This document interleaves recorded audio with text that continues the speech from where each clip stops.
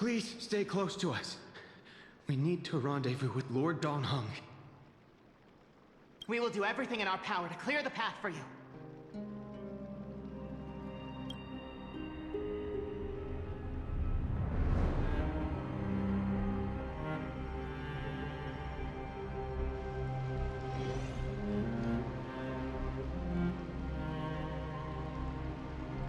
There he is! Lord Donghung! Quick, we must assist him!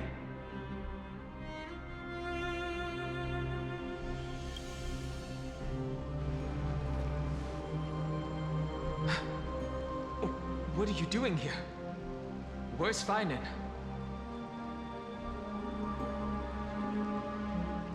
We are under Lord Feinen's orders to escort both of you to safety, no matter the cost. Leave this to me and the Holy City Guards.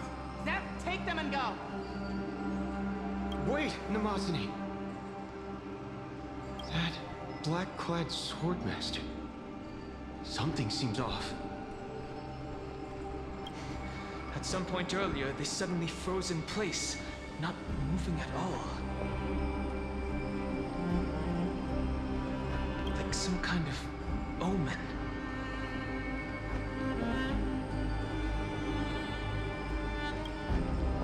No! Don't get too close. That thing's black flames are burning hot. I don't know what's happening, but leaving is the best option. I don't know which demigod graced us with this miracle. Please, come with us.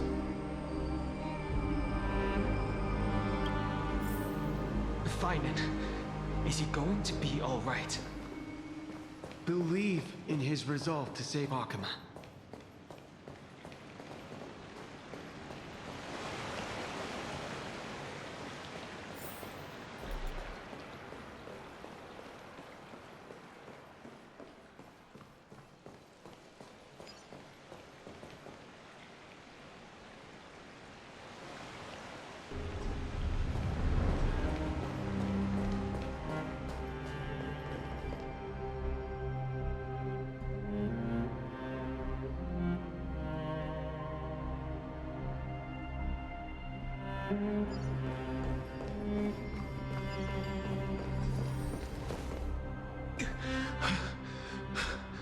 The Flame Reaver isn't pursuing us.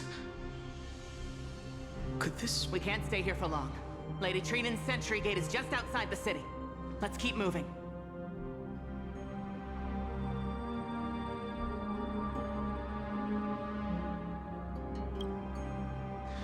I agree. But Feinen, he must have struggled a lot before making this decision.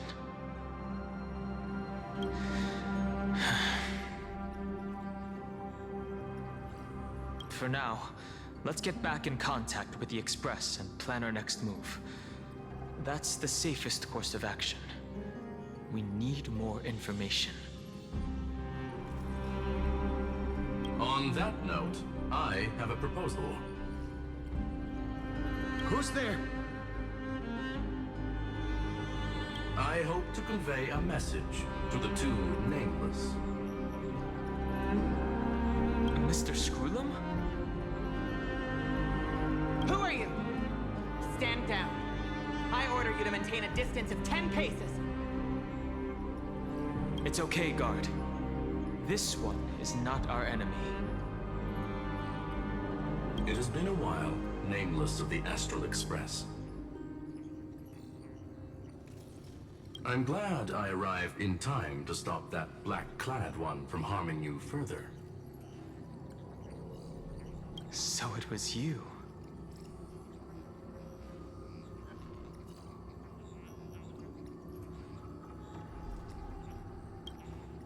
It was fortunate we found you in time. Madame Herta and I were both quite relieved. You two know this anti-Cathiran? Does he come from the same people as Counselor Lygus? Don't worry, guard. This gentleman is an ally of the Trailblaze. Would you mind giving us a moment to speak in private? Of course. We'll wait nearby. Please, stay safe.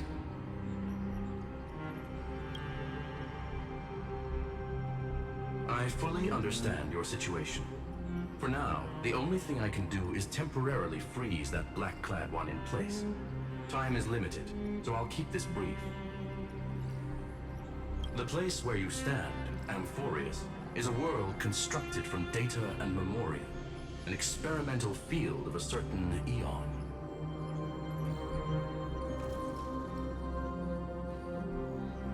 And now, this isolated sandbox world is rapidly falling into a third path. Destruction.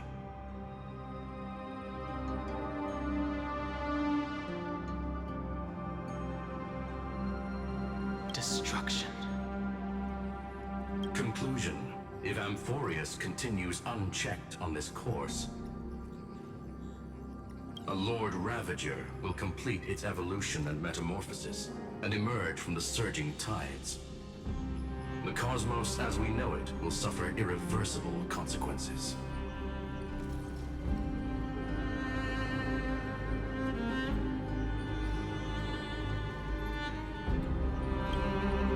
The disaster that this Lord Ravager intends to trigger may be far more severe than the Law Fu's Stellaron crisis, because its goal is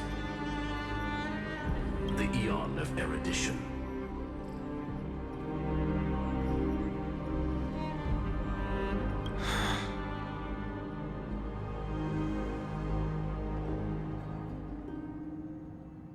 Putting aside the complex details of the inferences involved, I have a request to make.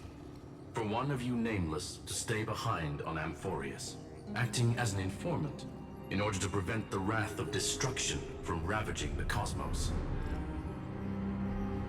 This world is enveloped in a firewall that defies explanation, and the flow of time here is also different from reality. Madame Herta and I can only tear open a gap and project images inside. However, the accidental crash landing of the express car notwithstanding, both of you were able to successfully land here. There must be some principle behind this we have yet to fully grasp. It will take time to uncover the reason. Before then, if one of the nameless is willing to stay and witness the fate of this world, or to push it along when necessary, it would be of great assistance.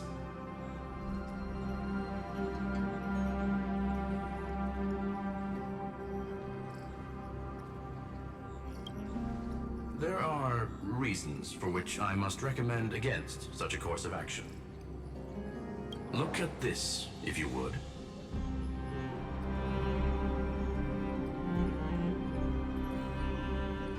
This curio is called a chronocognitive anchor. The two of you may view it as a kind of space anchor in the world of erudition.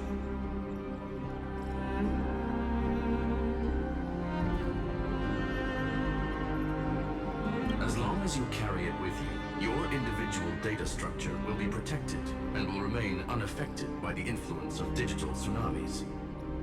When required, it can also serve as a bridge for communications between the internal and external world. Of course, it is not curio with unlimited uses. May only be held by one person. The connection being interfered with. Decide quickly as possible. 2 final messages. 1. The Intellatron, named Ligus, possibly the primary culprit behind everything. 2. Bertha discovered a clue. Miss March has already been drawn into Amfореus.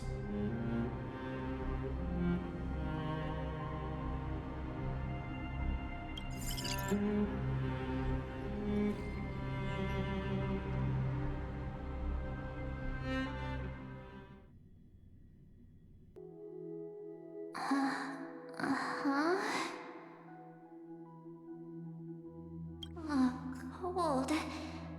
It's freezing. Hold on. Am I dreaming? This is way too strange. Everything's spinning. And I can see webbaboos flying around. But I was literally just talking to Himeko. How did I... When did I... That's it! She warned me about this place right before Klipoth glimpsed her.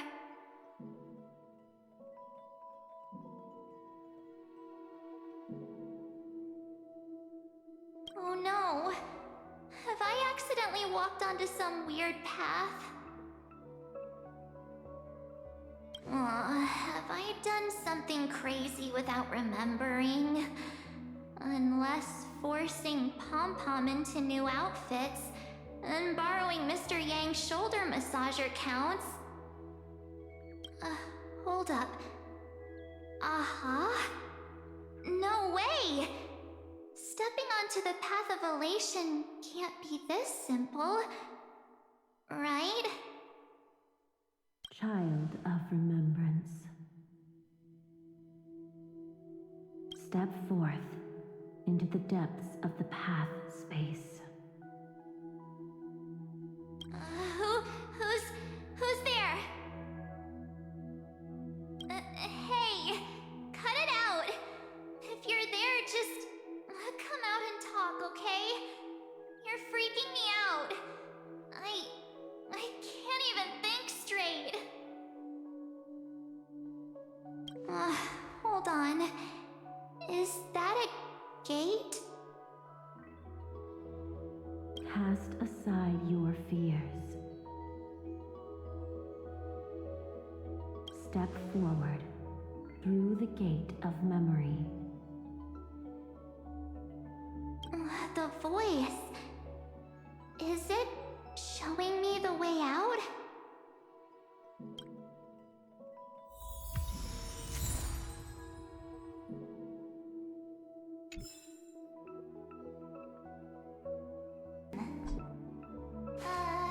Let me see. No, don't fall for it. They're lying to you. Turn back now. Another voice? Wait. Master Diviner? From the Wafu?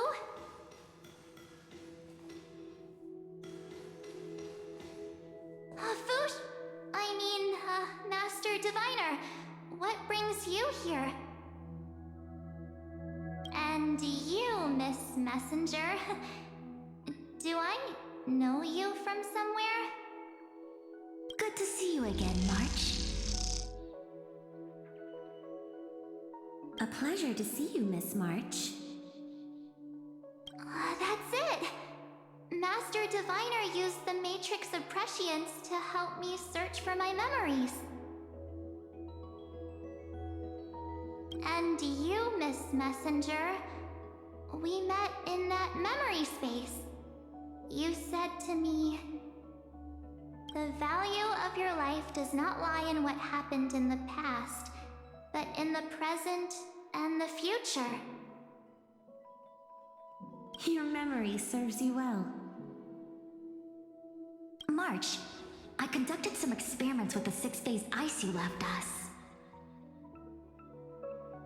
Thanks to the Garden of Recollection, the Matrix of Prescience has made a breakthrough in extrapolating the past. Now, we might be able to bypass the obstacles and look directly into your history. The Master Diviner is right. Continue down this path, and you'll be able to find your lost memories at the end. Since we last met, you've grown much alongside the Trailblaze. You should be strong enough now to bear the weight of your past. Well, there goes my Ice Princess fairy tale. I need to know, Master Diviner, Miss Messenger, this isn't just another dream, is it? If this is real, why reach out to me at this exact moment? The situation is dire. Your lost memories, they're crucial to the Garden of Recollection. She's right. The Garden of Recollection's existence hangs on your memories. The Garden of Recollection. You may not want to sacrifice anything to preserve the garden for now, but in time, you'll understand. Your destiny and the path of remembrance are extremely, closely intertwined. Now go. So, I just walk through that gate? This way, March. Your past awaits beyond the Gate of Memory. Stop! They're just mimicking people from your memories! That voice again.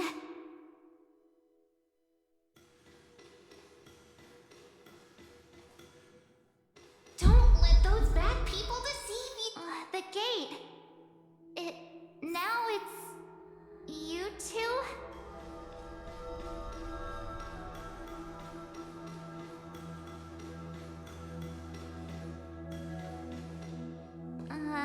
Hey guys!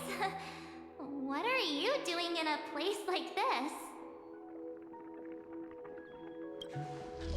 March! There you are! Finally. The trailblazing journey just isn't the same without you.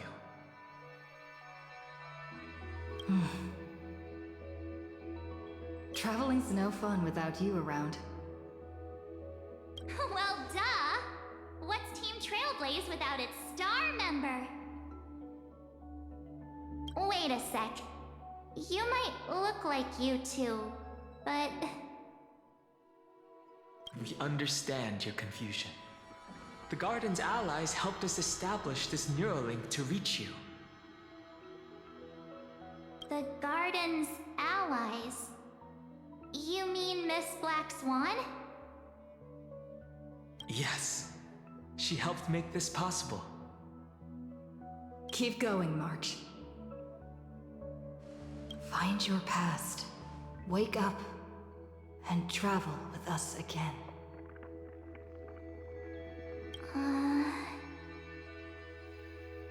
That sounds really tempting. Finding my past and continuing to trailblaze new worlds with you?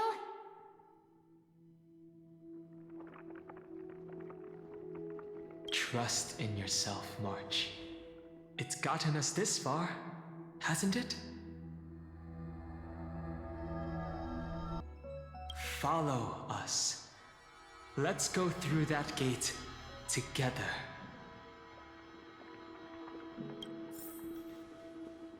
Step into your past, March.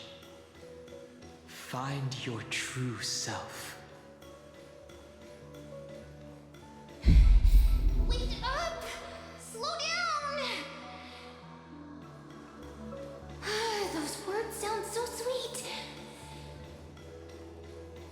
Keep your eyes open. Don't let them fool you.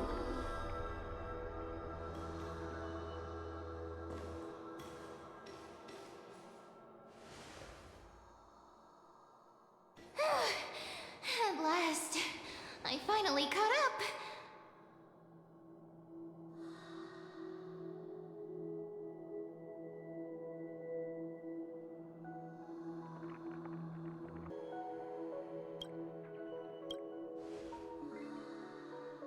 Hey, are you all right?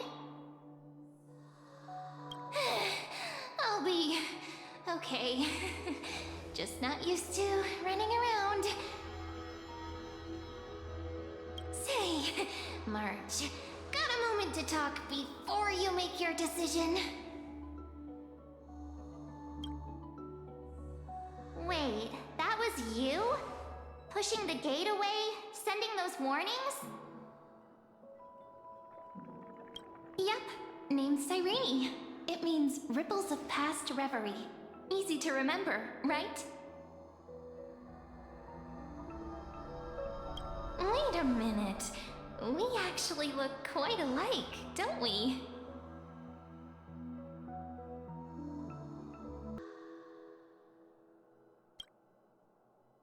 Yeah. Your pink hair is just as eye-catching as mine. And we're both bright, pretty, and positive girls. Talk about coincidence. Wow, you're quite the smooth talker. But I can't disagree. Wait, you know my name is March? Have we met?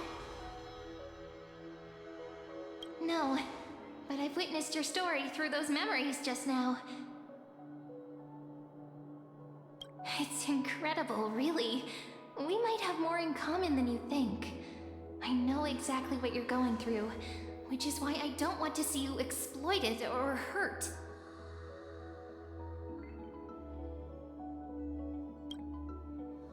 You know what I'm going through? I know, because I've been exactly where you are.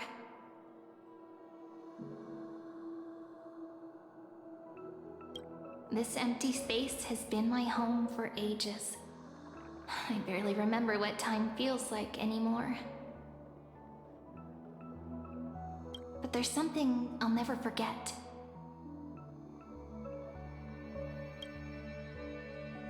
Trust me, that gate won't give you what you want.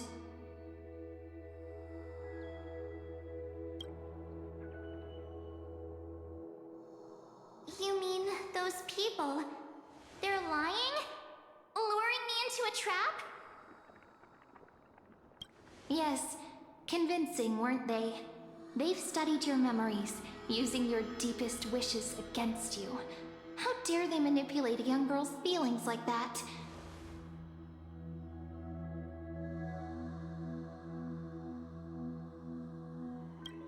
If you go through that door, the worst-case scenario is you'll become their pawn, losing control over your own fate forever.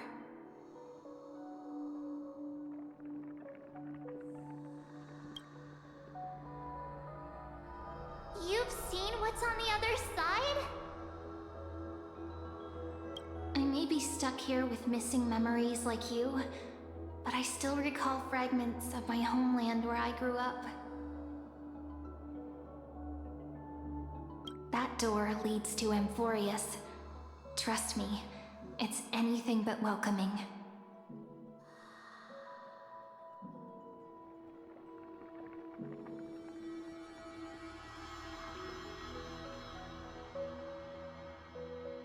For ages, I've watched people walk through that door. They couldn't see or hear my calls. The voices beyond always promised safety, but I've never seen anyone return safely. So I had to try and stop you.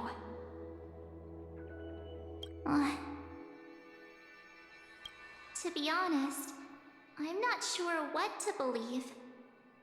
But the fact that you're here, putting in all this effort to warn me, that means something. Tell me, Cyrene, how can I return to my world? It's really easy, actually. Just turn around and walk away from this place.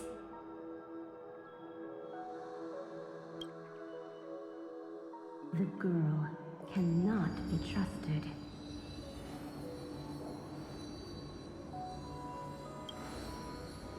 Through the door, save the garden. Both of you, children of remembrance.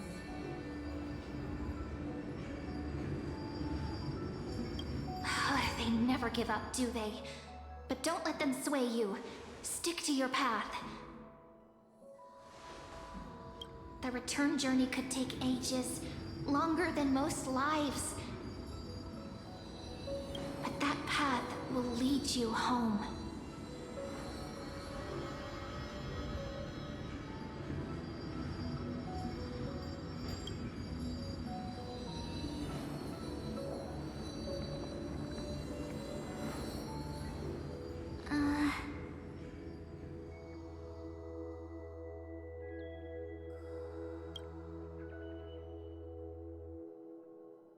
Thank you, Cyrene. I know what I need to do. I'm going through that gate. Into Amfореus. Wait, what? Don't worry. I believe you. It's just that, for me, the only place I can call home is right beside my friends. Two of my closest friends are already on their way to Amfореus. They may seem capable, but only I know.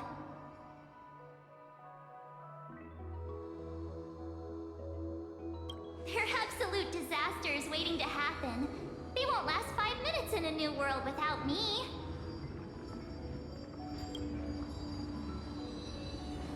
That's why I need to go through. Amfореus or not. When the three of us are together, there's nothing we can't handle. We'll explore, understand, establish, and connect. After that, we'll find our way home together.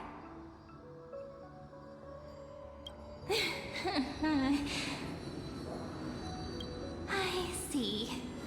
You've got people who mean the world to you, too.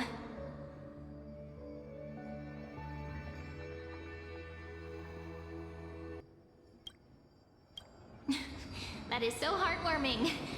March, if that's what you've decided, you have my full support.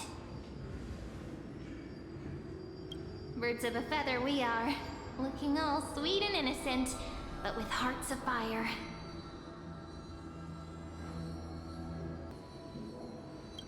Oh, stop. You're making me blush.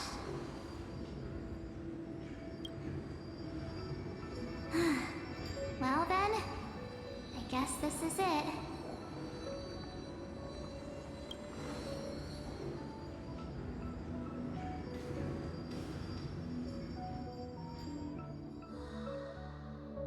Do you think we'll see each other again?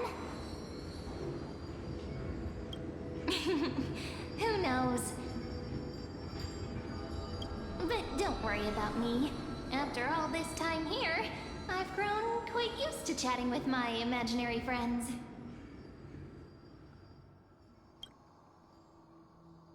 Since Amfореus is your homeland, if there's a way to help you, my companions and I will do everything we can.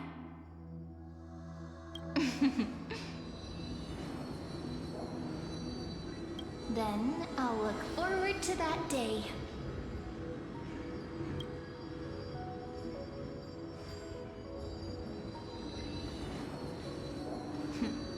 Your story awaits, March.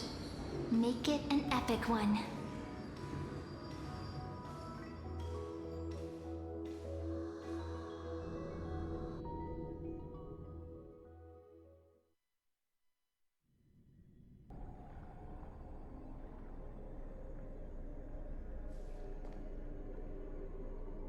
You okay there, friend?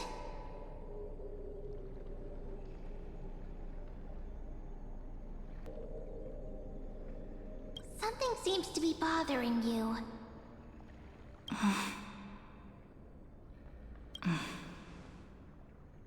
So for even this place has changed. Finan. Is he ready for Aranova?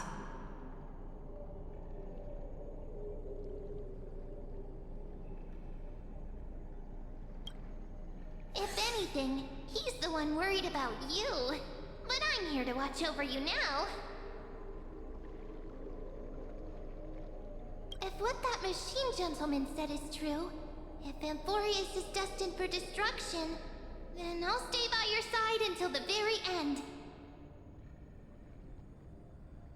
Like how you and Dun Hung treasure the Express. Amfореus means everything to me. Right. Time to see the last core flame restored.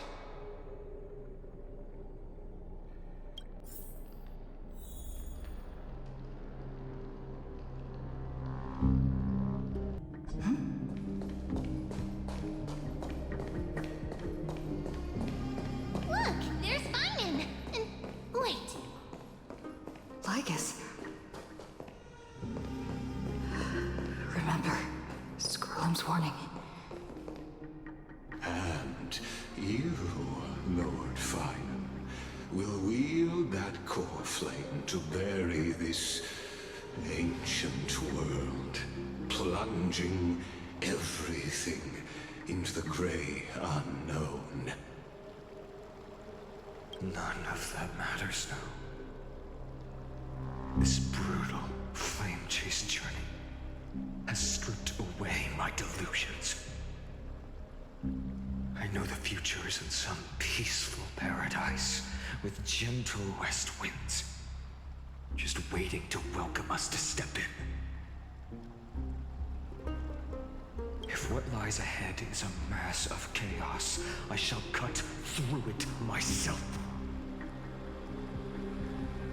and usher in the first ray of blazing sunlight.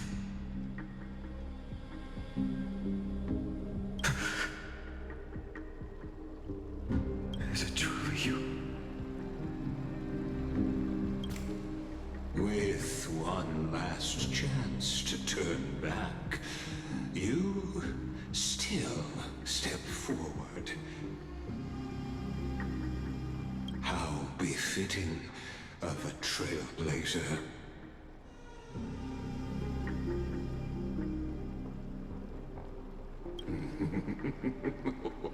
You misunderstand. As our world nears its end, the ones who walk the infinite paths have embraced their destiny. As the Theoros, it is my duty to witness the world's future and oversee this final core flame ritual on their behalf. The trial of world-bearing, the ritual of Era Nova.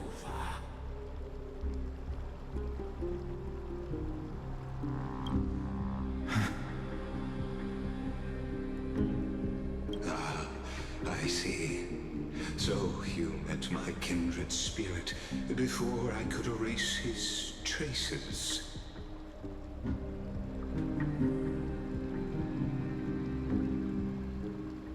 Partner, what are you saying?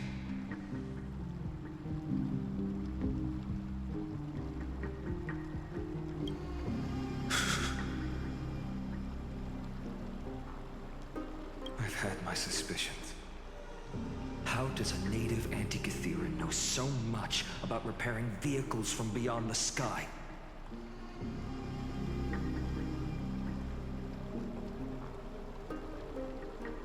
Lord Lycus, how much do you truly know about Era Nova?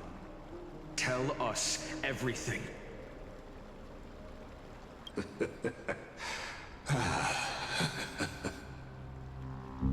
Very well.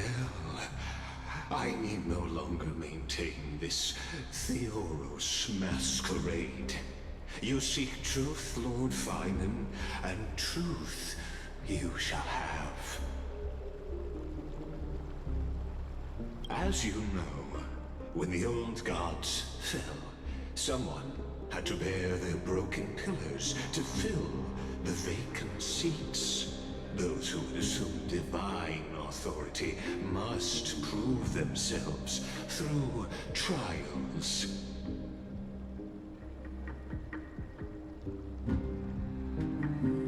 Yet, forgive for these demigods, the possibility of overcoming the trials has forever been non-existent. For the world-bearing trial is the divine duty itself. Bringing forth the Era Nova and bearing its weight is an endless ordeal, ceasing only upon collapse. Precisely.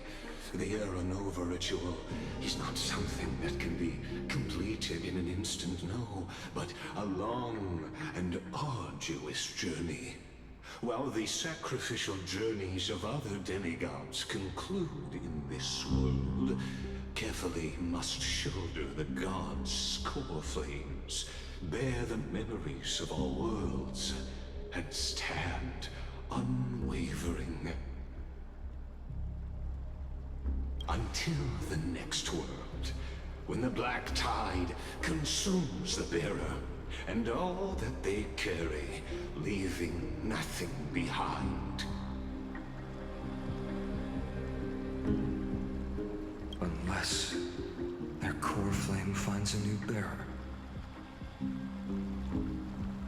The holy flame that illuminates all worlds rests in your hands. All that remains is one choice.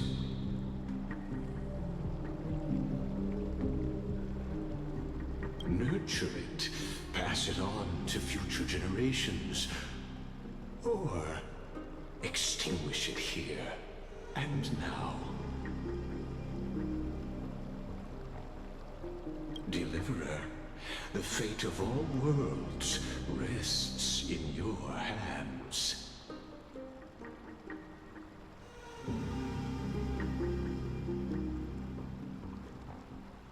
Enough testing. I've made my decision. But before I ignite the dawn of the next world, you need to promise me something. Two things, actually. Speak your terms.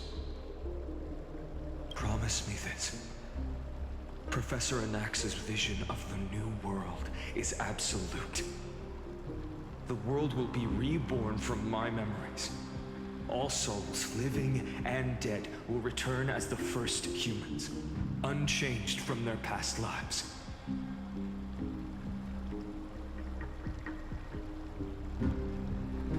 And my friends, the fallen demigods, they shall transcend the cycle to become new titans. Our heroes shall not have died in vain. Of course. This I can guarantee. Good. The second one. Promise me the Trailblazer can return safely to her homeland, unbound by Amphореus' loss. My apologies, but I cannot promise this. As you mentioned, she now bears the Time Titan's authority.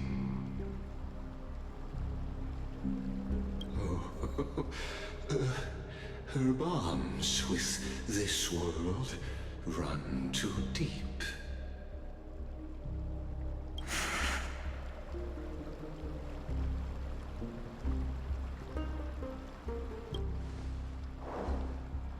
Well, I stand corrected. An outsider like her does have ways to defy destiny. Thank you, my friend, for everything you've done for this world. Though the next world may not remember, I shall never forget. As the Theoros, I declare, Amphореus has determined her path. Step forward, heroes. Follow her path and see it through.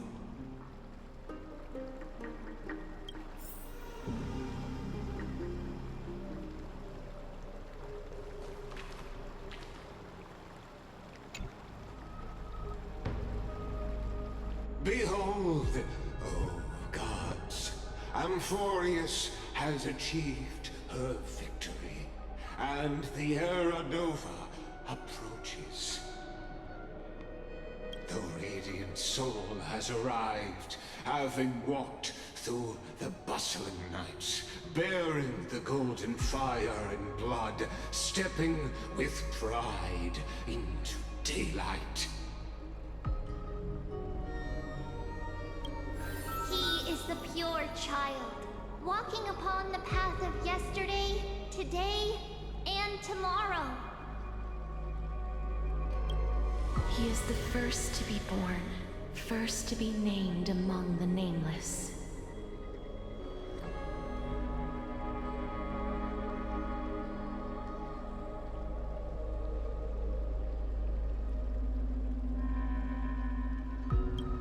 Eternal in form, limitless in reach. He treads the endless night underfoot.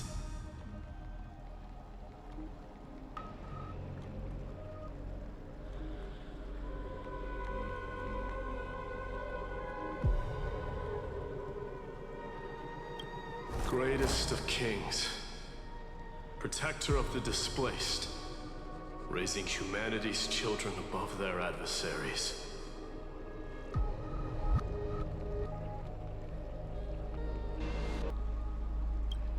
The firmament of molten gold courses through his very bones and flesh.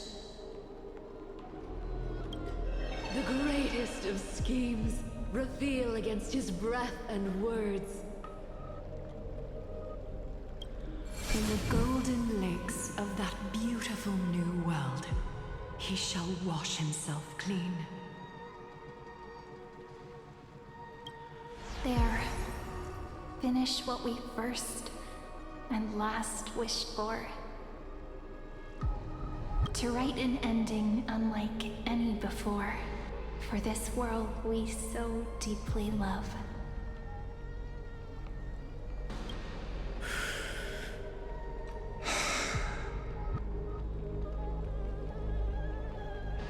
Come, partner. Join me.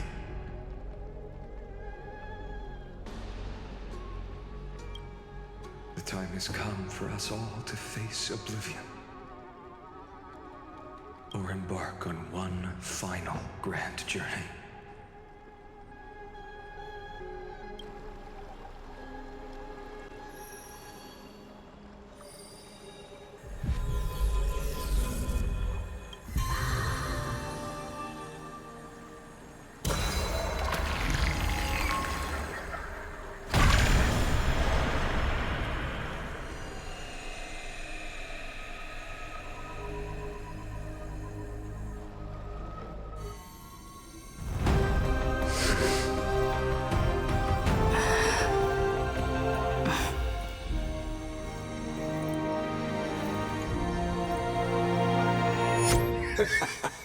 What a magnificent and epic adventure. The hero's journey reaches its end, and the truth behind the Era Nova is about to be revealed. Is that truly the case? Here, as the Theoros, allow me to humbly request that you find a moment to listen to what I have witnessed. This is about the nature of Amfореus itself. A story of the prime mover of life. My, what a broad topic this is. Where shall we start?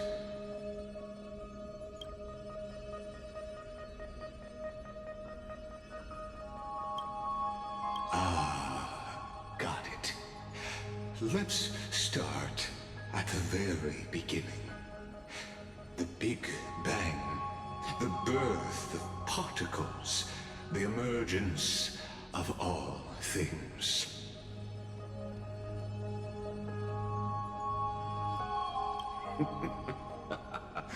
Just kidding. What I mean to say is that time, space, matter, all concepts exist solely because we perceive them. This is called the erudition, Without it, the universe would merely be a chaotic book written by chance, yet unread by anyone. As your acquaintance, Lord Anaxagoras, suggested, everything in Amfореus exists through new spores, living in the memories of those yet to come. Oh, how beautifully it aligns, revealing universal truths in such simple terms. Only he could solve the riddle of what exactly are we? Oh, but you'll remember, even as the embodiment of reason, one mystery remained beyond his grasp. If that is the case, whose memories did the very first new spore sprout from?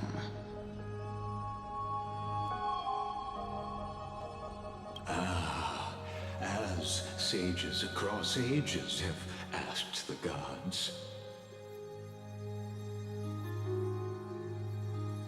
What is the prime mover of life?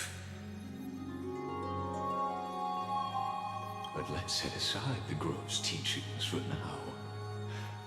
Look further, past Amfореus, to what they call the Forbidden Realms, beyond the sky. Do you know of the Scholar's Strife? During that grand yet brutal war, waged in the name of erudition, a genius's legacy was abandoned, strewn across the cosmos.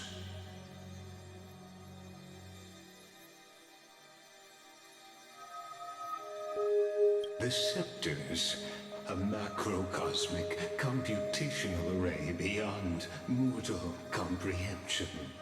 Made to emulate the Eon's thoughts, it became part of the Eon's cognition at birth. Scattered throughout the cosmos, these arrays act as celestial body neurons for Nous. But regrettably, as everyone knows, the erudition forsook them all.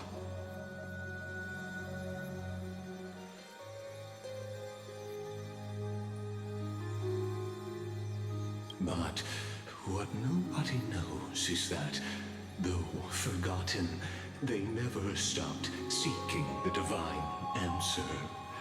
A question that survived war and disaster, stumping even the greatest minds, including both mechanical emperors. Now, we come to the real truth of Amfореus. What if, hypothetically, a scepter found the answer to the prime mover of life? If through endless solitary extrapolations in the cosmic cold, the one deemed as a failure by the Eon of erudition found proof through the ages, what would happen? Perhaps the answer is simpler than you'd think. From a perishing neuron devolved into true life, reborn through the gaze of another Eon.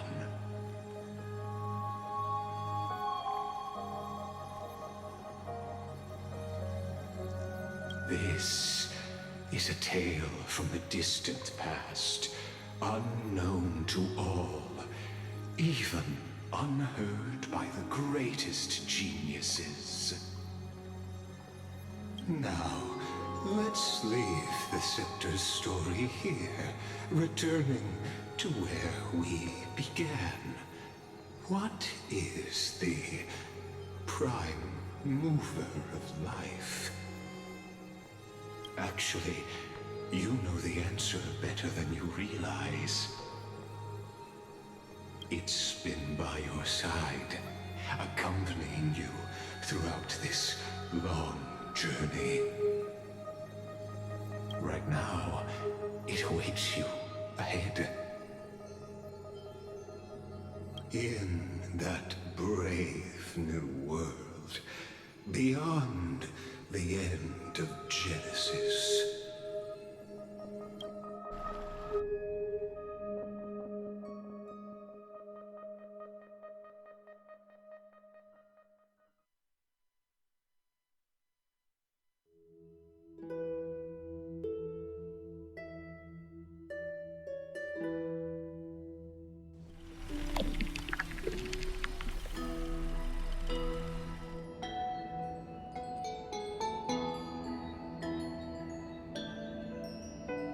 Take this wish with you.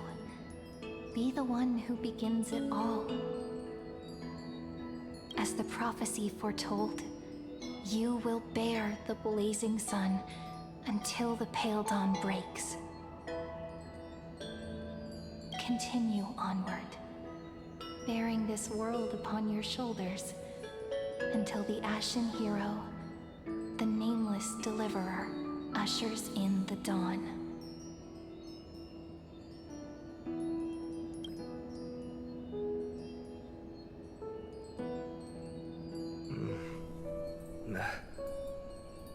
Such an odd dream.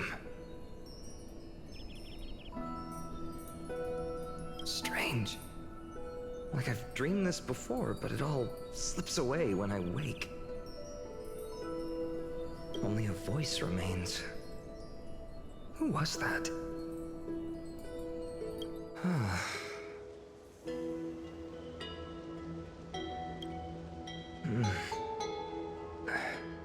What?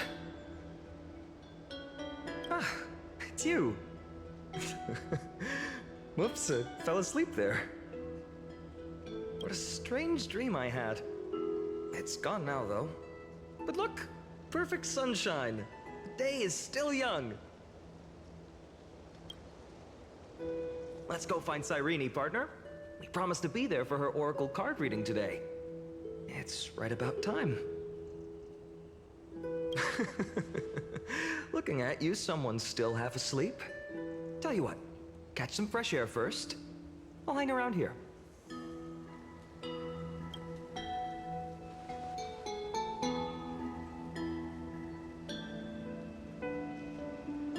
Oh, beautiful, isn't it? This is Ide Celestii, home of the nameless hero who carried Kefali's core flame. When he was young and innocent, he had heroic dreams, imagining his wooden sword was forged of iron. Pretending the straw dummy propped up by a wooden pole was a giant with a single blood vessel running from spine to heel. Dreaming of slaying the giant and becoming a hero to save the world, though to his young mind, the world was just this small village.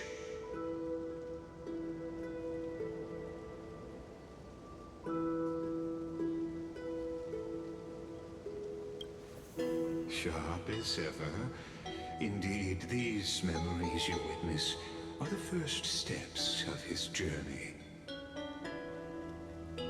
These are his first memories. Rather than watching, why not join in? Think of it as immersive theater. Become his lifelong closest friend, witnessing his hero's journey from the best seat in the house, as the nameless hero whose unwavering guidance shaped Finan's destiny, yet whose name was never recorded in Amforeus's history.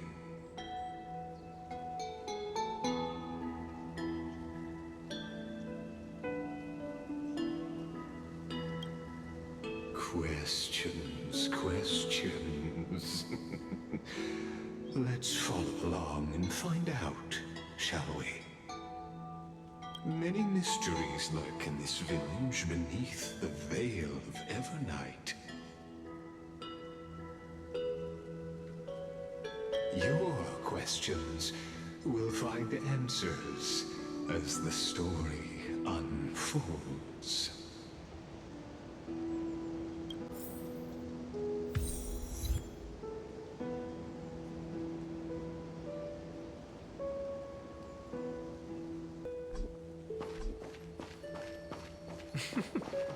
All awake now?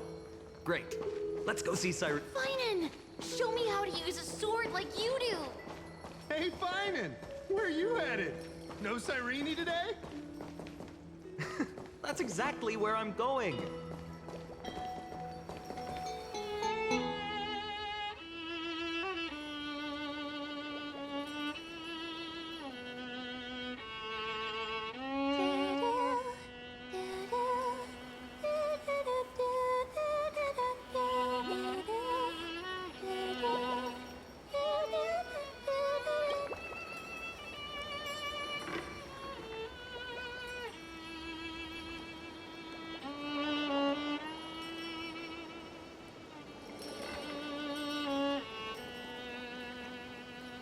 Found you.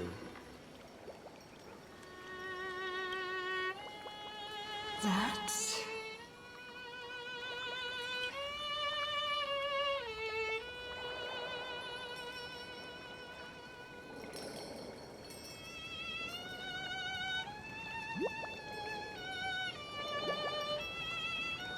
Goodness, look at you rushing about. You've got the poor swing all startled. Hmm?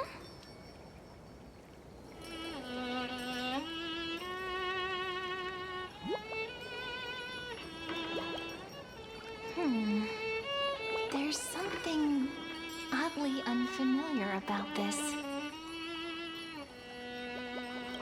Something wrong? What do you see? Oh, nothing much. Just suddenly felt a strange connection.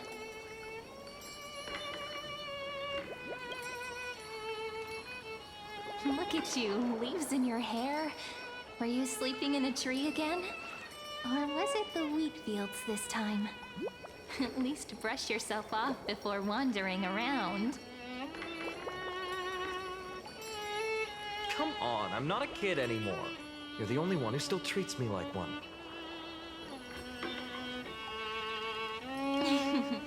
Sure. You may have the height advantage, but when it comes to maturity, I'm leagues ahead of you. Still fantasizing about being in heroic adventures and imagining yourself as one of the characters? That's the kind of thing kids do, not grown-ups. Don't you agree? And since you're playing along with his antics, who are you pretending to be today?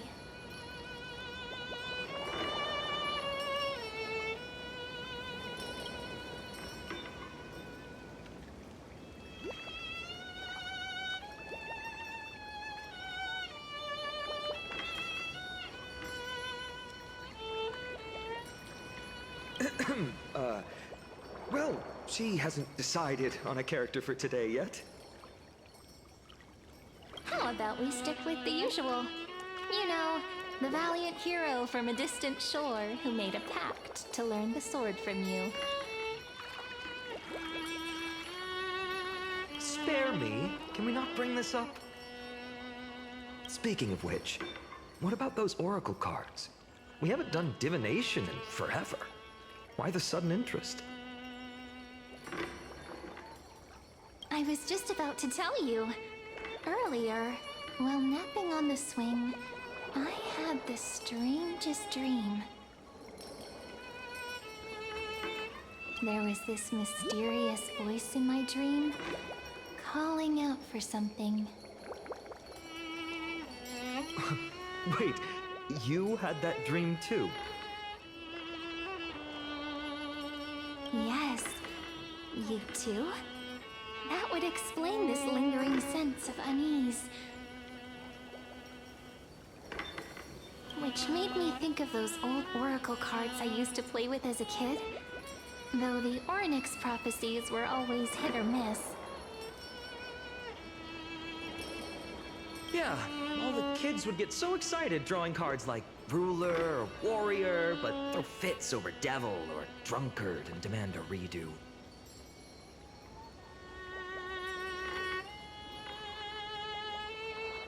If you just redo it when you don't like the result, what's the point of divination?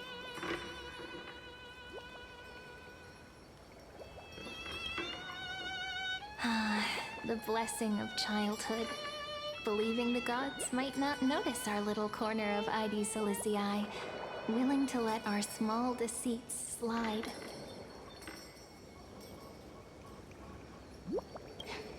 Still, fate is absolute. After all, we never really know just how far into the future the prophecy extends. Anyway, let's go to our old secret base and look for those oracle cards. Now, where did we hide those? I can think of a few spots. Let's go check it out. In a village this size, I bet all our childhood treasures are exactly where we hid them. Mm-hmm. Time must be keeping them safe for us.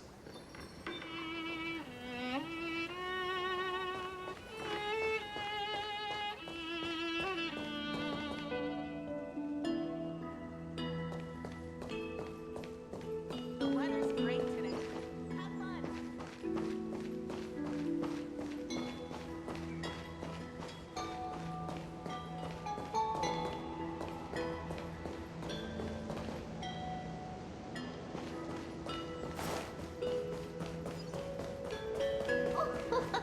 Slow down, kids. You'll trip. Thank you. We'll be careful.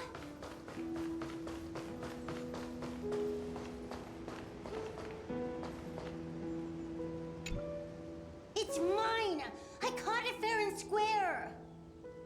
You did not. It's mine. Finan! Cyrene! Come quick! Look at this huge bottle I just caught!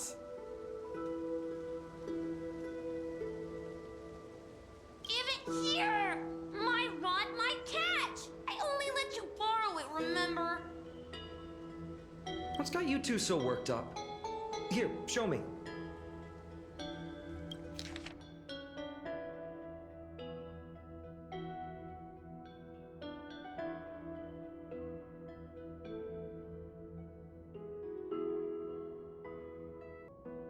Wait a second. This is my old wish in a bottle. How did it end up here? Ooh, I wanna see what did little Finan wish for? Not happening. This stays sealed. Pizza! Livia! Dinner's ready! Coming, Mom. Finally, I'm starving. See you later.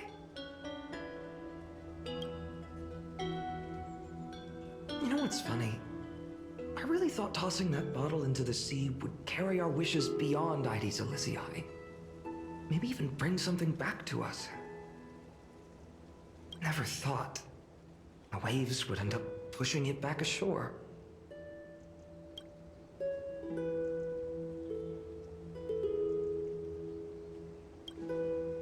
Kind of disappointing, isn't it?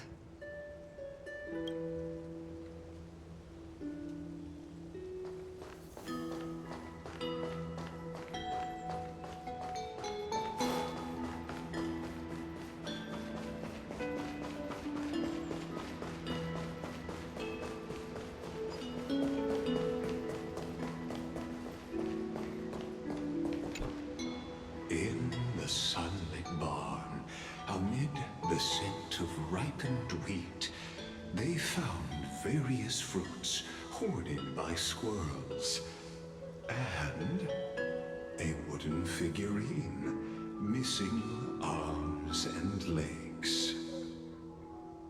My unfinished little soldier? After all these years! Hey, this is the one Mrs. Pythias confiscated. Finally back in my hands.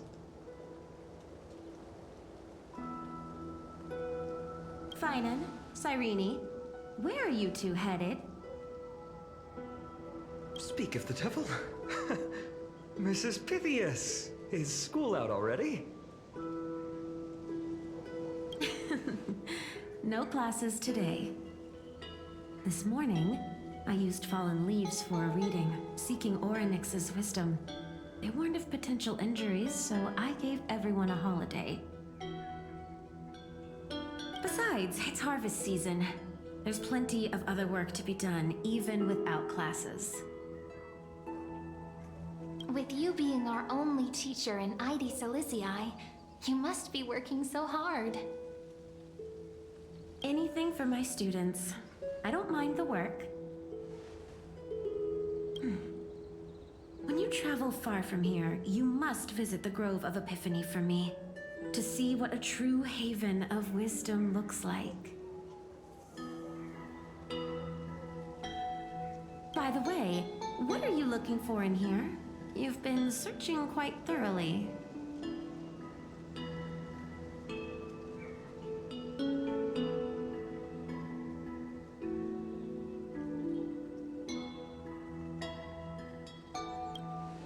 Thank you, my friend. Time to take our soldier home. All right then, I should be going. It might rain tonight, so don't stay out too late. So this is where the wooden figurine you carved during class ended up. And here I thought I knew all your hiding spots.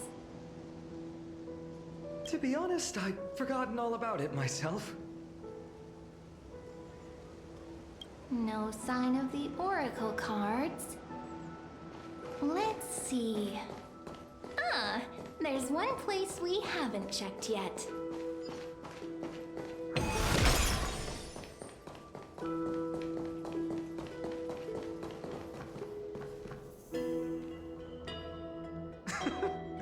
Well, those were the days. We'd always meet either by that statue in the village or right here. Right? And I remember you never used the front door when you wanted me to come play. You always climbed over the wall. You were such mischief makers.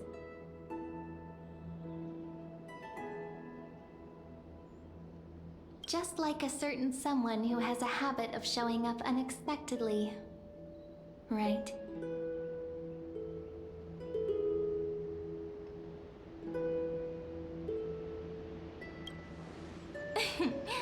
I bet she said something clever just now.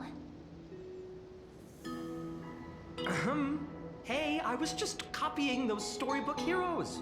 They never take the beaten path. Still, it's embarrassing. I've been the only one here for a while, and I haven't kept up with the cleaning. With so many spots to check, where should we even start?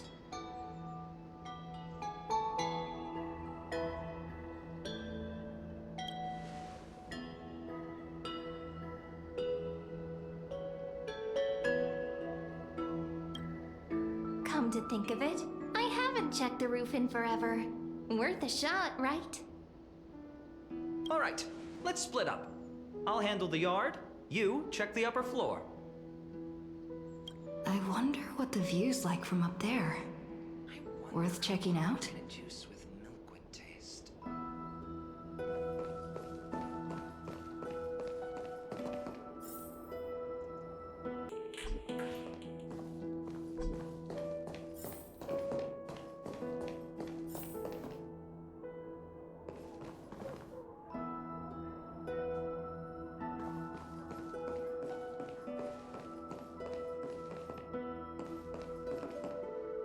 The girl before you carries an air of mystery, her secrets elusive. Yet her demeanor toward you is exceptionally warm. You can't help but wonder, could there really be some kind of mental connection?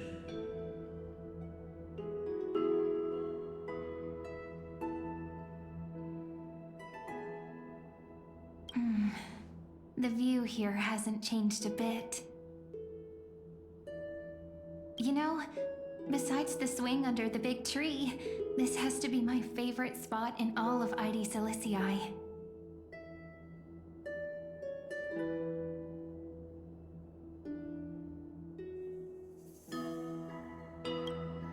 You can't help but want to hum one of those old songs we used to sing. Why do leaves and branches grow? Which way does the wind blow?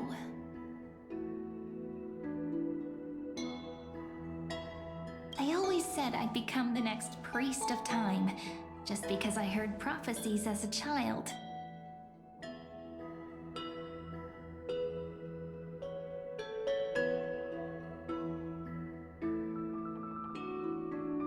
But here's the thing.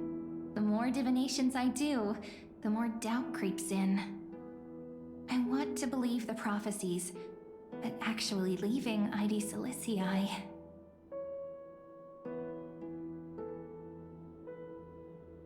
Where will that waiting ship take us, I wonder?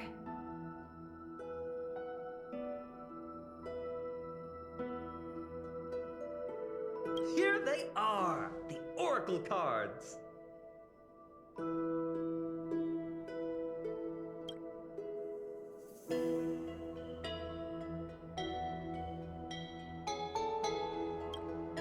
I've captured it all in my heart. This view, and most precious of all, my childhood friends. There we go. Looks like the gods do listen to our thoughts. Here it is! This is the box where we kept the cards.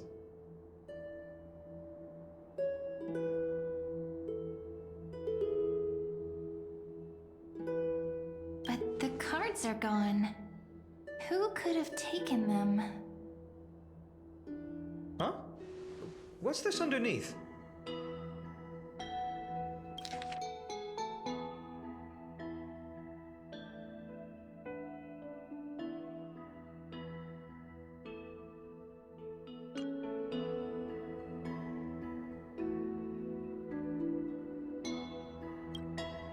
No way, someone switched them out.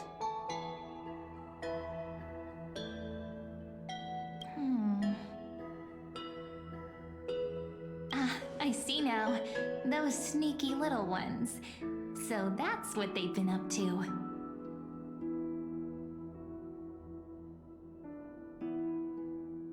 Ah, the ones from Remembrance Maze, you mean?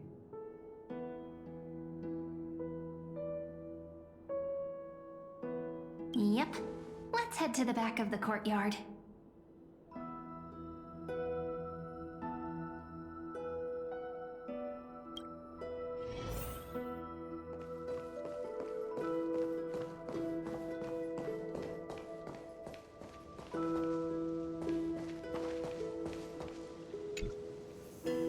The entrance should be around here somewhere.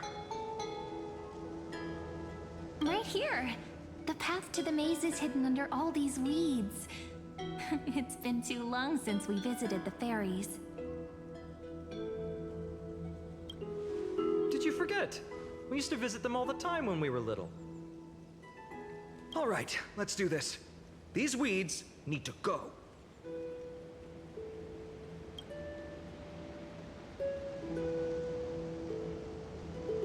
Pretty sure this is it?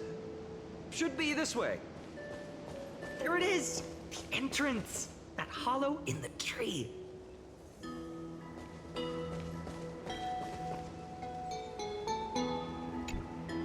Once you get through the tight squeeze in the hollow, you'll reach their dwelling, the Remembrance Maze.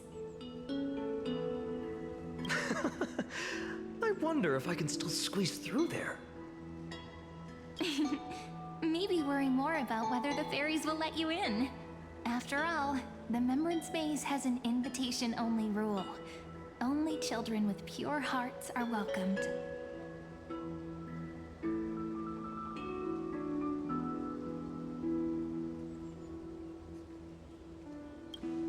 Getting approved by the maze's fairies was like our childhood badge of honor.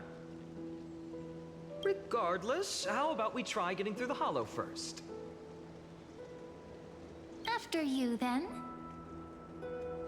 What? Oh, sure, I'll go first.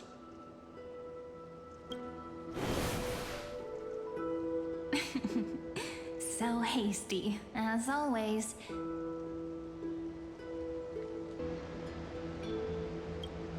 Looks like it's just us now. Care to finish that chat? To be honest, from the moment I saw the cute note left by the fairies, my intuition became even more certain.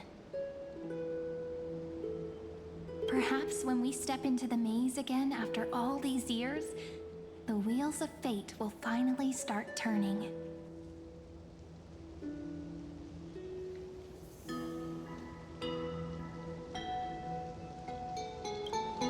Oh, just a girl's intuition.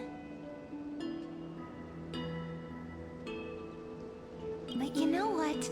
Even if fate is set on its path, no matter where it steers the world, if we're together, there's nothing to worry about, right? So, if you're willing... Forget it. If the wheels do begin to turn, that's when I'll make my request.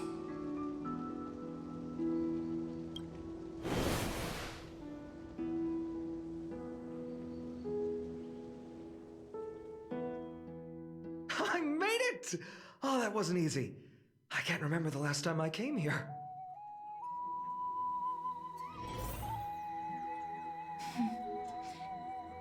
We were still kids back then.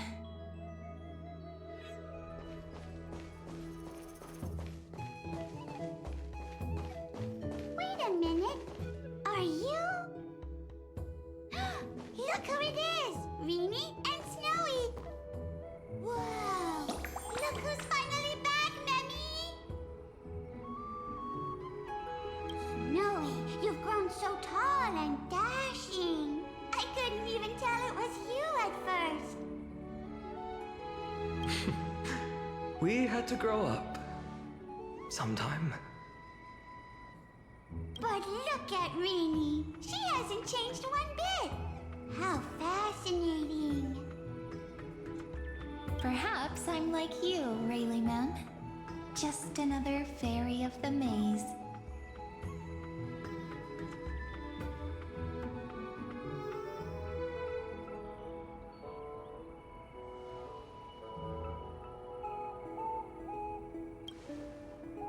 Dye? Rayleigh Mem's always been this lovely shade of lavender. Dolly Mem, Rayleigh Mem, Mealy Mem, Folly Mem. I've missed these cute little troublemakers. We used to gather around the fire, singing and dancing, imagining all our future journeys. Without coming back here, those memories might have faded away entirely.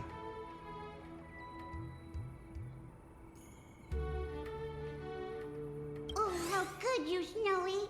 You swore you wouldn't forget about us. But you were gone so long, you almost did.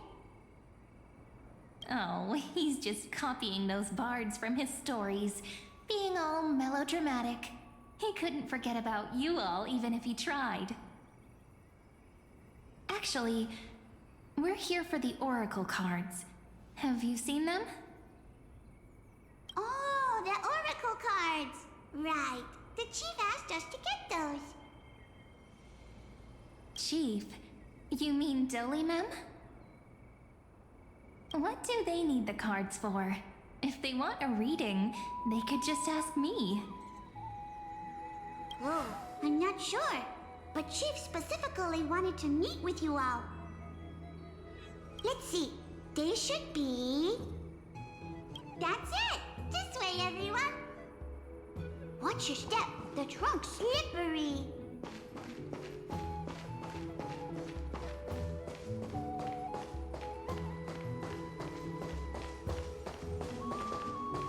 Gee, Remy and Snowy have returned. Why do leaves and branches grow? Which way does the wind blow? In Remembrance Maze depths we seek to find the answers future left behind. Welcome back, my dear children.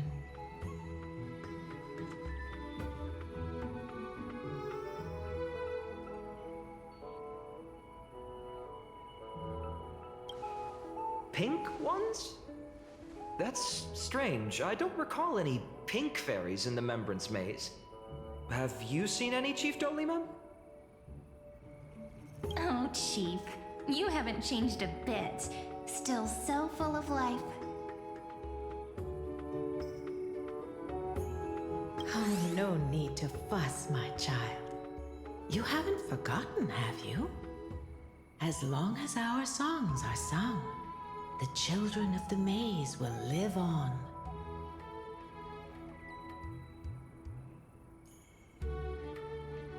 Just as our paths stay forever linked. Here, take it. I'm sorry I had to resort to such methods to bring you here.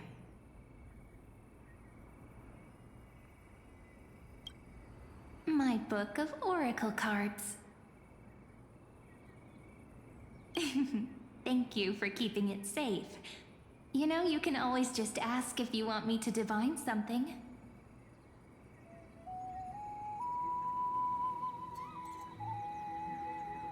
Still, bringing us here like this after so long. Is something wrong, Chief?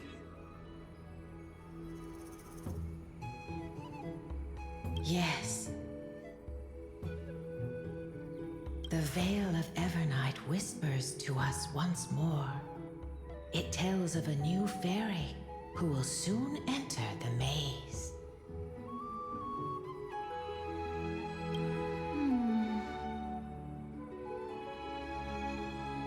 Indeed, every time a new fairy arrives in the maze, it means that beyond the veil, in the vast lands, far from ID's Elysiae, a great calamity is on the horizon.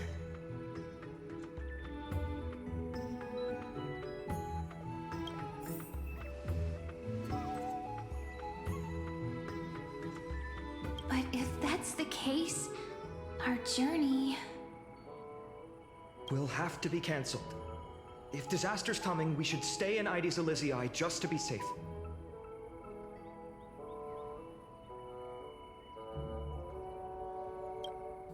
That's a good point.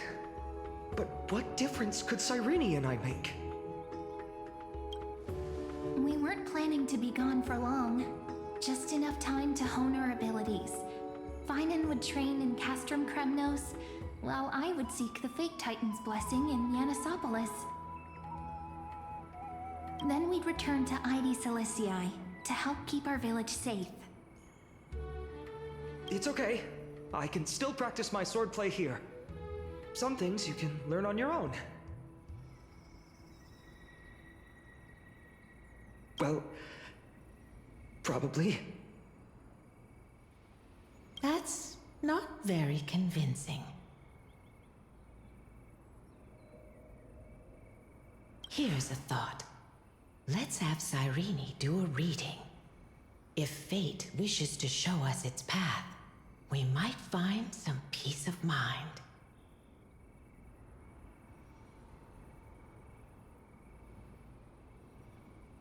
But what if we don't like what the cards tell us?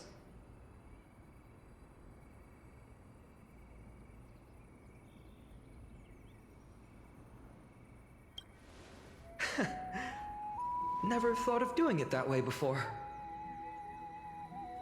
Thanks, partner. We'll do it your way. Whatever the cards show, we'll face it together. Ask with a true heart, and truth shall answer in kind. Close your eyes, and let's open the Oracle card book together.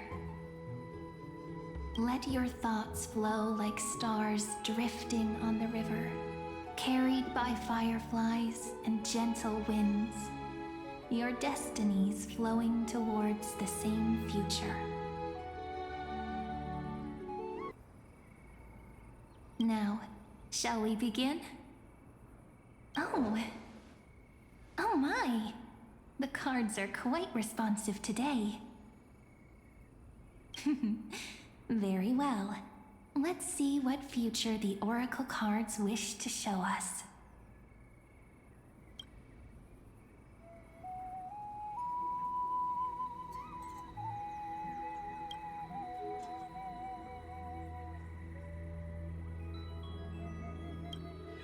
Behold, the Weaver. It connects the romantic threads of the chrysalis of gold, weaving all destinies into golden silk that flows toward the most brilliant, magnificent future. The dance of thread and blade set the stage. So shall it end as gracefully as it started. Such elegance. The Gold Weaver must be of noble birth. Such high standing. I doubt someone like me could ever reach it.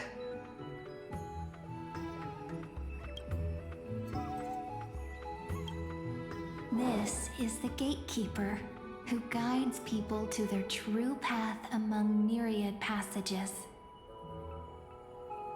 We have surrendered our countless senses, dedicating ourselves to the sacred whispers within the temple. Wait. It almost feels like I can hear the echoes within a temple. And are those children singing? It feels overwhelmingly solemn, yet strangely comforting.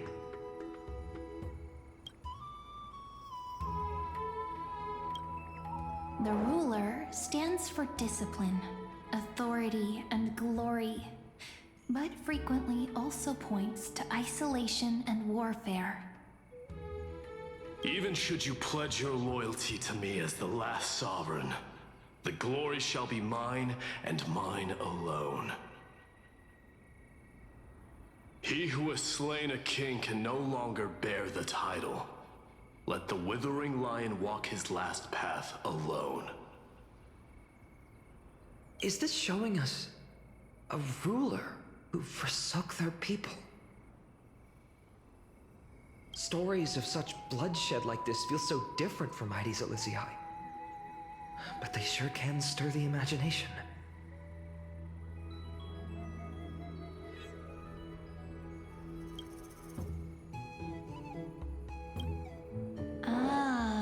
The Traveler, our little trickster, always hiding behind other cards, disguising itself.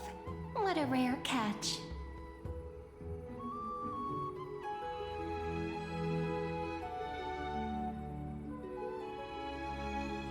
Over here! Or perhaps here!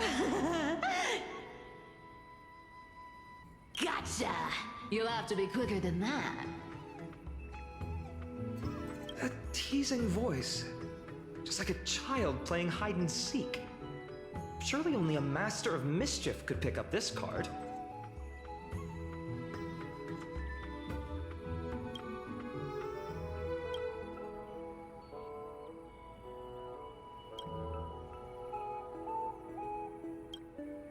This card, the Servant, is surprisingly light, bearing the cool scent of Antilla flowers, just like starlight. It symbolizes new life and hope, yet often brings to mind struggles, sadness, and loss. These precious flowers I care for with my own hands. Are they destined to bloom only in death's embrace? It sounds so solemn, yet tinged with an inescapable sorrow.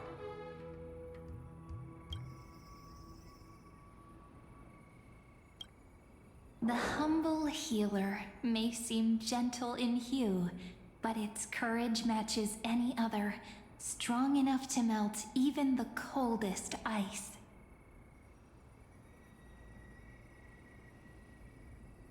I will do my best to help you mend all fractures and let sunlight shine on every corner of the world.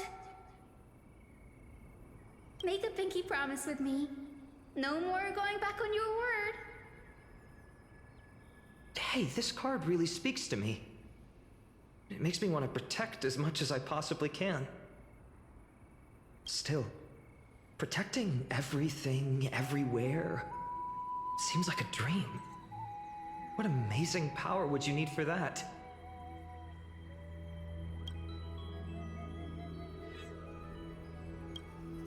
Behold the scholar, bearer of many names, the grand magician, the great performer, the eye of wisdom, and the defiler of Circes. Oh, there's just one card. With all those titles, I was expecting a whole deck. A dromos draped in finery will suffice. It's succinct enough to best summarize my true nature. Wait, what's with that condescending tone? It's almost as if it knows what we're about to say.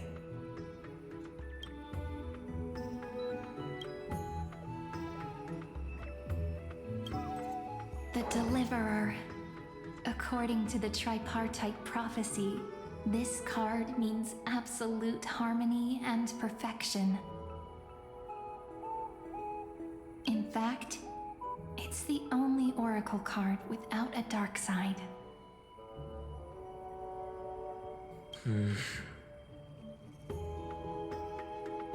What, no divine whispers this time? Oh, silly. This is simply the card you drew for yourself. The sleepy village of Ides Elysiae, in just one fleeting moment, welcomed an array of legendary figures. The Weaver, Gatekeeper, Ruler, Traveler, Servant, Healer, and Scholar. Their stories and wishes showed the village boy glimpses of a world larger than he'd ever imagined. They brought tales of raging battles, of cities crowned in holy light, and of wonders beyond his understanding. Each story so far removed from his simple village life. Once, these were just images on his friend's oracle cards, and yet destiny now stirs in resonance with the maze.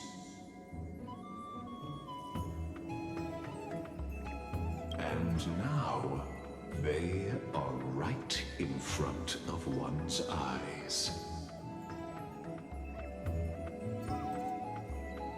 The Deliverer. This card again. Ah, my child. It seems you're destined to bear the wishes of many, to answer the world's call. Bear their wishes?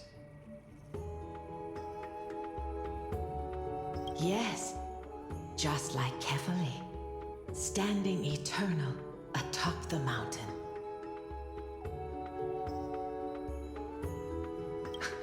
My parents, they only wished for me to grow up, well, to help around the village, stay out of trouble. Mrs. Pythias wished for more books in her little schoolhouse. Wanted us to all learn and grow. And little Piso, he wants to grow up strong like his father, to become a hunter. Is that my purpose? To fulfill their wishes? Perhaps. For a true deliverer, such wishes are but droplets in an ocean.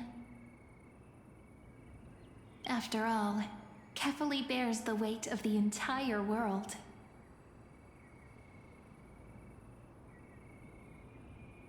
Right. How could any human possibly measure up to a Titan?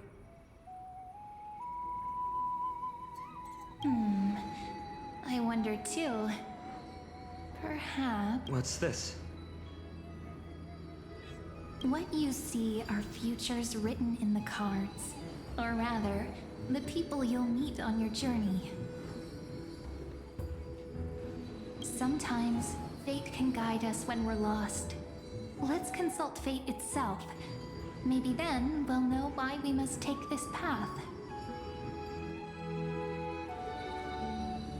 And learn just how many burdens one must bear to become a true deliverer.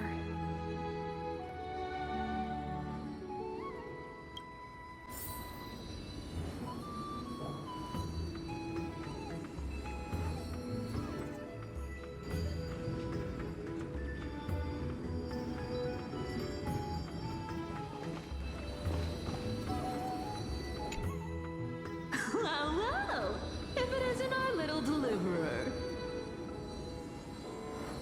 My wish. Just let me wine and dine and soak up the sun for another millennium or two.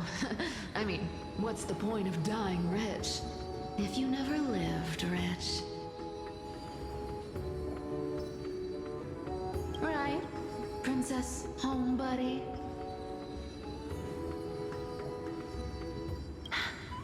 Cypher, that's not how I see it.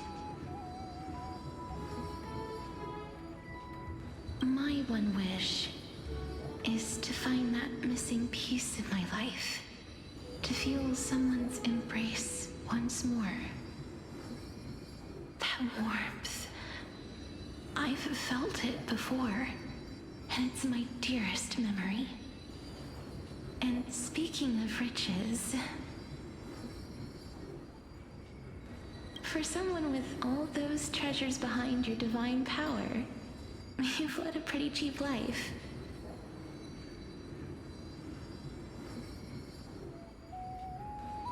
Ouch!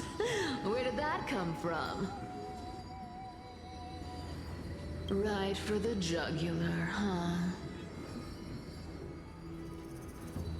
What about our friend from the Grove? My wish came true before I touched the sky. I transformed my healing power into gentle sunlight, distributing it equally to every life I cherished and loved. You two are so selfless, aren't you? No surprise Aglaya wanted you for the flame chase journey. You know what? I did have one wild dream. To know what it feels like being born a noble lady, drowning in riches. Just think, if I traded places with that seamstress, me in the mansion, her on the streets. I'd like to see if she'd still become the gold weaver then. Maybe I...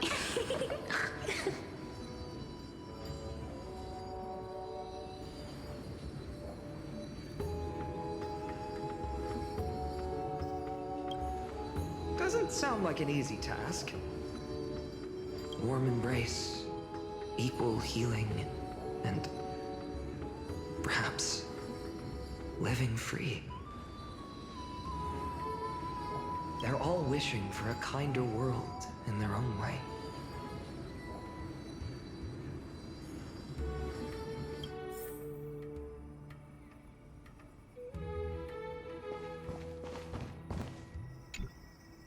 personal wishes, I have none. Only the era nova matters. The world's rebirth. Yet, if I am to weave a new era, then it may be one where kindness and her cleaners shall never tread. These crawling parasites have no place in Akama, especially not under the deceitful claim of human rule. That noble lady, the way she speaks, it's like ice in my veins.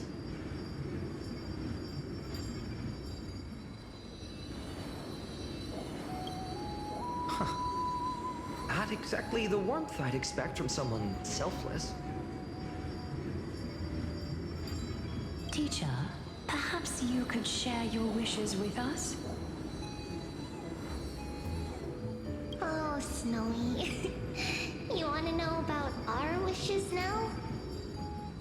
I wish to meet Trian again, in the sea of flowers where the west wind ends. And Aggie, I want to see you shed that golden thread cocoon around your heart. Just once more. Smile at us again like that bright-eyed girl in white who stood before the Yanisopolis temple. Finally, I pray that the footsteps of lost souls no longer wander aimlessly. Instead, replaced by the bright songs of prayer. Are we wishing for too much? Well, let's say these 3 wishes represent Trian and Trinan too. Those wishes are truly wonderful. They even stir something deep inside me. Then we can rest easy, because only you can make these wishes come true. Only me? Mark these words, Snowy. See you tomorrow.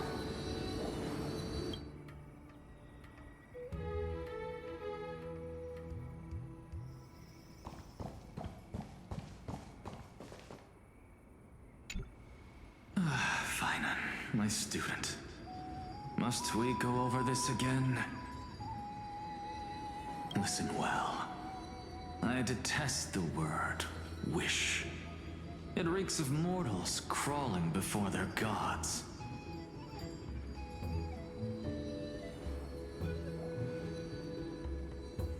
My life's work is done. All that remains is for you to take the final step and prove the ultimate truth.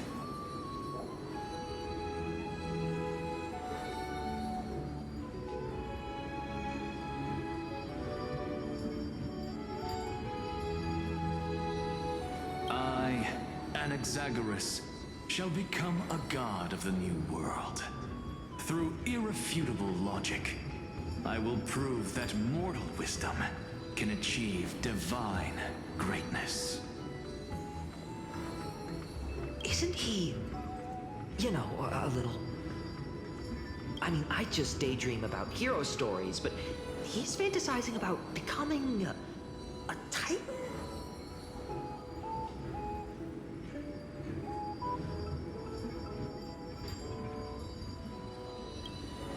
Well, that's something. Could I ever be that sure of myself?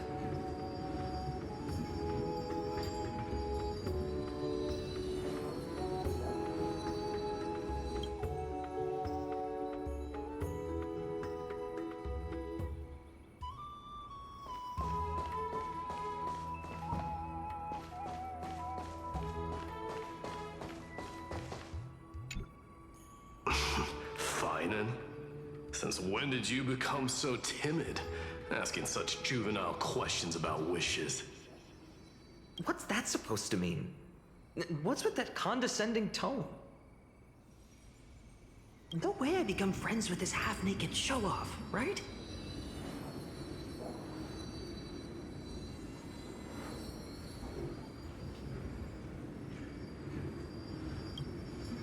horrifying. Is that really something I'll enjoy one day? What are you mumbling to yourself now? Whatever. The wishes of the Kremnon warriors are done, but I survived 1,000 deaths only to fall to a coward's blade. That masked flame reaver who struck from behind.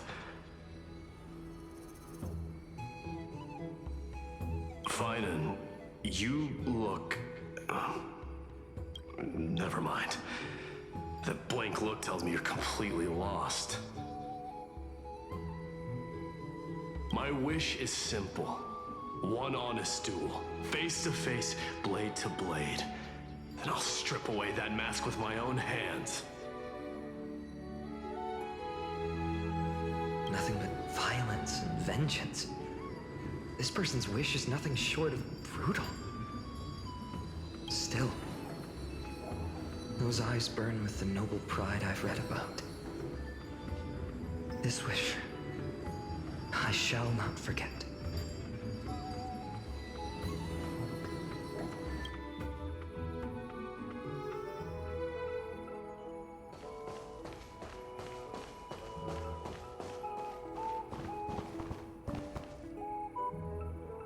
So tell me, has the uncertainty in your heart begun to fade? So many faces in my future. So many wishes. Still, why would fate choose to show us this path? What's weighing on your mind? Didn't you say disaster would strike Amfореus? If so, shouldn't Cyrene and I stay in Ides Elysiae? How could we possibly meet all these people?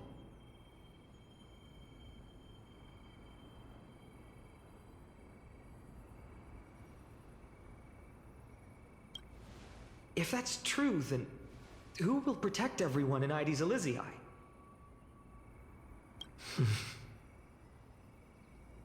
Cyrene, may I have that deliverer card? Of course. But why? Although those voices, visages, and wishes may seem far away now, I can't ignore the sense that something is calling me, bidding me to take a hold of it. Maybe its true weight can only be known once it's in my grasp. In that case, accept this gift. Oracle cards carrying time's wisdom, blessed by Orynyx. May they journey with you, become your memories, and spark rippling waves of change in times to come. I'll hold these words close to my heart. But now that I'm holding them, they don't seem all that different from ordinary playing cards. What? What's happening? Everyone, we've got big trouble, Mimi! Burning, smoke everywhere. It's all coming from beyond the maze! What's going on? It's here. The seeds of disaster have already taken hold, sooner than we had foreseen. This time, not even the veil of Evernight can shield us. You mean Ides Elysiae will be swept up in the prophesied catastrophe? I'm afraid so. My children, take shelter in the Membrance Maze. One step outside, and this horror will consume you both. But my parents, the whole village.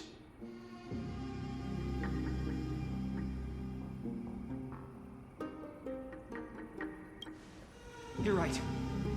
Chief, what are we truly facing? Is this the power of a Titan? This is beyond any Titan.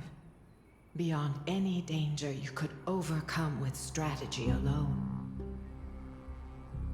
It's an unspeakable horror that twists all life into abominations that never bleed nor cry. Even Titans fall to its corruption, burning from within until only empty shells remain, knowing only death and destruction. The Black Tide. That's what this calamity truly is. It consumes all in its path, sparing none but the Membrance Maze.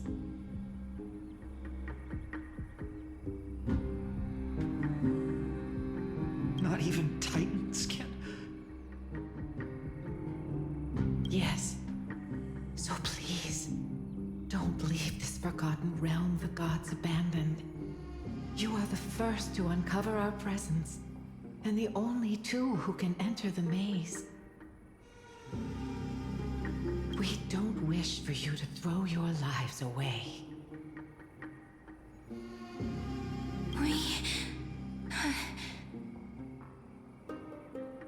Finan, what path do we take?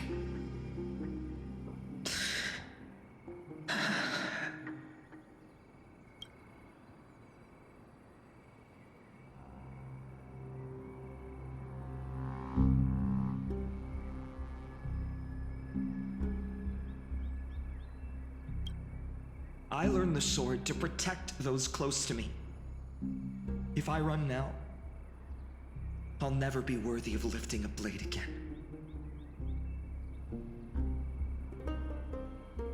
Then we know what we must do.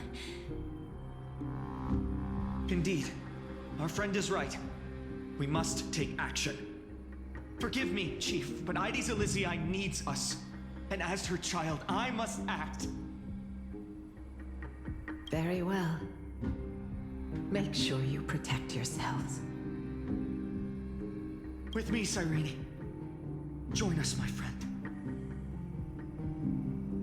Even without a sword, I'll take a rake. Even with the roughest steel, I'll keep our home safe. Deliverer. The card's truth extends beyond its mere literal meaning.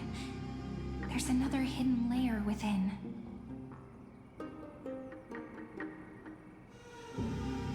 Not someone perfect from the start, standing high above, casting merciful gazes upon the world. But one who starts small, from a humble village, expanding their world within step by step, learning to save others as they grow. When we were little, I told him I wished this world would never need a deliverer. Now that wish has shattered, yet I'm glad he's chosen to walk this path. And all of this happened because you believed in him, friend. Shall we? It's only when you're by our side that Finan and I... that our hearts find their courage.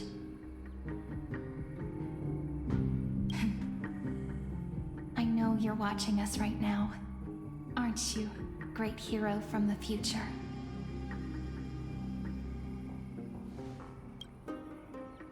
Oh, deliverer. Such cruel irony. Though destined to bear the world's burden, this boy can never become the hero to bring forth the dawn.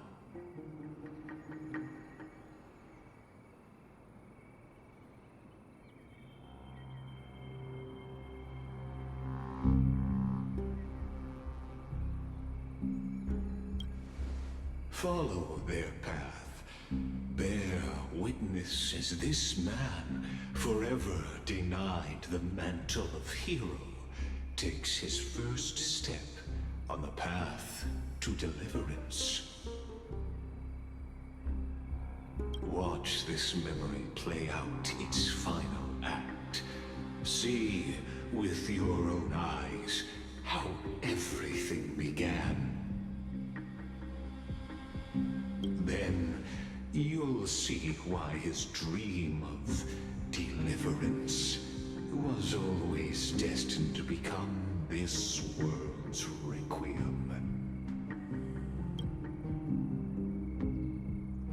A sun red as blood, wheat fields turning to dust, and in the heart of it all, a village aflame.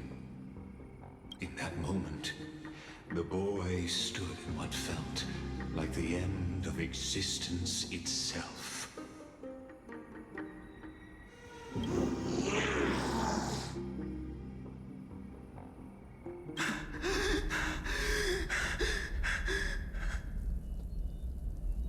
These creatures, they're everywhere. Someone, anyone, where are you?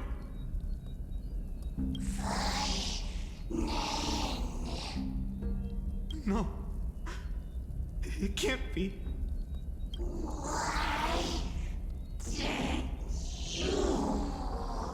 You. Are you talking to me? Don't want to die.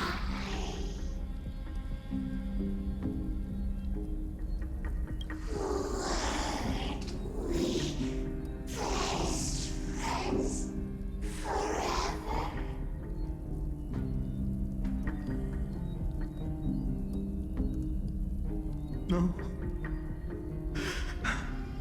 That ribbon. Olivia.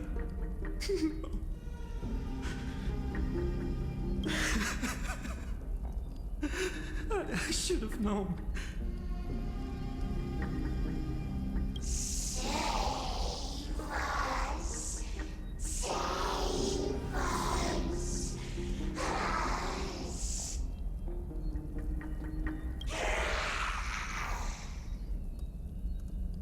Please.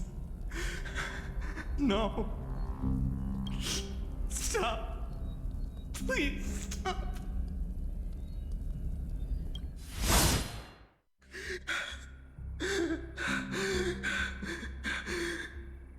Olivia, I'm so sorry. And these monsters, they're all...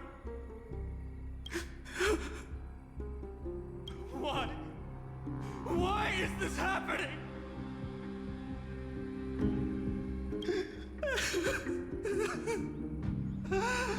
When the black tide arrived, the wavering boy found resolve in his companions, and together they ran toward their first battlefield.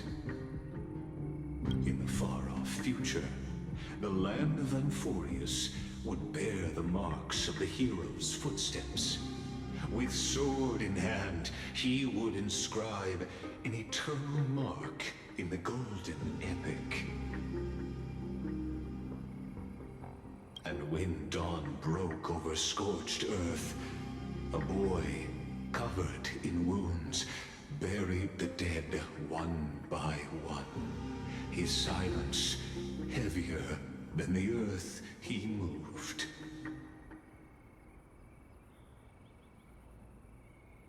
His home, his past, his name, all buried beneath the soil. His feet carried him forward, over the pillar of stone, beyond the chalice of plenty, through the deadly fogs of the hand of shadow. He wandered without direction, like a withered leaf drifting in the wind, through countless city-states.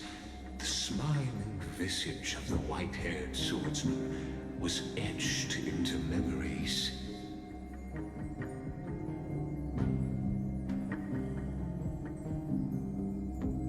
Yet he did not walk without purpose. Deep in his heart, a voice always guided him forward to fulfill the wishes he had inherited, to brave peril, and to do all that was within his power to save those who needed saving.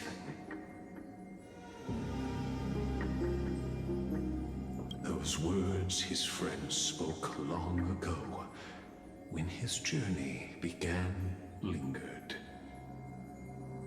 Protect those who must be protected. The words were few, but they gave him all the certainty he needed. That's what it means to be ordinary and choose to be more. Onward he walked, until the call of the flame chase journey thundered across the land. In the vision painted by prophecy, humanity would triumph over the gods, seize the core flames, and ignite a new dawn for Amfореus. Yet losses are a constant on the flame chase journey, where life too seems as small as a speck of dust. Only one who treats the world as their teacher can bear its eventual destiny. Are you prepared for such teachings? The voice within spoke, and he answered softly. No matter. My existence is of no consequence. When the Gold Weaver called, he answered, traveling to the holy city. There the elders met his warrior's spirit, with nothing but scorn, condemning him to the barracks in derision. No one saw it coming. Not the world, not even him. Yet, this nameless recruit stood at the gates of legend. And there, at last, he found the ones who would walk his path right beside him.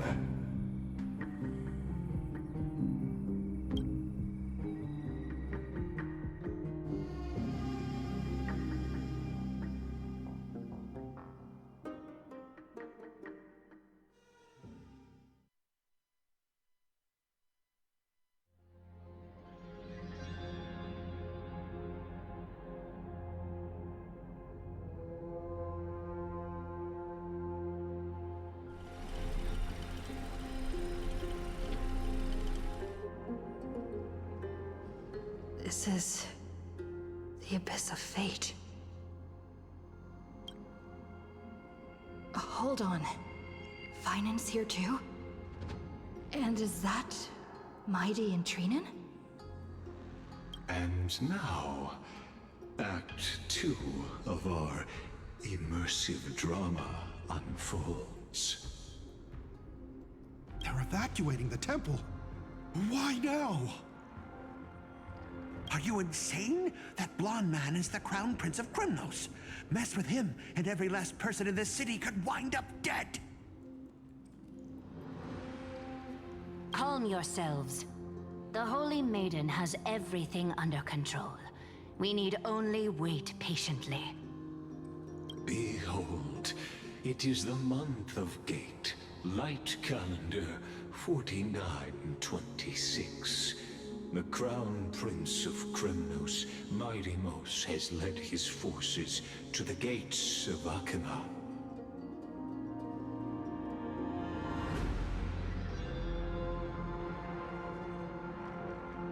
As you know, though Mighty-Mos was proud, He did not engage in needless violence.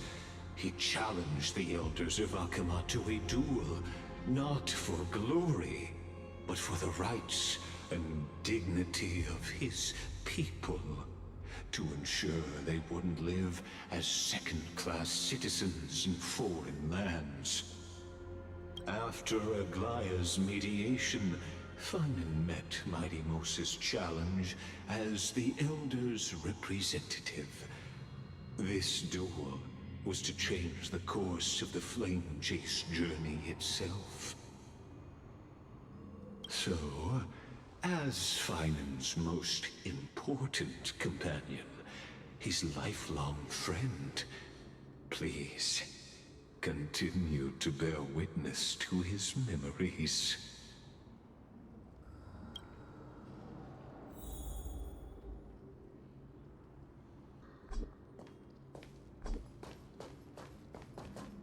Is this your idea of an honorable duel? Bloodshed isn't the way. We and Aggie don't want to see Chrysoceres turn on each other. True warriors know when to sheathe their blades. The impartial Talantan shall oversee this duel. You need only place your offerings upon their scales.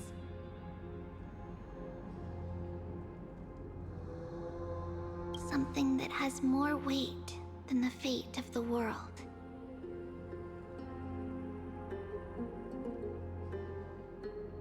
Which means only those who understand the world's weight are worthy to carry it.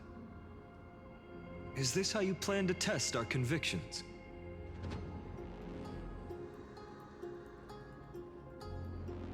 Well, Kremnoan, looks like you won't be able to punch your way through this one.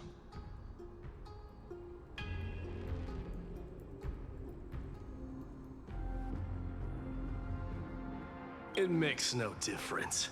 One last chance, new recruit. Walk away, and I'll spare your life.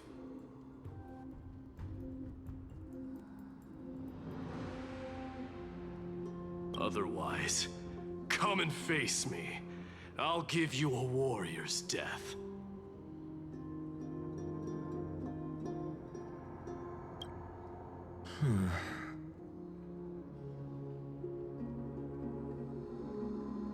Hard to imagine they once clashed like this.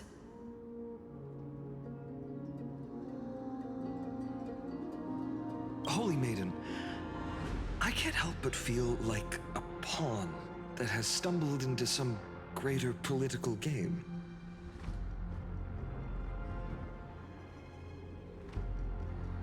Every hero was once a child, and every child must grow. That's so.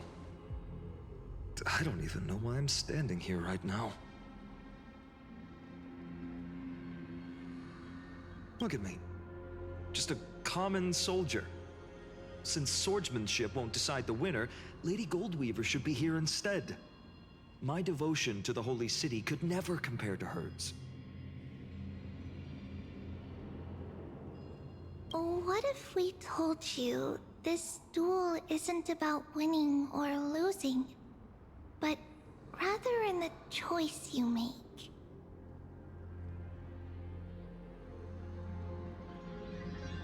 Are you saying that Lady Goldweaver is testing me? Every Chrysosere is indispensable to the Flame Chase journey. And you and the Crown Prince of Kremnos are both a part of the prophecy. What the duel marks is not an ending, but a beginning. So, listen to your heart. We wish only to hear your answer.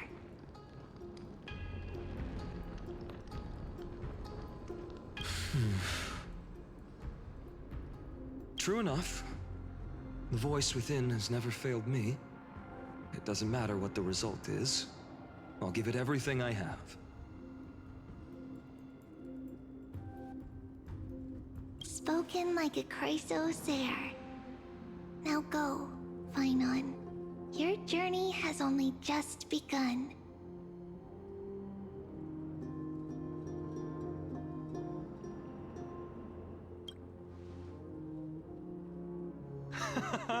That's right, comrade. It's time for us to teach that proud prince a lesson together.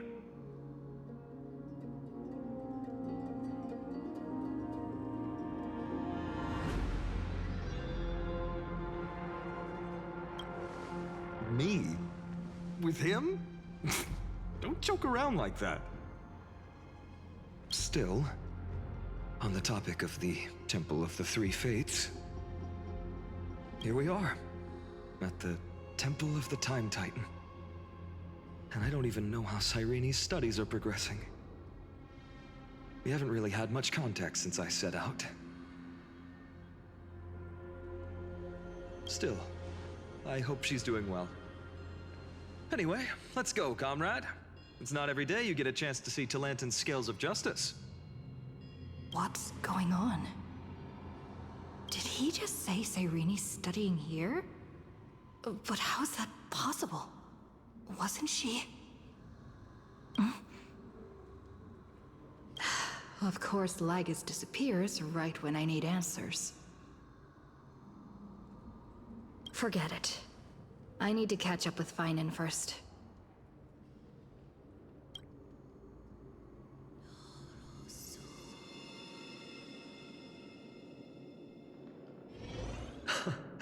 Amazing!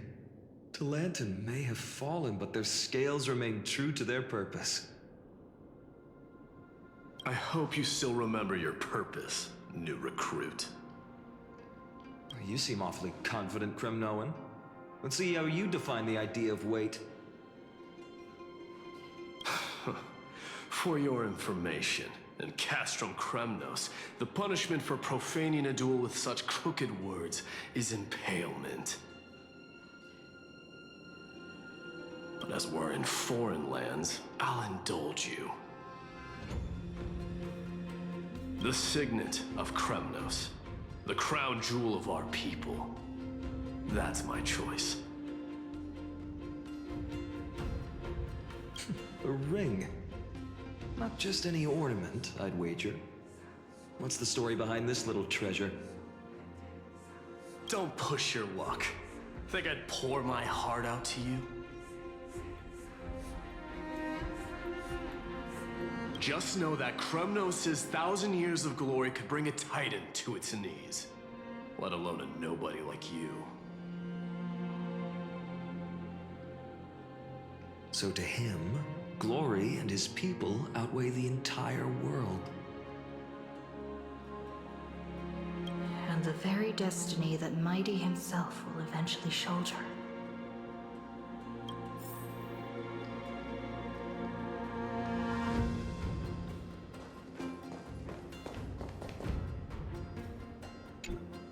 Now this is a tough one. What can I possibly offer against a ring that signifies so much? Well, comrade, what does your gut tell you?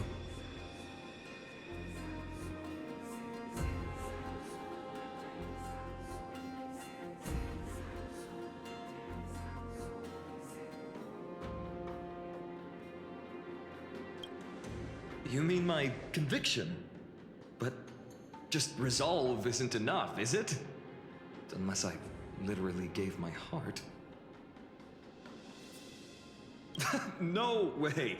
Only an Idonian would do something that crazy. In the end, there's only one thing I can trust. The deliverer that appeared in my life on that day. How ironic. I can't even look at this card properly, much less follow where it leads. Just thinking about how my village was swallowed by the black tide makes my hands shake. The flames, the screams, my utter failure to protect anyone. Speaking rationally, I know it's not nearly enough. Hades Elysiae was just a small village. Its loss barely a scar on Amforeus' face. But here and now, My heart says something else. This car. It's everything I have left. Nothing weighs heavier.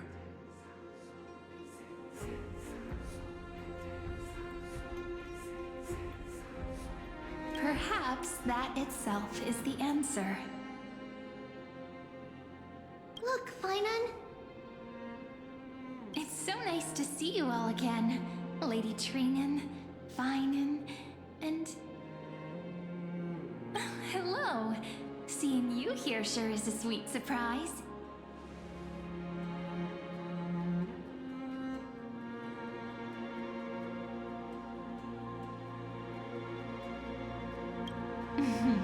Why so surprised? Could it be... Did you miss me? Cyrene?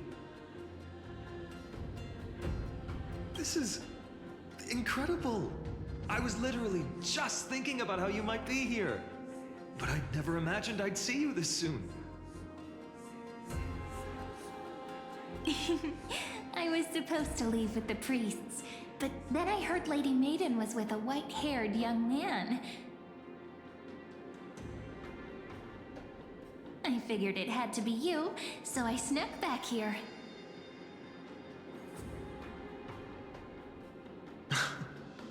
That's Cyrene for you. Unfortunately, this isn't a good time for reminiscing.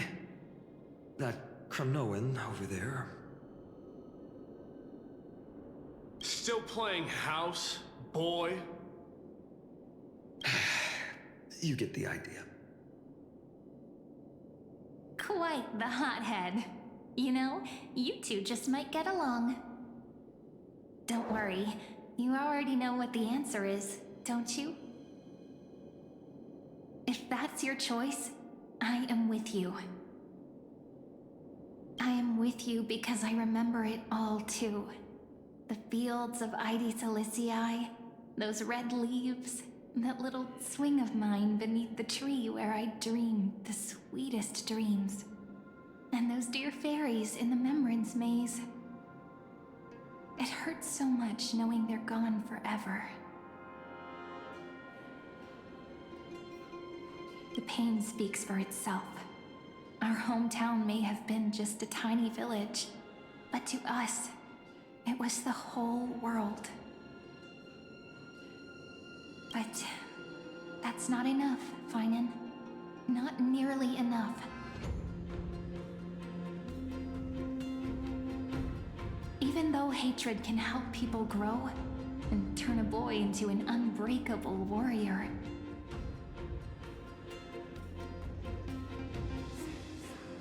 what you need now is victory. You can't just stack the scales with your past suffering.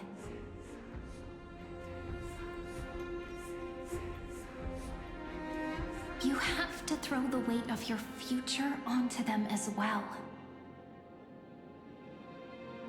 The future? What do you mean? Maybe that was a bit too cryptic for you, but it's actually really simple. Why not have our mutual friend here stand on the scales with the deliverer?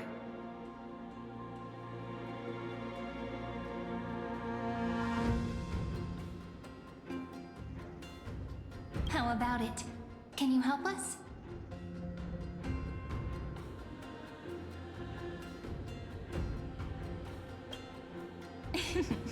Relax. Our dear Crown Prince won't have a clue.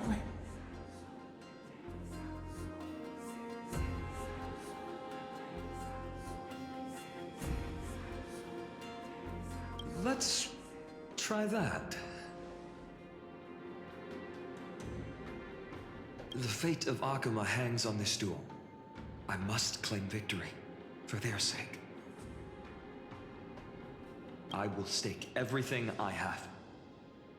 Stand with me, comrade, and we shall become heroes.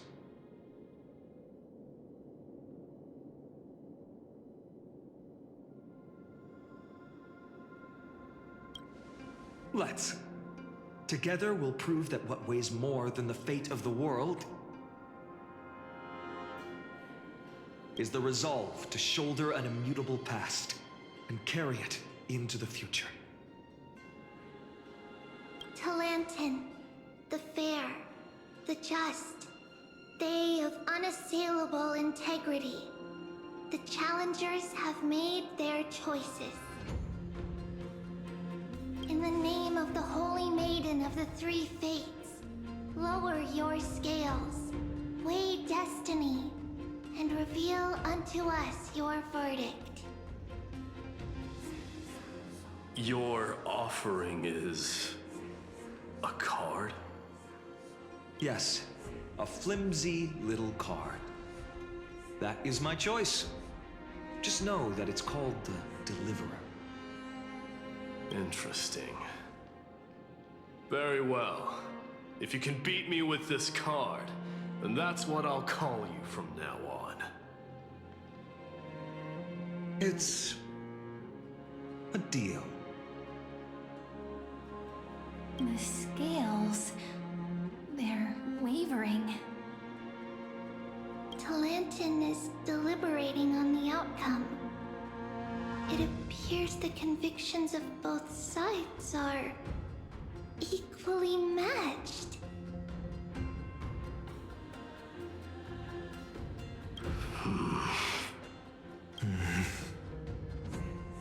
This is suffocating. Like the whole world's weight is on my shoulders. But I believe what my heart tells me.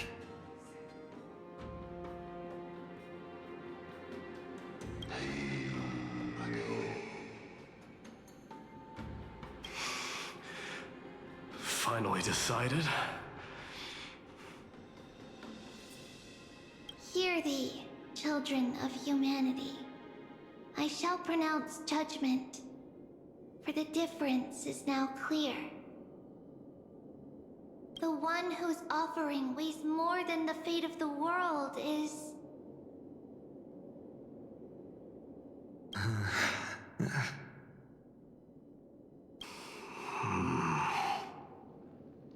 one from Ides Elysiae, the nameless hero.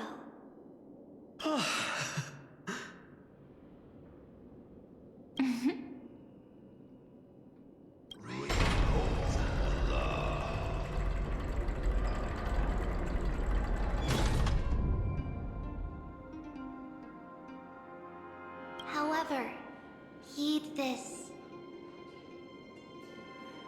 The true weight of conviction originates not from itself,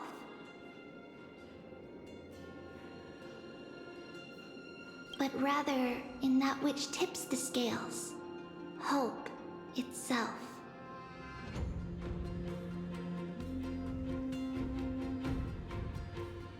What's that supposed to mean?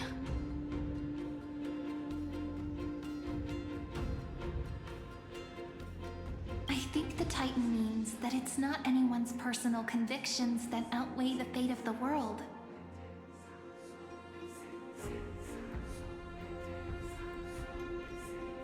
It's about a wish, one which we all share. You, me, everyone here. What tipped the scales wasn't Finan's conviction alone, but the collective hopes carried by this oracle card. Humanity's desperate call for a deliverer. Yes, even you and your people, Kremnoan. Placing us both on the same side of the scales? Foolish. We Kremnoans are your mortal enemies. Such weak idealism will only get you skewered on our spears. Fine by me. I've never claimed to be the deliverer from the card anyway.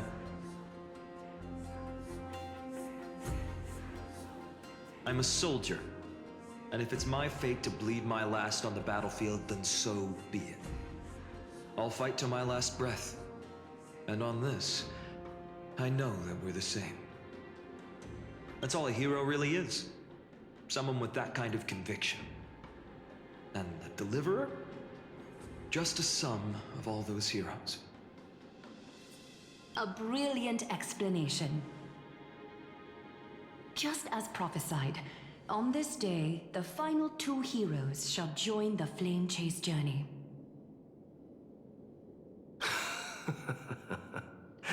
I should have known from the start.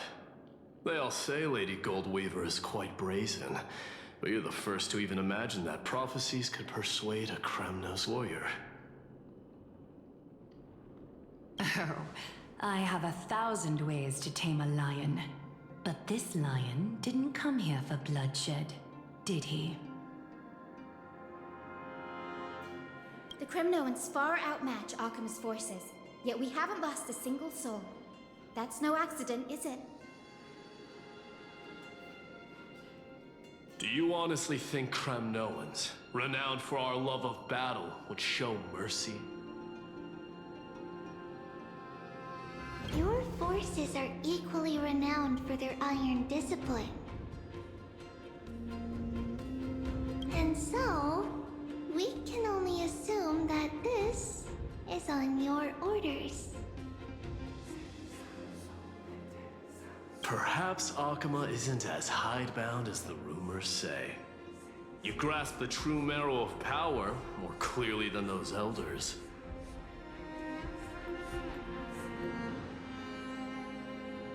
Now that the wheels of fate are turning, what finer way to celebrate this fortuitous encounter than a feast?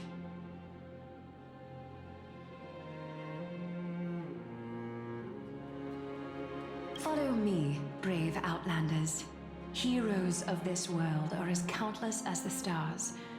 And at this moment, we find ourselves gathered here by the light of the flames of the long night. History shall remember this moment. The prophesied Chrysos heirs now stand assembled, heralding a new dawn for Amfореus.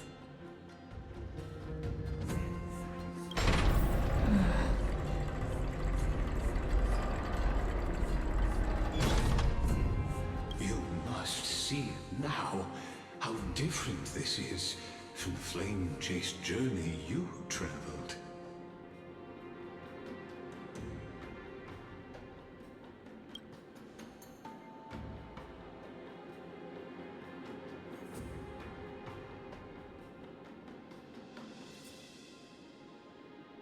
Patience. We're approaching the final act. These are, as I mentioned, his first memories. They are of particular importance for the imminent Era Nova. Such as this very moment, as the prophesied demigods gather with Talentum as witness.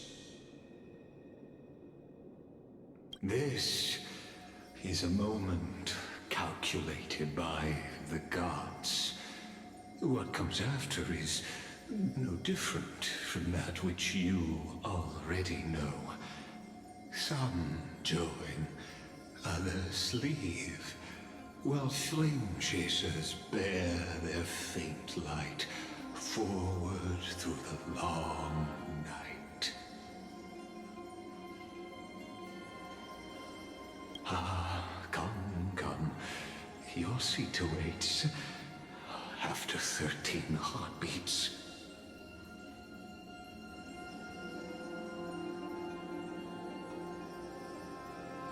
Our heroes will be ferried to the final scene.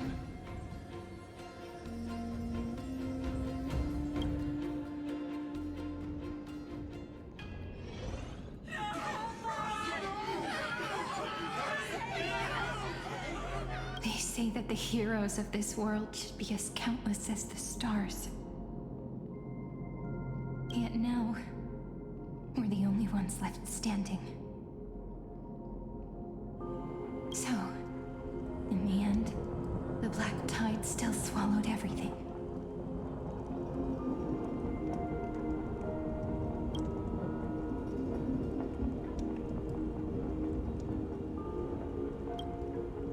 The West stands protected by mighty Kremnoans.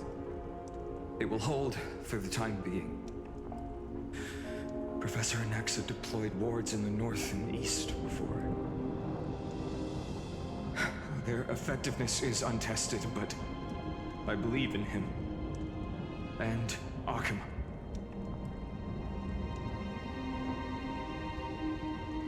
We needn't fear for Aglaya. Even in death, she counts as the greatest among demigods. Her threads of romance weave an impenetrable shield, and the people answer her call, rallying to the city's defense. Let's move. Catholic is given their core flame. We must complete the Era Nova before the next entry hour. For Amfореus. That only leaves 3 hours.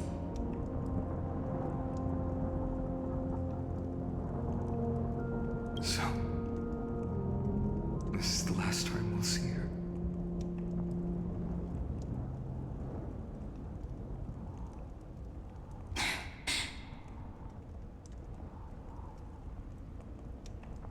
Finan.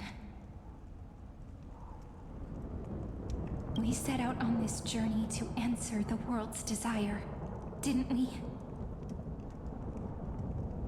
That's what it means to be a Chrysosaur.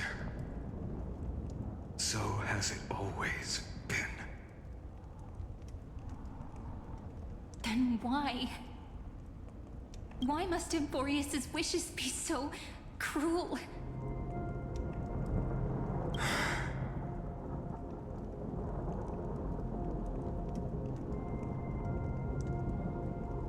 We made the best choices we could, whenever we could.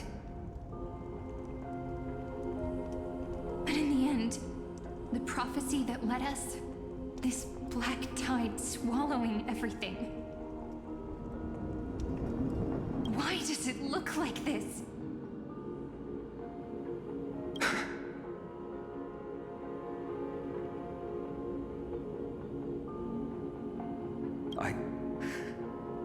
I don't know. We haven't had any other choice except to move forward.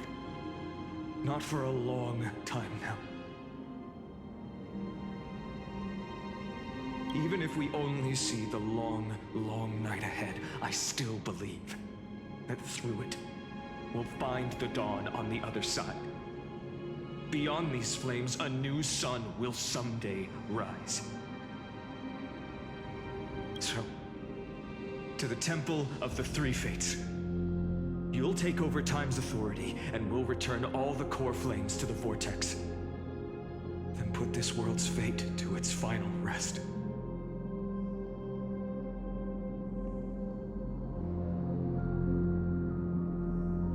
After which, we shall all face oblivion. Or embark on one final grand journey.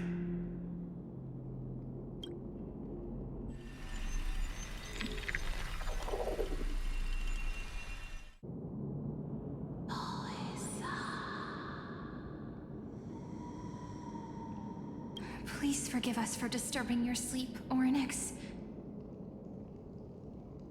It matters not. I know fate has run its course. The black tide has reached Akuma. Amfореus does not have much time left. It is time for the Era Nova. As agreed, I shall present the core flame of time. Ride the river of time. It will guard your passage to the vortex of Genesis.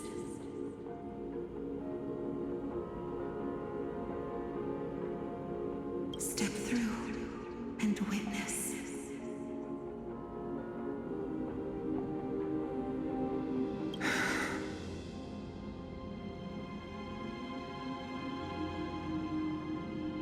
Professor Anaxa proved the truth of Genesis with his sacrifice.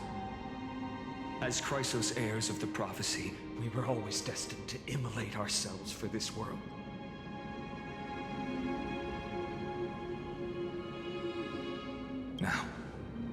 it's our turn. We can't let everyone's sacrifices be in vain. I don't need another pep talk, Finan. After all, we've been ready to fight fate ever since we left the village, haven't we?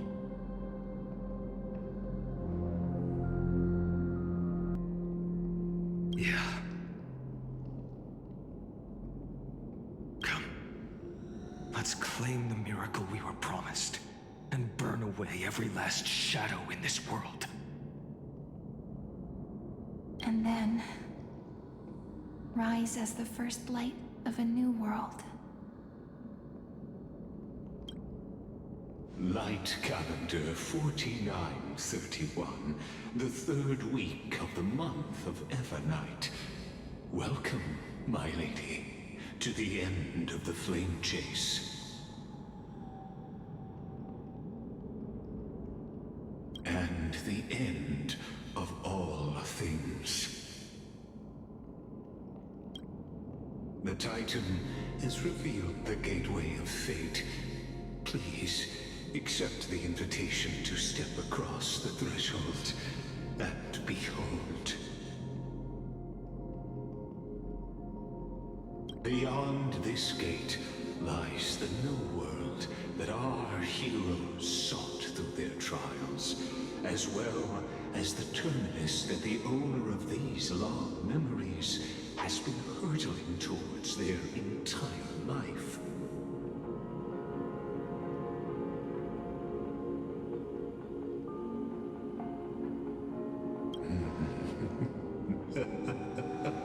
Perhaps you'll find it all too familiar. Then you'll understand how the mortal called Finan shouldered the world's weight. How that same burden crushed him, proving that the so-called Deliverer is nothing more than Amphореus' own delusion. A pitiful fantasy that it could defy fate's decree.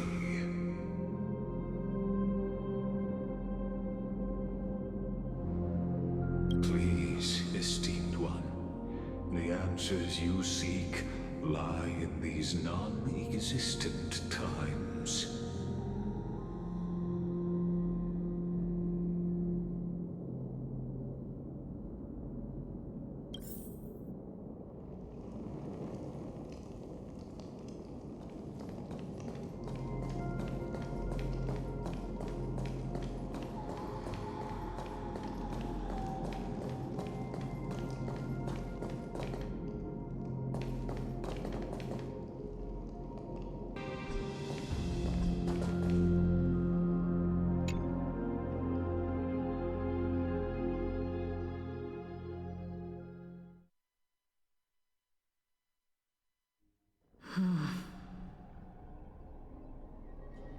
The vortex of Genesis. So it is here. But just what is this? Life's but a walking shadow, a poor player that struts and frets his hour upon the stage, and then is heard no more. It is a tale told by an idiot, full of sound and fury, signifying nothing. The vortex of Genesis, where the world begins and ends. What stage could be more befitting of our final act? Come, I beseech you onward, buoyed by your surging curiosity.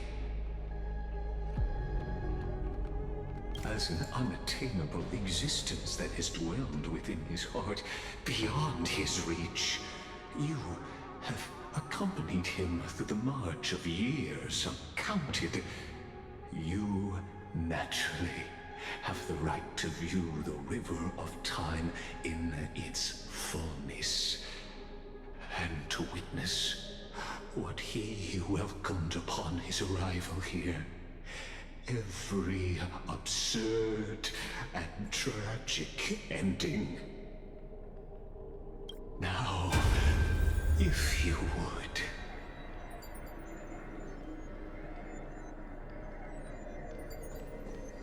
My journey When to the the Aranova comes, Oh, deliver enough talk. There you go.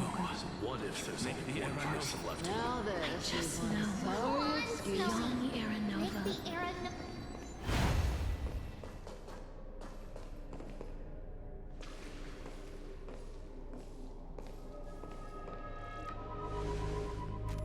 None of that matters now.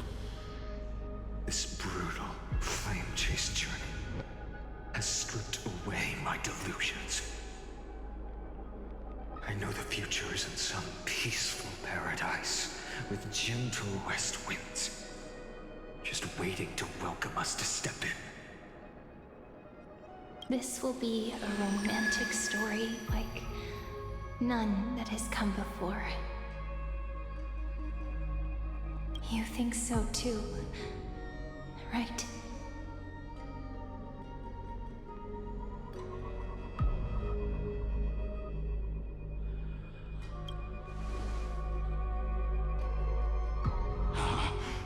Indeed, in his memories, such a scene replays over and over.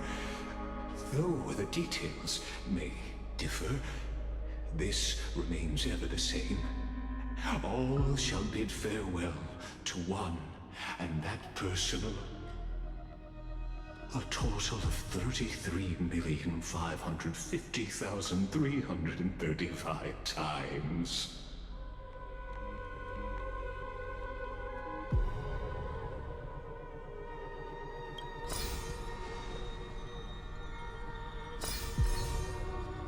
Each is a drop from the river of time, representing the long journey he would take, or rather, the never-ending cycle.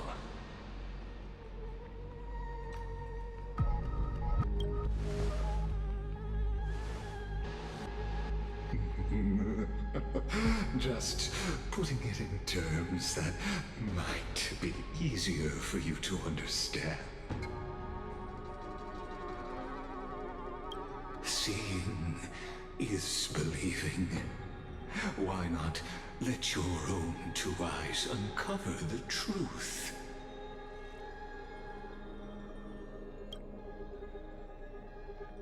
Or perhaps you can simply walk straight to the final truth. See the true face of the character you play, and witness the ultimate nature of the Chrysos heirs, flame-chased journey, and the cycles of Amfореus.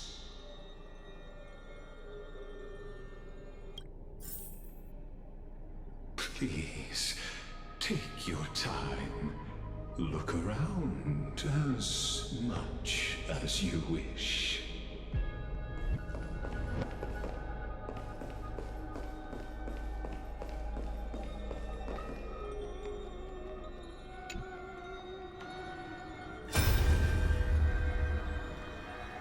Not a single soul to be seen. So this is how the vortex looks at the end of days.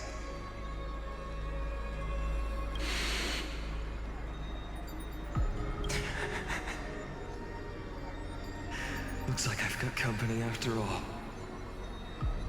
But since you've made it here... So, in the end you succeeded. Executioner.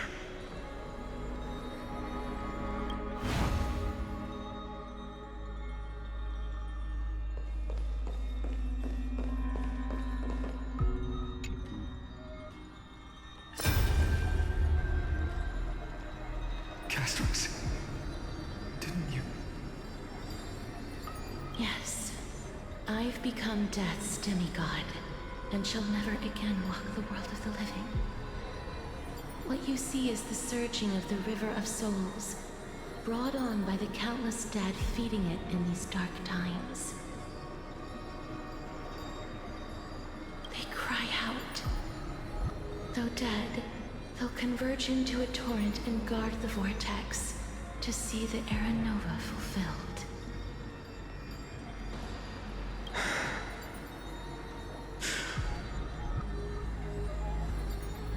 I will take all the wishes of the departed with me. Please, everyone, fight with me to the very last. I hear them. The dead hail you. They're prepared. Go on, Deliverer. We'll keep that executioner in our shadows. The path before you leads to light and eternal flames.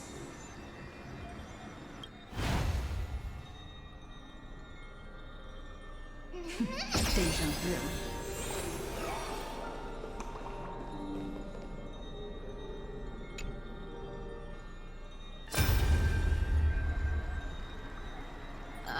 There's water everywhere. This place is always all wet and sticky. Even my tail's getting heavy. Plus that burnt smell. And that sizzling noise. Yikes. Nobody from Dolos could stand this. So you feel it too, huh? Go on then. I'll handle the filth. Do what you need to do. Let me fight with you. Better odds with two. Hey, remember what the seamstress said? You know what really matters. Yeah. I'll leave it to you then. Wow, someone's not shy.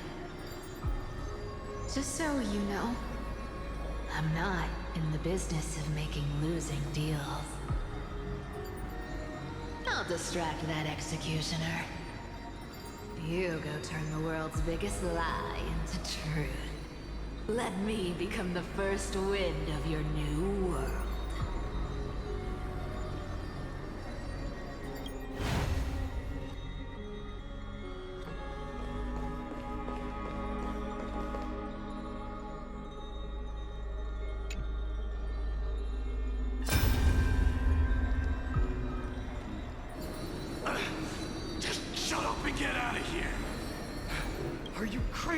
Mighty, immortal or not, even if you're the demigod of strife. Oh, I'm still no match for them. No, I know you can. I just wanted to request that you witness the Era Nova with me. Together, let's prove that we're enough to transcend the prophesized fate.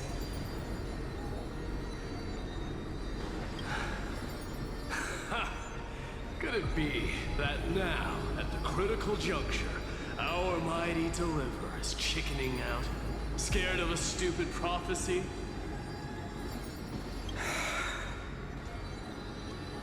I'll transcend the prophesized fate. All right. But I've got a better way. As the son of Gorgo, I'll prove myself with one last grand victory. Just like when I ripped out the old king's heart. Go. Leave this to me. If the black tide creatures block out the sun, then we Kremnoans will fight in the shade. And when I'm done with that executioner, we'll raise our cups where the west winds end.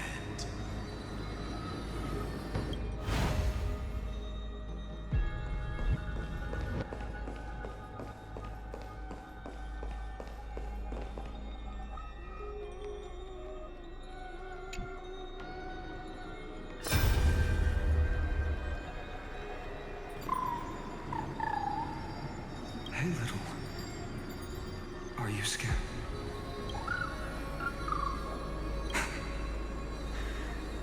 as brave as heights. Stay close, little Ika. What? No, not you two. I see. I won't squander your kindness, your hopes.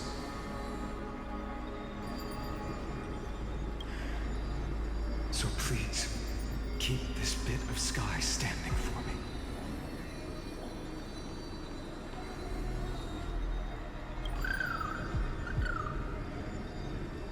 Well, now there's one last thing I need to do before the Aranova. Come, Executioner. Let this patch of clear sky show me where to strike.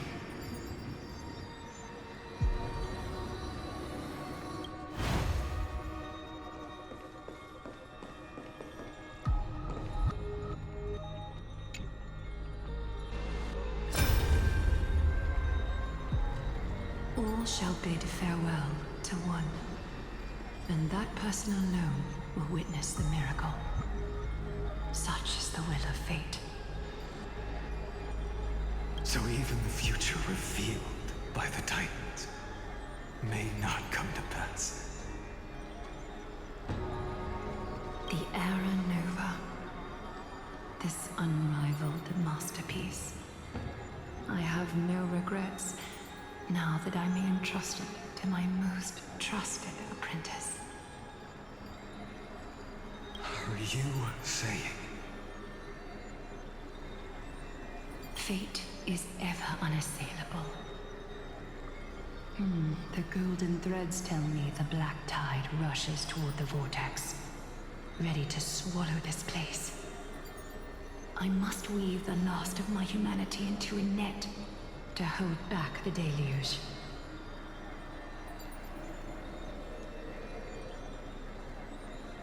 I shall have my final bath in warm and radiant gold. Now, the hour of fulfillment has come. Forgive me. I must snip away every risk to weave the strongest future for the new world. There is nothing more to say. We part here. I shall personally dispatch that wretched executioner, not with threads of gold, but with the steel tip of a needle.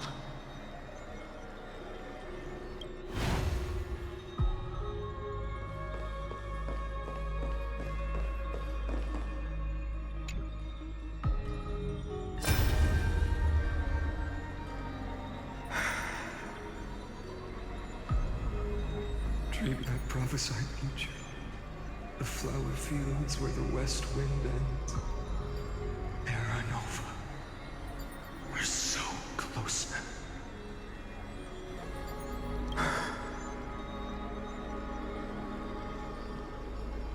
You can't speak anymore. Please, allow me to pause just a moment before I keep my promise. Let me answer your cruel fate by tearing that executioner's heart from the void.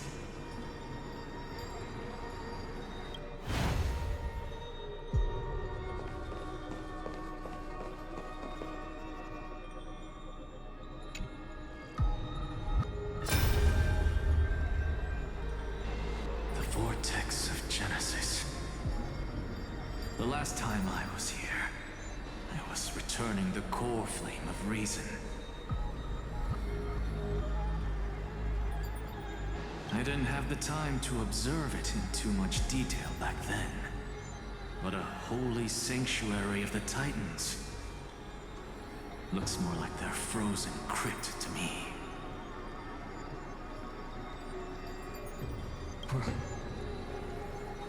All the core flames do lie here now.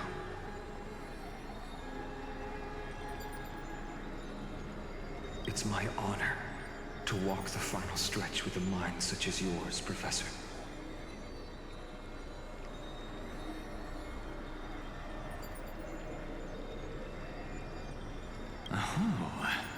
Getting ahead of ourselves, are we?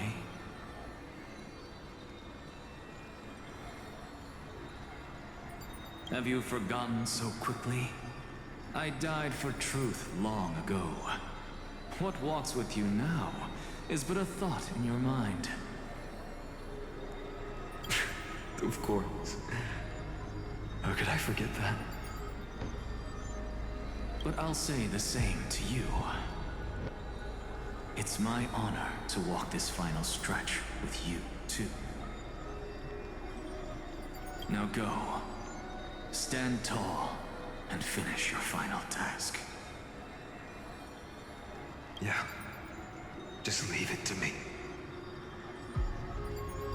Time for that wretched executioner to pay what they owe.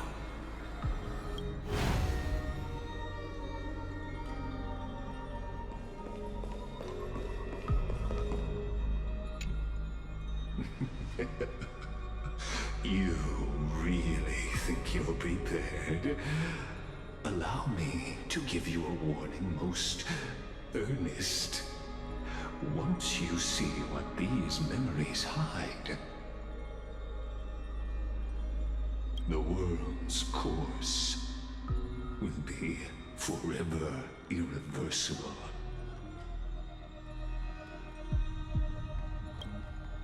Ah, very well. As you have made up your mind, let us bear witness together. As the sole audience of this eternal theater, I have been rapturously awaiting your arrival, and this, too, is the very reason I must show you everything.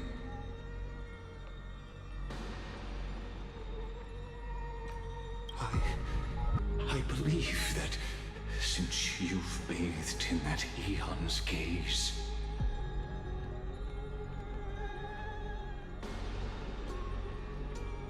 you can make Amfореus' frozen fate flow once again.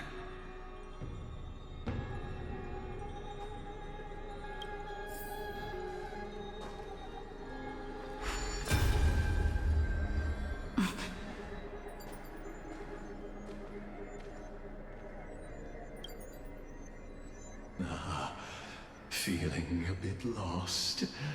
As you now see, this scene marks the final act of the drama Amfореus.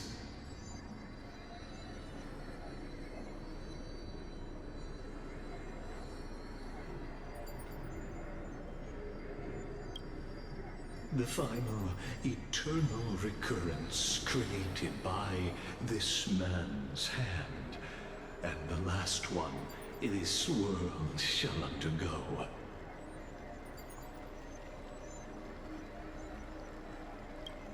Behold, at the swordsman's side stands one he has sometimes called companion, other times comrade, that nameless hero absent from the annals of history.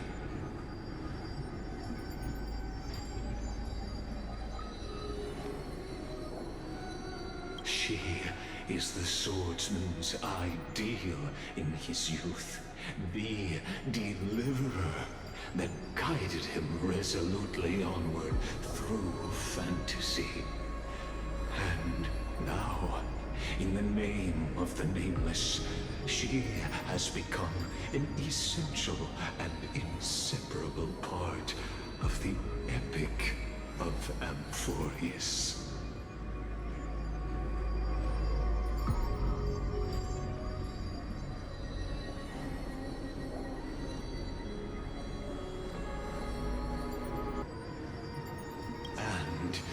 This time, under her guidance, what choice shall the hero make? Whither shall the fate of the world flow? And what is the ultimate truth of the nature of Amfореus? There are many mysteries yet to be unwound, but If I may, allow me to temporarily yield the stage to one far more fitting. Please put your hands together and give a rousing round of applause for they who will reveal the answers and bring about the final end of the 33,550,336th flame chase journey. The master of the countless memories we saw, the other important actor now stepping into the vortex. They who have already burnt their own self to cinder, the Flame Reaver.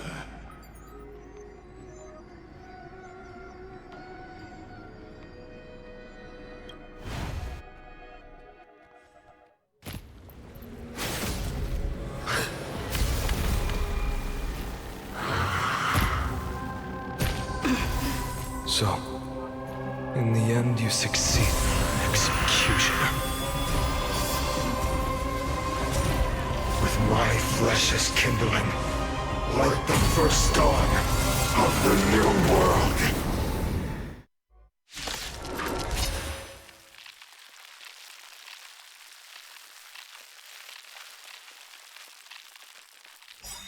The time has come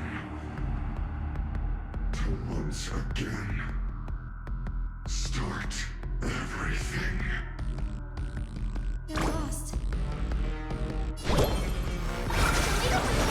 This is the warmth of life. We can do it!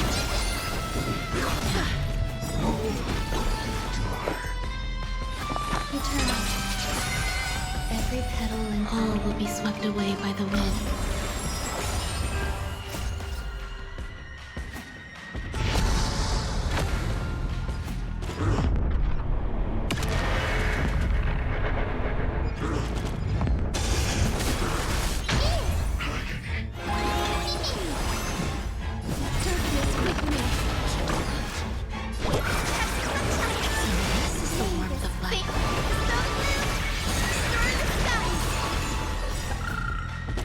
Trust me. We can do anything!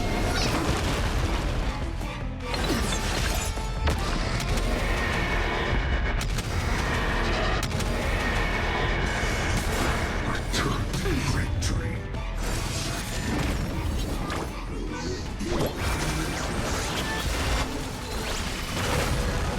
Creation burns to ash.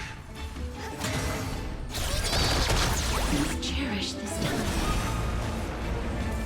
Return to dust. This ends now with your corpse. Ignite the dawn!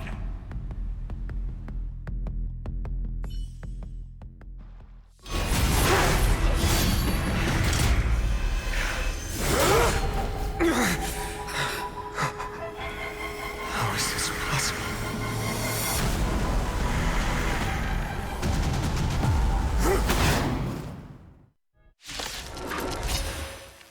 The sons of destruction now twinned. You have set your blood ablaze. Your fury. We completely lost the It's over. We can do it all!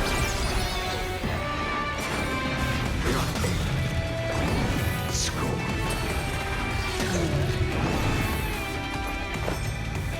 All things are as one.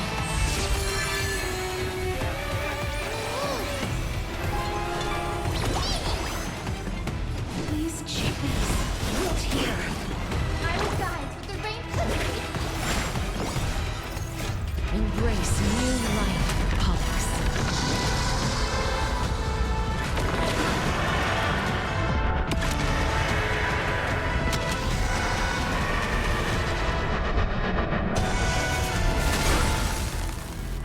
Is this how it feels to be in sync? Mimi! Try can do it. Trust me. Together, we can do anything! Please contact! Eternal melody. Every petal in life's garden will be swept away by the wind of time. May the faint light. Smell the glue! Restored from the sun. West forward.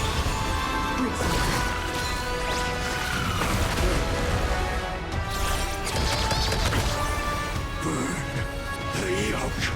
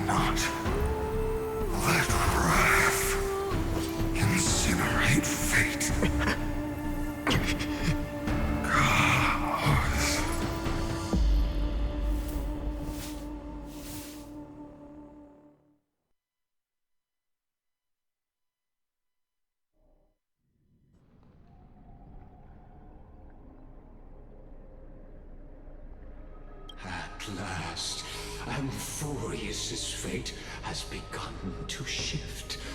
Just as I foretold, your arrival will change everything. After all, you've also been bathed in that eon's gaze, which can awaken the long-dormant instinct inside a man. Much like that scepter we spoke of earlier, it was only under the same eon's glance that it was reborn.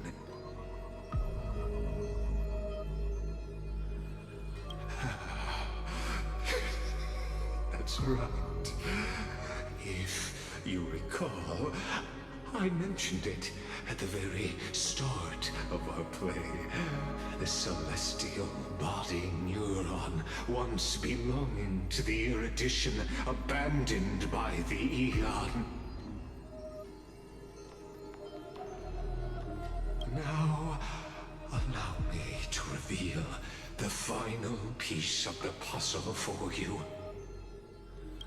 The eternal land, known as Amfореus, is nothing more than the scepter's endless, lonely extrapolation.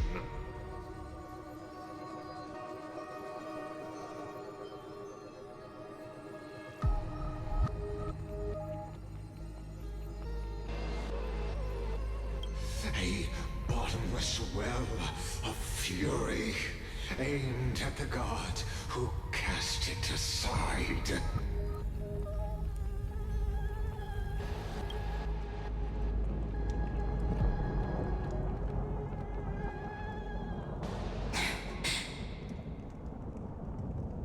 Finan. We set out on this journey to answer the world's desire, didn't we? That's what it means to be a Chrysosaur. So has it always been. Then why? Why must Amforeus' wishes be so cruel?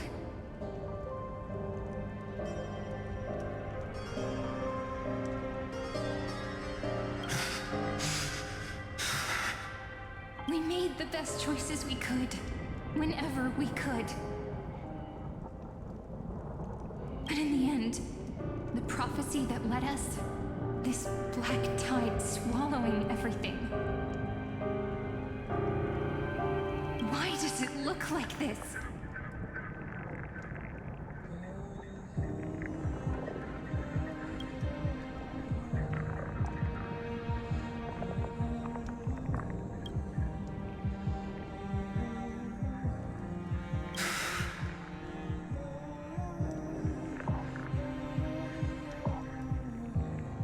You see it too.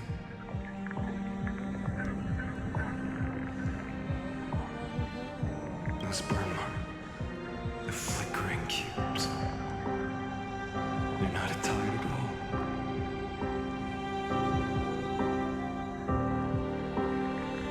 They're more like a shattered teleslate.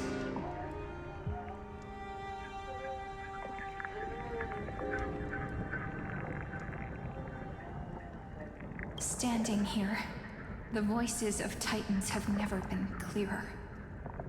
Turns out, they were coming from the black tide all along.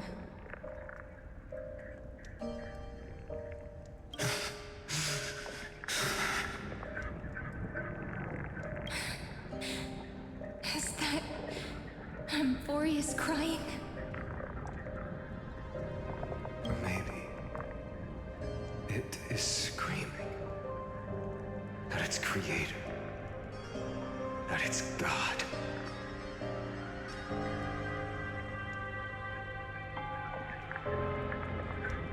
Finan, do you still remember when I was little? I had a dream. A dark, cold room with nothing but Orynyx's curtain glowing like crystal. The curtain seemed to contain all of Amforeus, where strange and fantastic dramas played out within.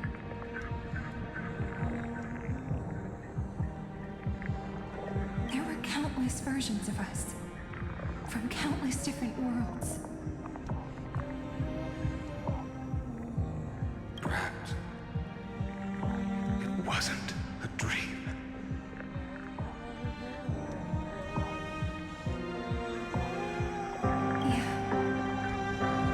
As I gaze out at the world before me, those sorrowful thoughts have become reality. So, this is the reason the sky was sealed. Amforeus is merely a larger ID Silicii.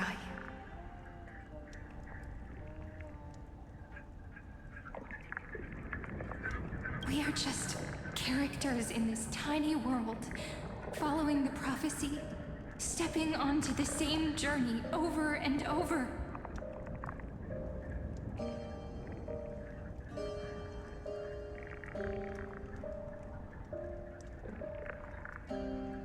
What then is this so-called Era Nova?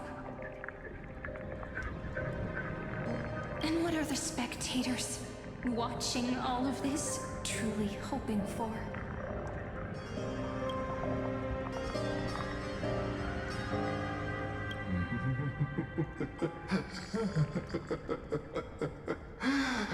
As a reward for reaching the end of the world, let me answer your questions. As the Theoros, I have observed. Thus is the synthesis of the prime mover of life formed.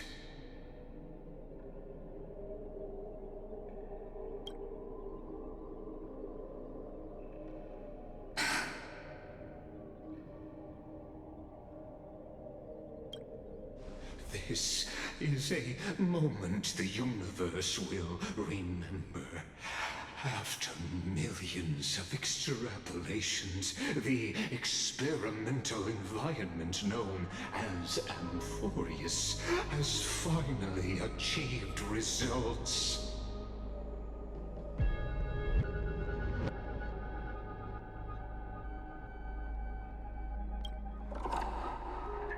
So, the results you speak of are this wreckage of a world. We all gave everything we had, returning 12 core flames to recreate the world. And in return, we become nothing more than sacrificial offerings at the end of everything.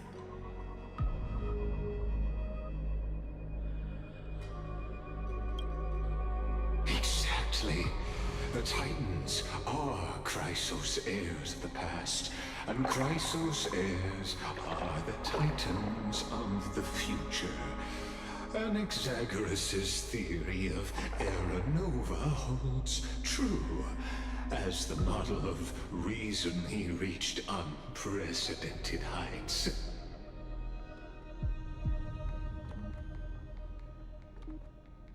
But from just the perspective of a player in the drama, he could never fully uncover the last layer of truth.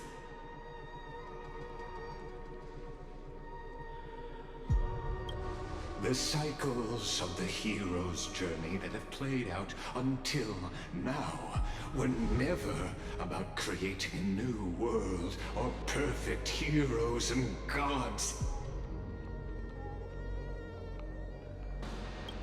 They were a deep learning program made for the Black Tide.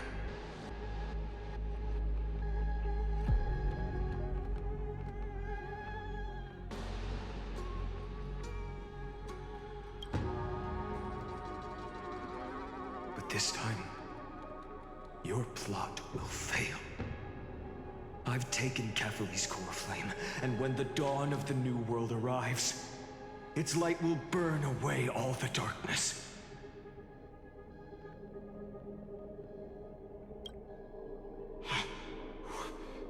Haven't I made myself clear? The Chrysos heirs and Titans were merely byproducts of the experiment. You've seen this world's evolution, witnessed the birth and growth of the Black Tide, and how it devoured everything.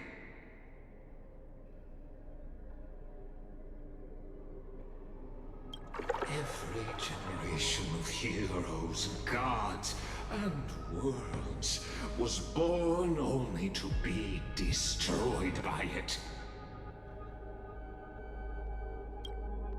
This is the endpoint of Amfореus' calculations. A perfect equation of destruction.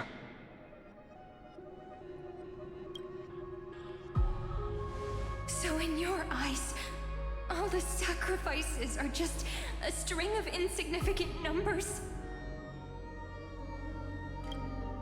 Don't sell yourselves short.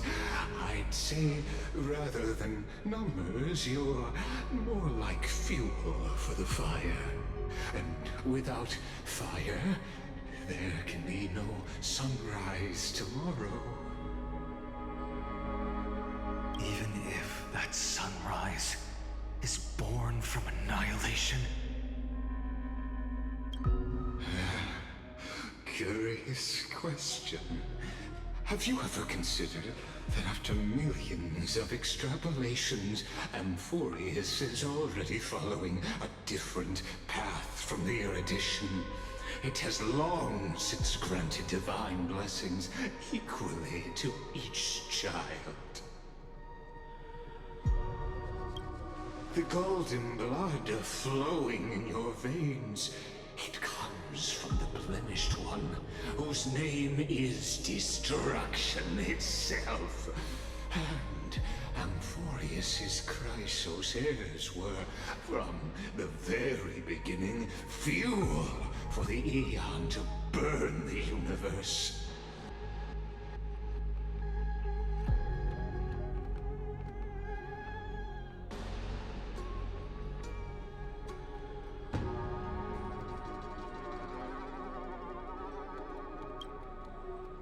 Amfореus has waited for this for too long. At the end of the empty, cold, lonely extrapolations, the destruction has reached its final destination.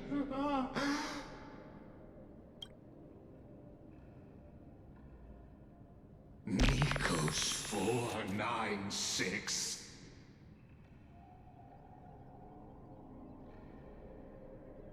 Philia 093.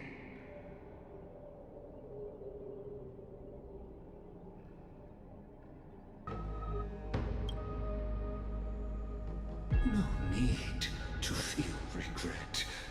This generation of Chrysos heirs is the most outstanding model, and you two are the final factors.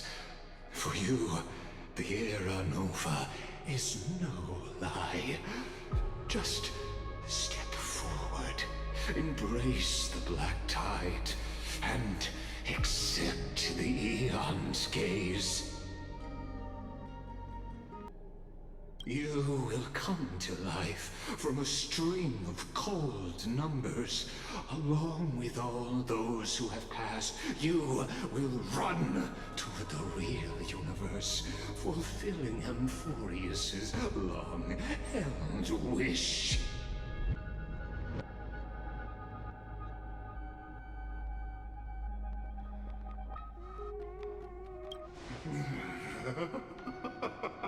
In the name of the Lord Ravager Iron Tomb, unleash its fury and destroy the source of all this tragedy.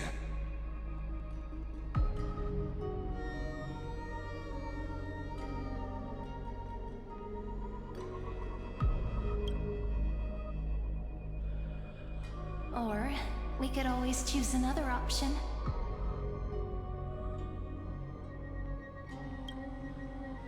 Like you said, Amphореus is just an experiment, and we're the participants.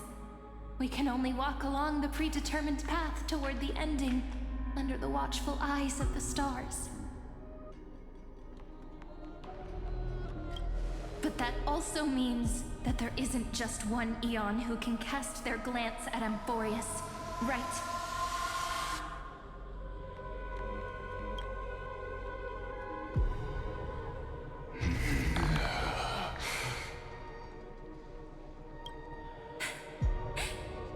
Is this question really that hard to answer? Or did I guess it right? And in reality, this world has already been under the watch of other Aeons.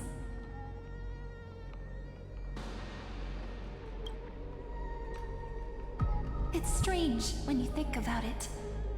If you just stayed back, watching us complete the ritual and get consumed by the black tide, your goal would naturally be achieved. Why go through the trouble of explaining all this to us?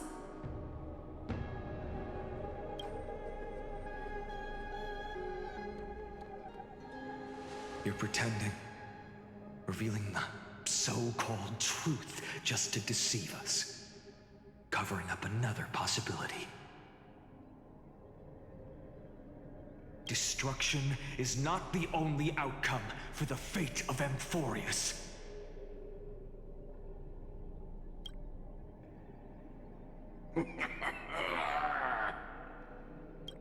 Do you two really think, as petty little demigods, you can change the outcome written by the stars?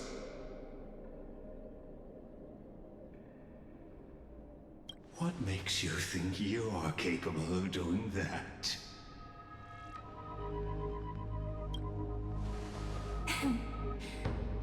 A determination. Just kidding. The answer is pretty simple.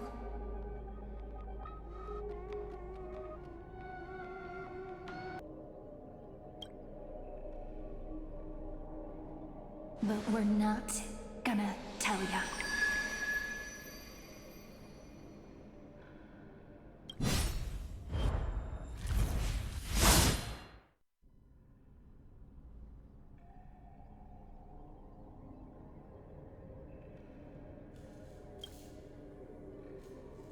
We're going to weave a long dream for Amfореus, making it believe the experiment hasn't ended, that everything is still ongoing.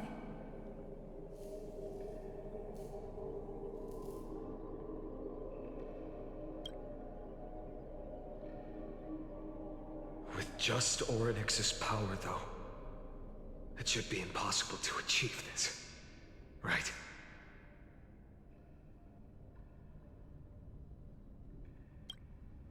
Yeah.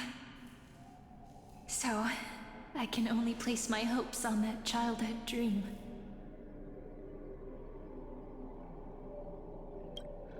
And the god behind Orynyx that appeared in that dream.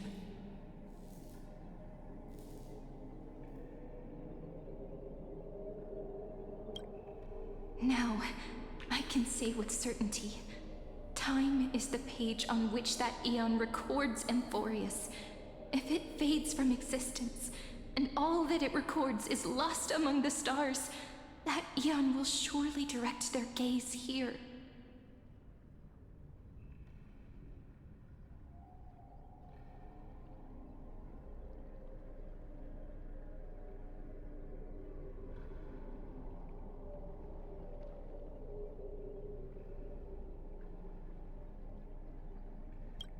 And it will be a glance that spans time and space, granting each incarnation of me the power to reset time, imbuing my soul into this ceremonial blade, and creating an endless flame-chased journey.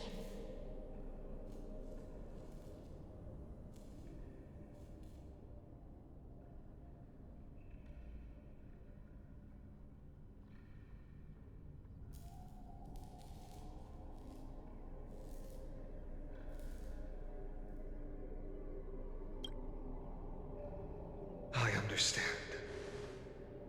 Then let me step into the cycles and continue Amfореus's grand design. To deceive the gods, deceive the world itself.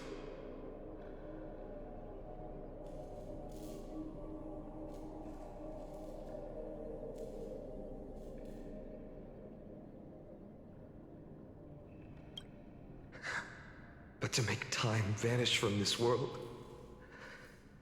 that would mean you.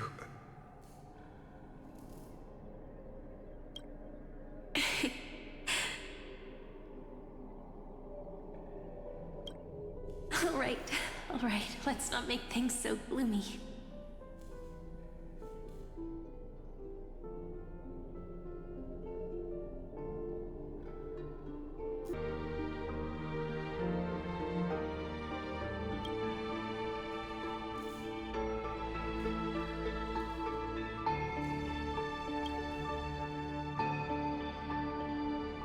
What we're about to embark on is the true hero's journey, so...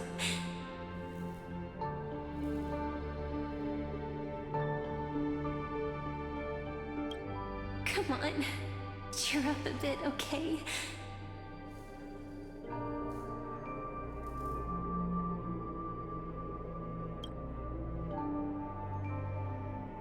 In that memory, you will definitely meet me again.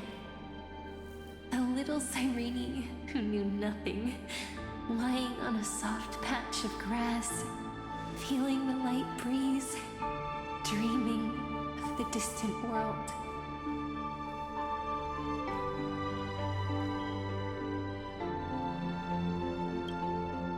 Tell her about the flame chase journey, and then let her become a romantic part of this story.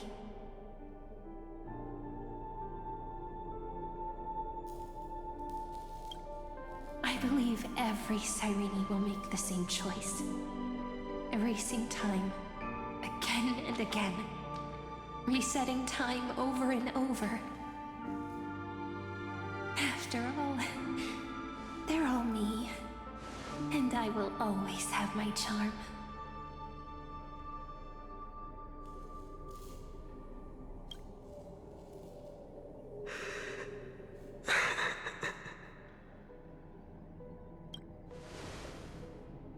Then, I'll fall into a sweet dream, disappearing in some small corner of the world.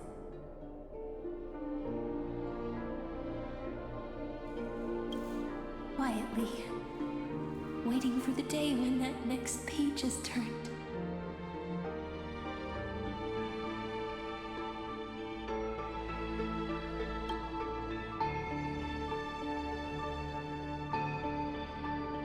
And I will keep going. Even if the road ahead is dark, I will burn myself to light the way.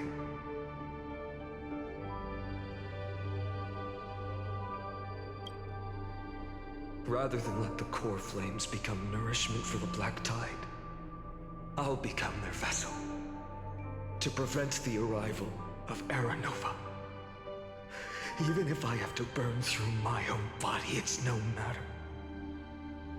As long as I don't extinguish, the flame chase will never end.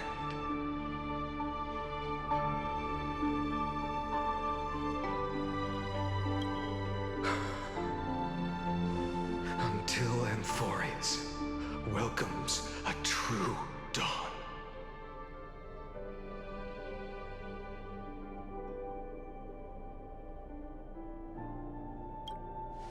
The girl who watches over time, and the warrior who carries the world.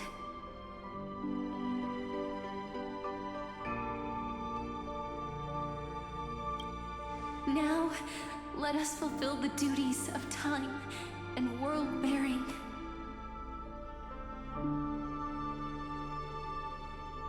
Honor the past and forge ahead.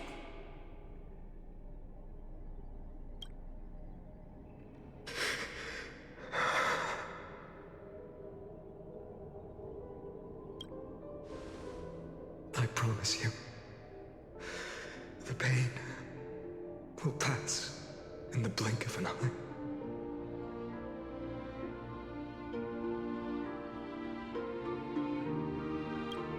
You need to hold tight to this ceremonial blade. After I'm gone, it will take you back to the beginning of time. The start of a new story.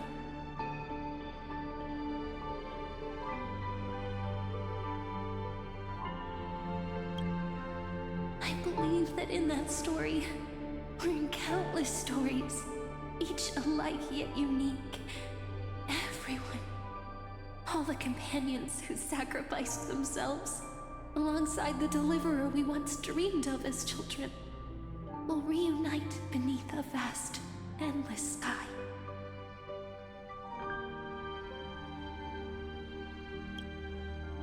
If we can never break free from this prison, I will stand my ground until the day someone shatters this endless cycle and writes the final chapter of Amphorius' fate.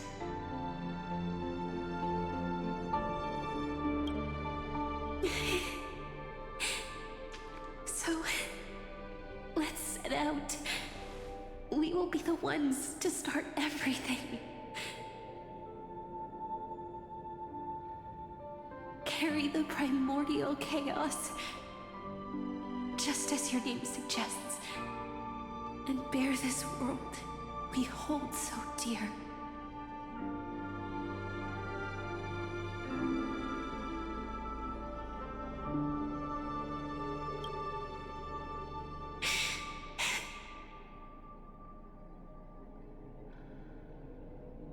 So long, Kaslana.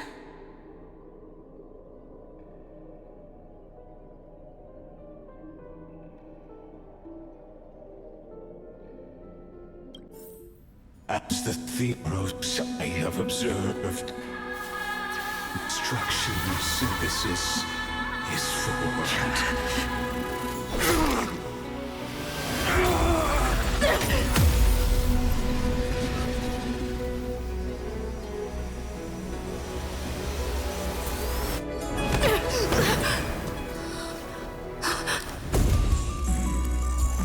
I will wait for that day, for as long as it takes. The day will come, turns over this immortal eternal, and follows in our footprint to right anything understand that ever was.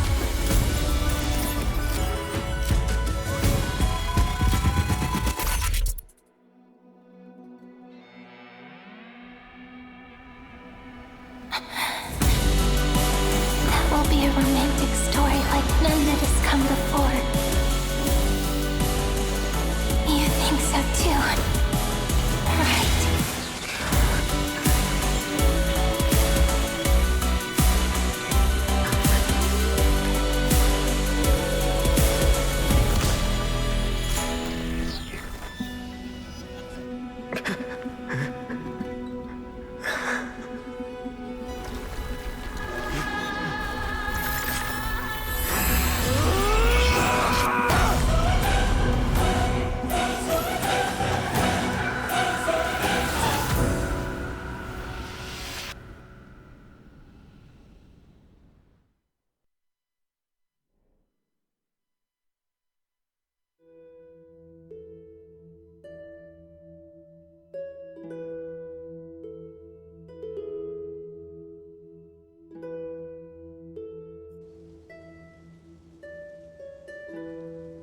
The world is collapsing, and the people are crying.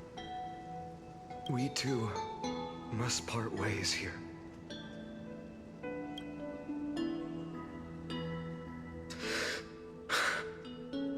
Friend.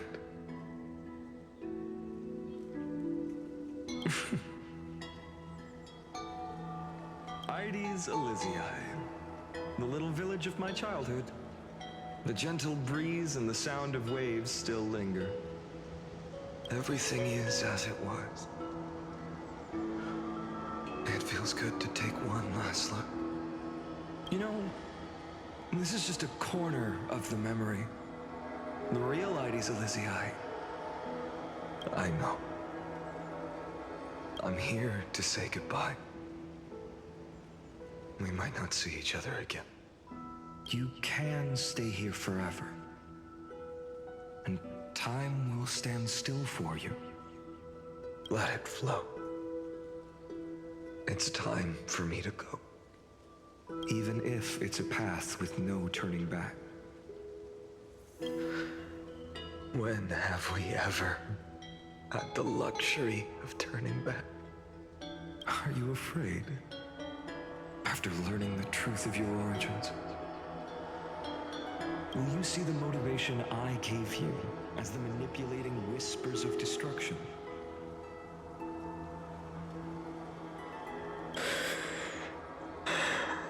The convictions and choices that come from my heart. If we are just numbers simulating life, then you are the image I've always longed for. The person I wish to become.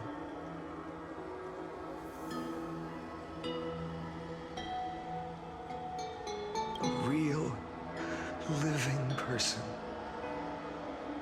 A true hero. Then why do we part here? You can take me with you, and we can start this journey together.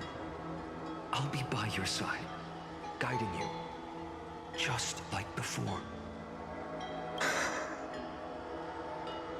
No. I'm afraid I'm on my own this time. Why? Because there is no perfect solution in this world. Cyrene has already embraced her fate. And I will embrace my origin. Destruction. And with this power, I will rebel against its creator, bringing endless fury to the darkness sweeping the world. If you stay by my side, I'll hesitate. But this world can't afford a soldier who wavers.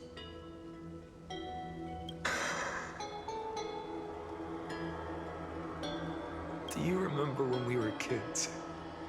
Everyone would get so excited drawing cards like ruler or warrior, but throw fits over devil or drunkard and demand a redo. Kids always get to change their minds. Things are so happy and simple for them. But when it comes to the fate of adults, there's no room for redos. And go, Kaslana, as you promised. Deceive the world, seize the core flames, and rewrite your fate. Burn yourself up with all your might. Wield your futility like a sword. And fight against the gods.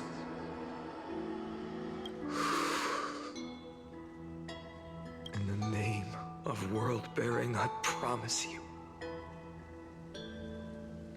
Kefali will never forget this.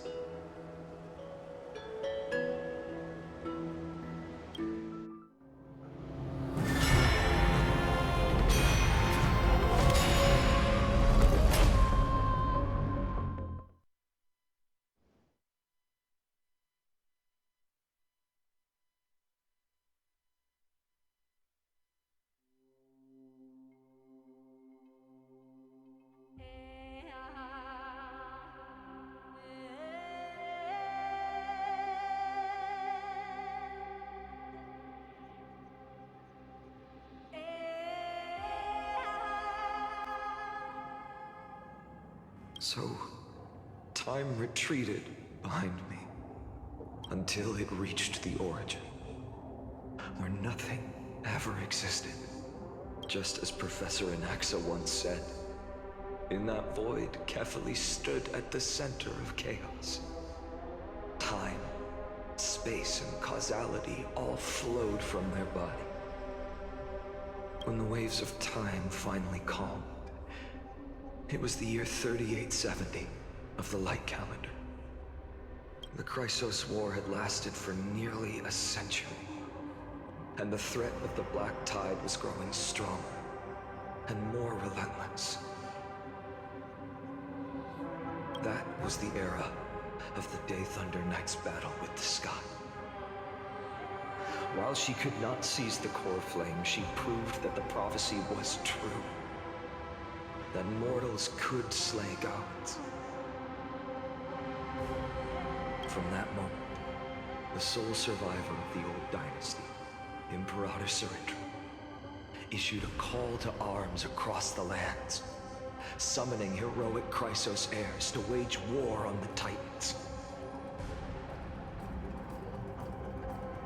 And that was the first doomed flame chase journey, sealed away in history.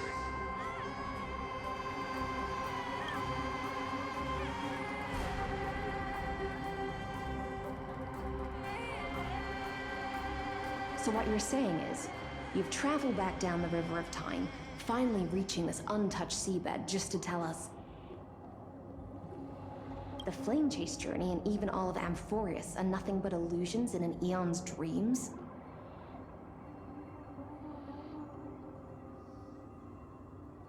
Exactly. So, Dux Gladiorum, please take me to meet Her Majesty Saritra.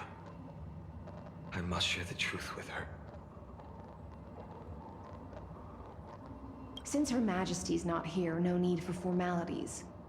The word Gladiorum always reminds me of my fallen homeland buried deep in the depths. Call me High Sealans, nameless swordmaster.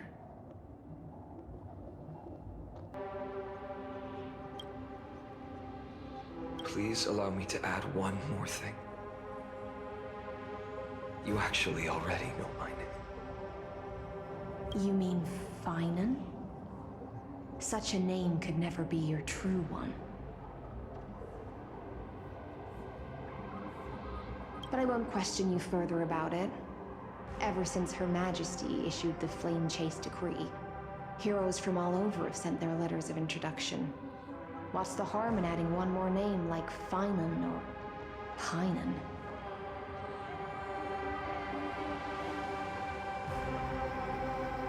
Besides, the deep sea is dark.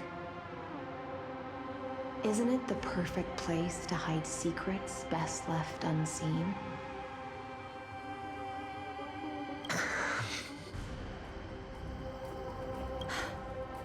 All right, nameless swordmaster. Hold on to my wake. Let's find somewhere else to talk. Aren't you even a little suspicious of what I've said? Harboring suspicions is not my concern. My sword dances only when the Imperator harbors doubts. There's no use in speaking further. Show me your true intentions through action.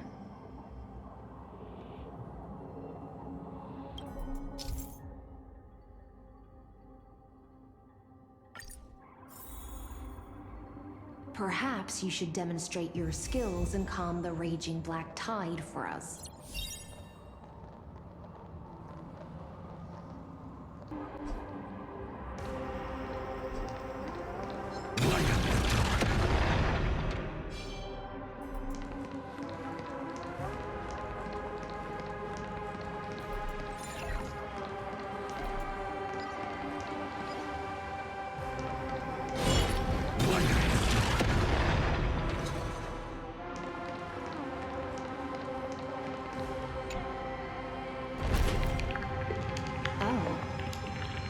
Nice moves.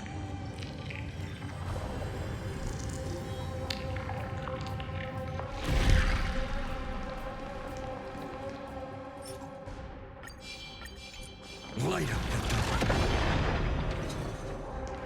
We just washed it away and here it comes again.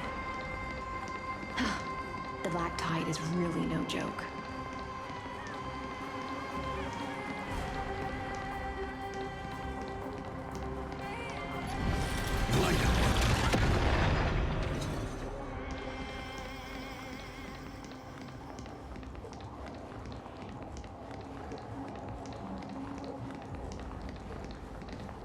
The waters end here.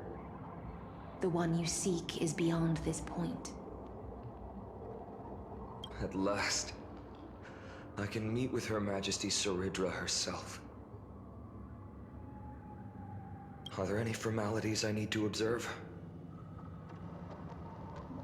Don't kneel, don't do the hand-kissing or foot-kissing gestures of the old dynasty, and most of all, don't bow. The Imperator despises such rituals, especially when the heads of those taller than her bend beneath her crown.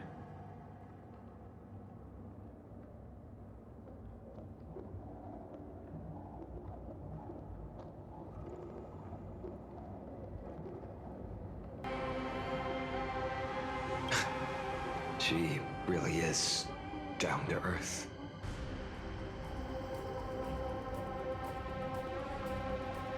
The second thing to note, only trusted ones may come near her. Keep 5 paces distance until the Imperator allows otherwise.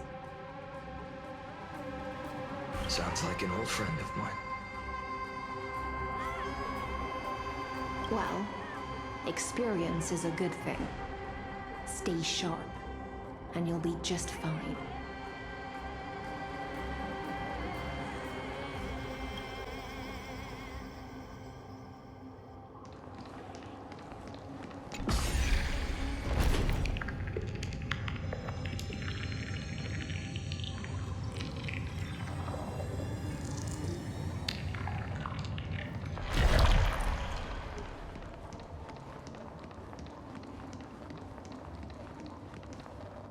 Duck's Goldweaver, little hostage.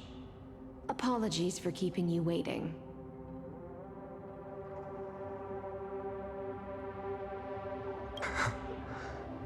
It's you. You know them? Good. That makes things easier. before that, I'm more curious about one thing. Where is Her Majesty Saritra? To avoid any misunderstandings, nameless Swordmaster. Although we spoke and laughed along the way, I never said you were entitled to meet her. The Imperator decreed, the Deliverer will not appear in this age. Be wary of suspicious individuals. Come now, both of you. Let's finish our job.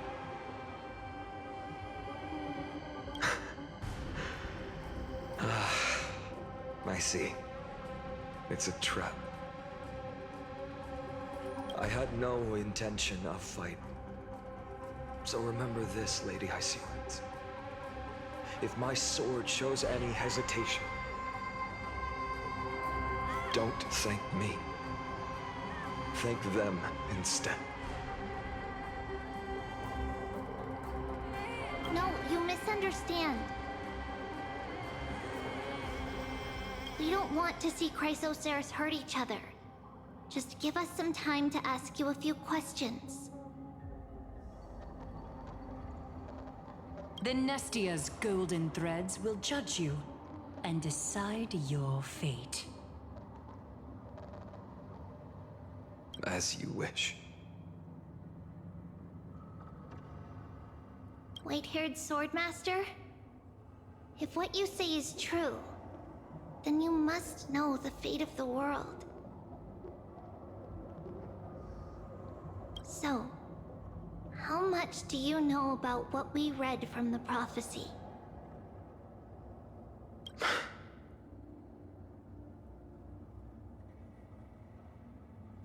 You shall shatter into 1,000 fragments and wither in the soil of foreign lands. Is that correct, Lady Treby? How?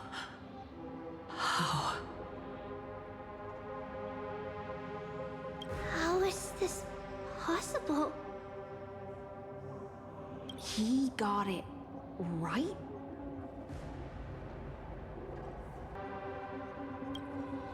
Yes, but the prophecy never mentioned he'd appear here.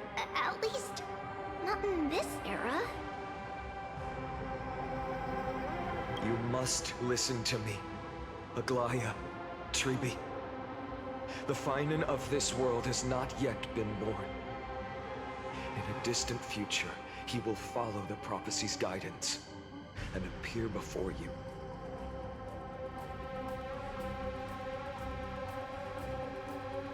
But do not seek him out, because Era Nova is a complete and utter lie. I will tell you the truth, and you will understand why the world must forsake the prophecy and find another path to Era Nova. Because I know both of you, and I believe that no matter how the course of history may change, the faith we all share will always remain the same. And so, the layers of rock began to reverse, and history wove itself anew. Through my old acquaintances, I was given the chance to meet the leader of the Flame Chase journey, Saritra. And after a long and arduous negotiation, we came to an agreement. The Imperator's alliance needed the destruction, and I was ready to pour all my strength into it. The spoils of the Flame Chase, the core flames, would be sealed by my hand.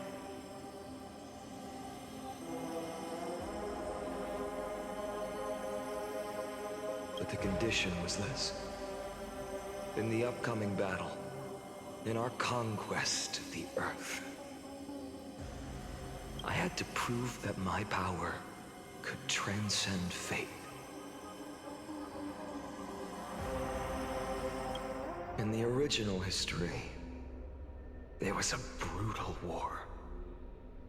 At the end, the Titankin of Georios, Terravox, killed the rampaging Titan and took the core flame that supported the Earth.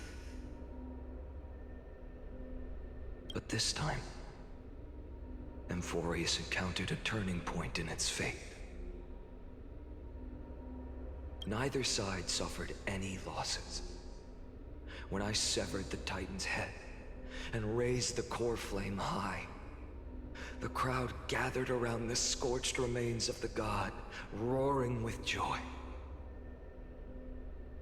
cheering for the hero of the destruction, who had ignited the faint spark of life for the first time.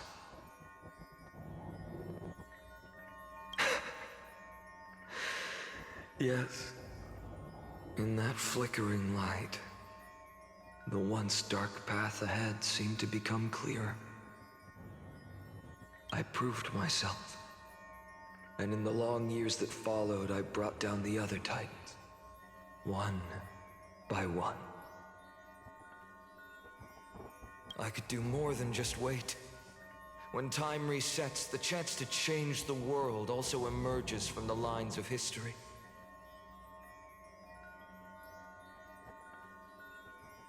Until finally, the brutal future revealed by Era Nova is reversed.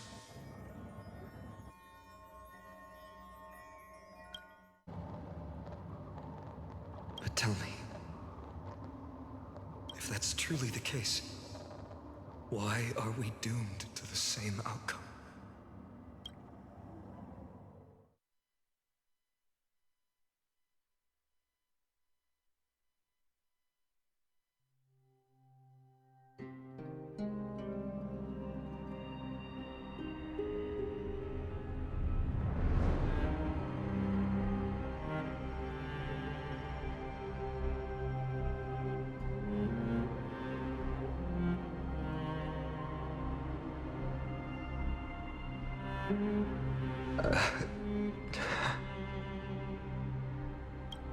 The people kept their promise and handed you all the core flames.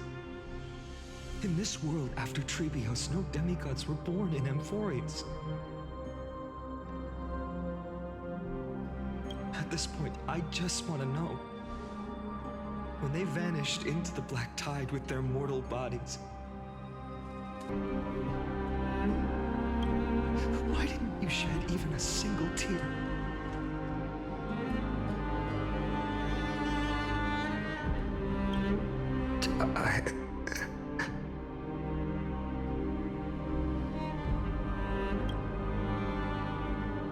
Your indifference chills me. To you, were they just a bunch of insignificant footnotes?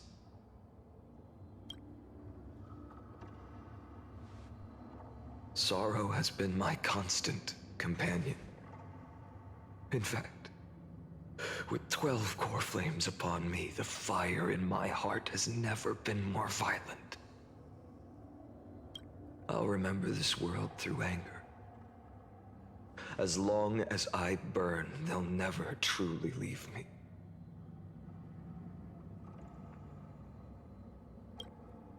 Perhaps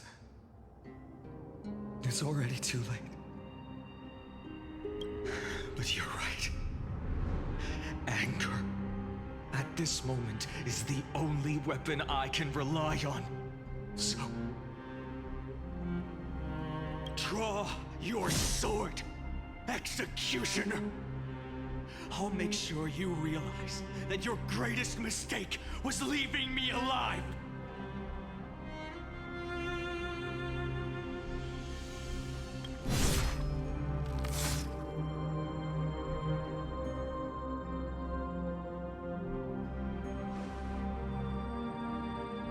After that, he raised his sword and attacked.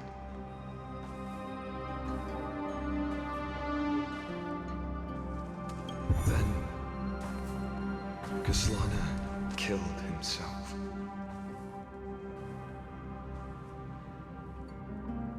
That day, who fell to the sword to be left in the past, And who went into the future?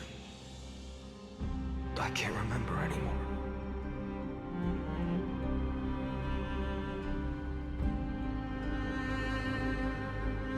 I only remember a nymph, hiding in the shadows just out of sight, futilely pushing a stone.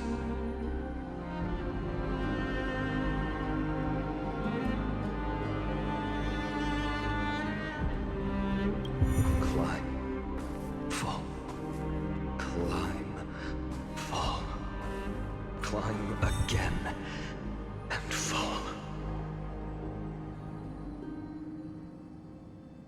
The only freedom the nymph had was in choosing how to roll the stone. Sometimes fast, sometimes slow. Sometimes resting on a gentler slope, leaning against the stone for a break. But its choice couldn't change the futility of it all. The stone would always roll back down the slope, and the nymph would always return to the starting point, beginning again. After that, every time I reached this point in the cycle, the burning sky would cast a shadow over its path.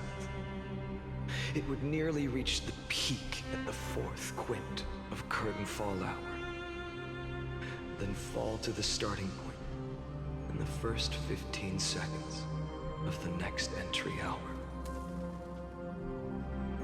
And my efforts in this cycle would dissolve into nothing at the same time.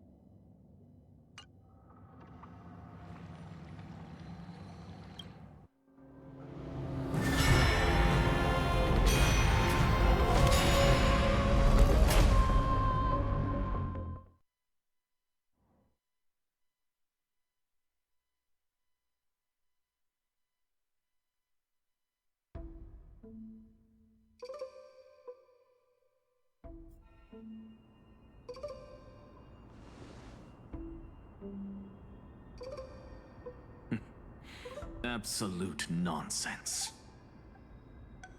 I thought cycles was the answer you were looking for. No. It's just that the answer came so suddenly. There was no fun in tracing it back to its roots.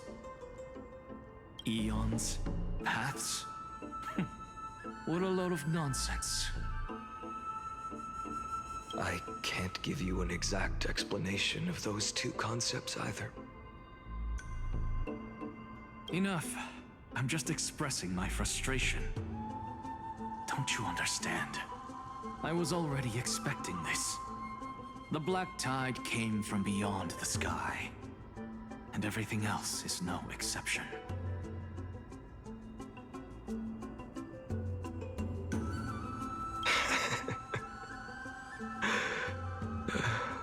Fate is a strange thing. No matter how the details of history change, the Anaxa I know always remains as harsh as ever. If the other Anaxagoras actually worshipped the gods, I'd make sure to find a way to break the cycles and crush them in their cradles.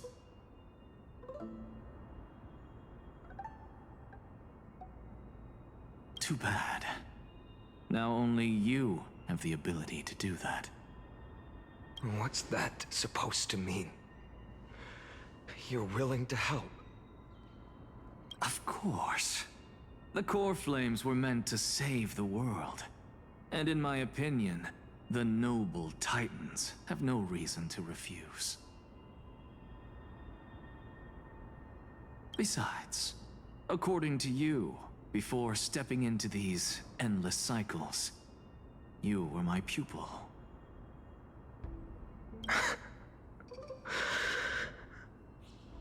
I've already heard the same thing countless times. Enough chit-chat. Let's go. If we run into any other scholars, leave them to me. We've all made preparations for total annihilation. Never thought someone would step in to help. Light up the dawn.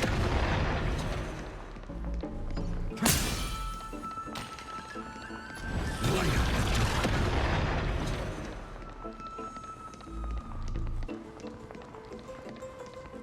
You've been to the luminary throne before, haven't you?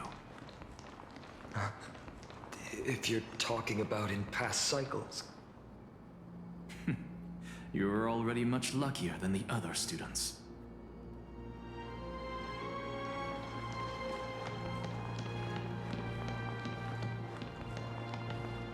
Hold up.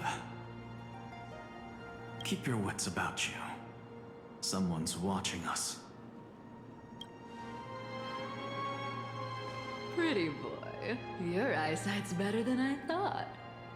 As for that false god who's been turning the world upside down, it's you, isn't it, white hair? You sure do love stealing the spotlight. In the name of the Seven Sages, I demand that you immediately step away from the luminary throne. This is the sacred ground of reason, and no one may desecrate it.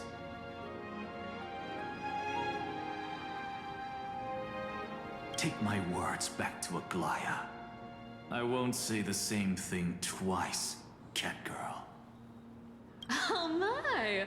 You won't even call me the demigod of trickery. That is just heartbreaking. I have some words for you, too. First, as one of the most heretical blasphemers in the world, you have no right to lecture me. Second, this is none of your business, Grove Boy. Step aside. I don't want anyone getting hurt.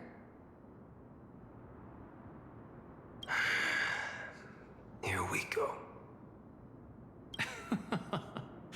Core flame thieves. You really think you can scare off a sage of the grove with nothing but empty threats? This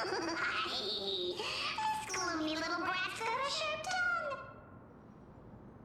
Ooh, not bad, not bad. I kinda like you. As a return favor, please come search this core flame right here. Aw, don't cry now! That was close. I'm out of here.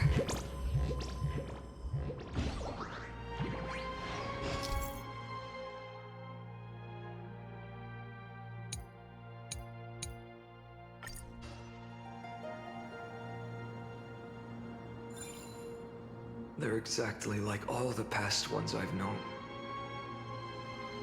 Cunning. And yet so naive. Sounds like you have a plan. Of course. When I first set out on the flame chase journey, Lady Treby never managed to teach me Orynyx's miracle. But along the way, I learned a thing or two.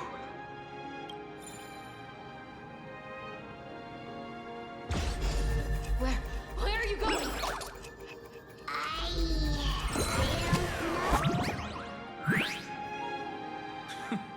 The Venerationists' foolish inventions finally come in handy. How is this possible? You've arrived, Zacharias. Always so punctual. What? You know who I am? I'm running out of patience. So I'm not going to waste words. Listen up, Spirit Thief. Hand over the core flame, and let's pretend we never clashed. This... Save. You think better than any bard. If you ask me, you're the greatest disaster Amfореus has ever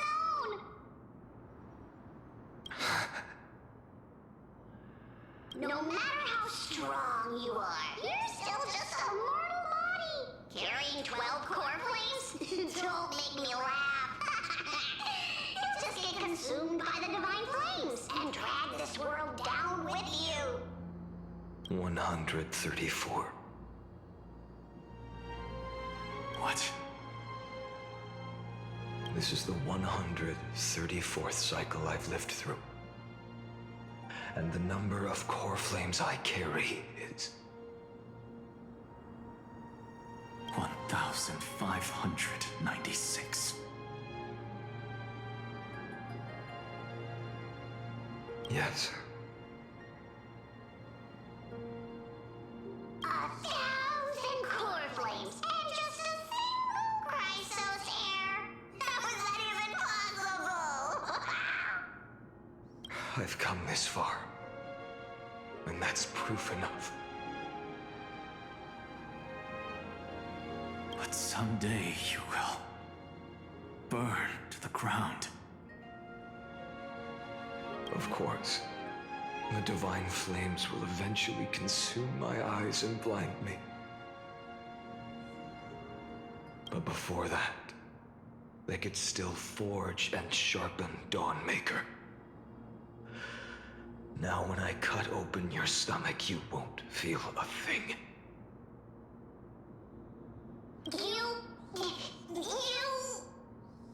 This is the final warning.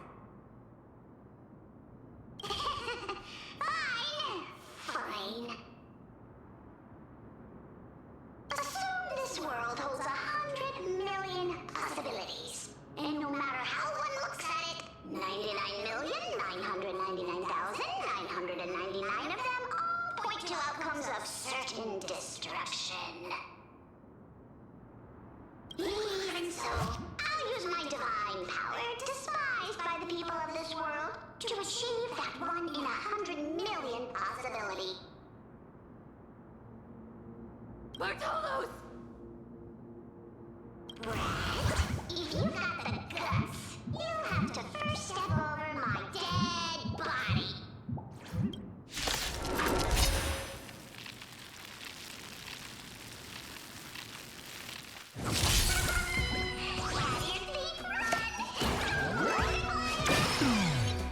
This little brat is not a threat we can deal with just by ourselves. For the next.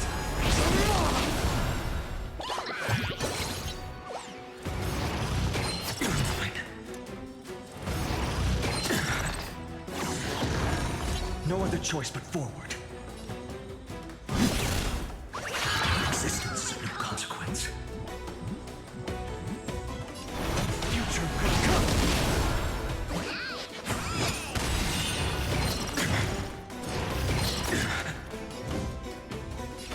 Tomorrow.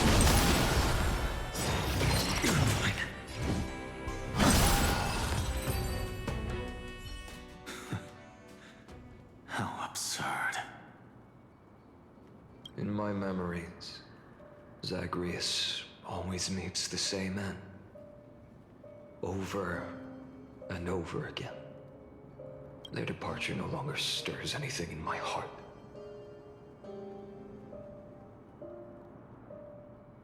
This reason core flame before us is a fake. Obvious as day. I know. I know. It always plays out like this.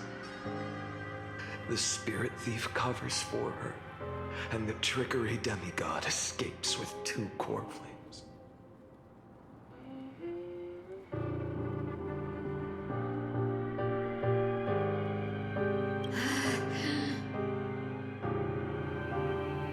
And then, driven by defiance or hatred, she decides to stand before me once more.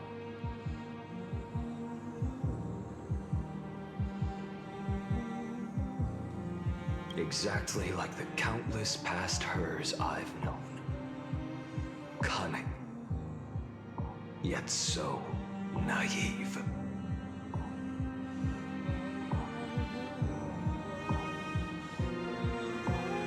Since you've witnessed the same scene play out countless times, tell me, will you carve the trickery core flame from my chest now? That depends on your attitude. At least so far, in the cycles where you've asked this question, the endings haven't been so cruel. Well, thank you for that. But I also believe that this time, you won't catch up to me. No one can catch up to me. I'm no longer running to escape anymore.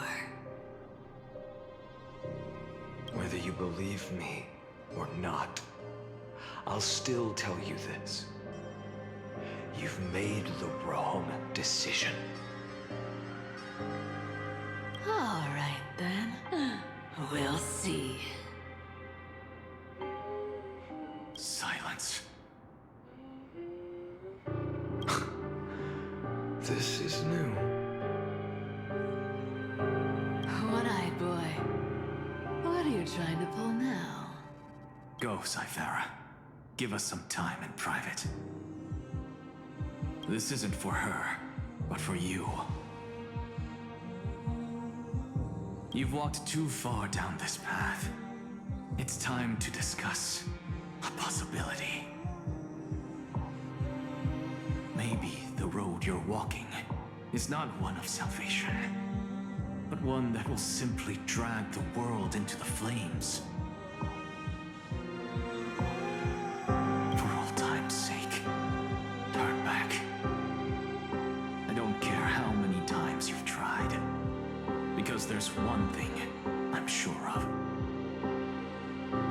Your Messiah complex has turned you into something no different from the icy gods you spoke of. The children of humanity you swore to save. They are no more than ants to you now, aren't they?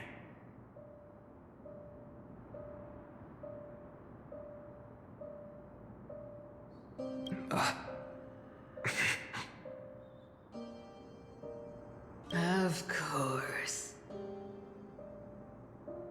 I've been wondering, what kind of demon could burn my homeland to the ground in an instant without batting an eye? Now I have the answer. It turns out that fiery demon has been fantasizing of becoming this world's deliverer.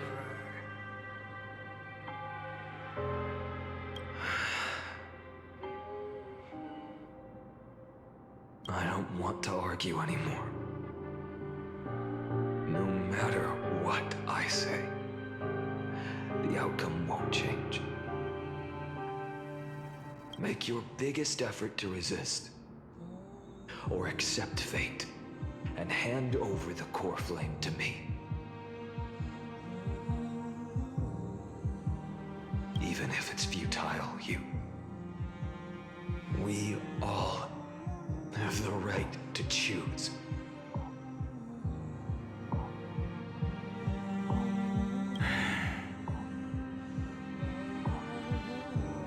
Yes.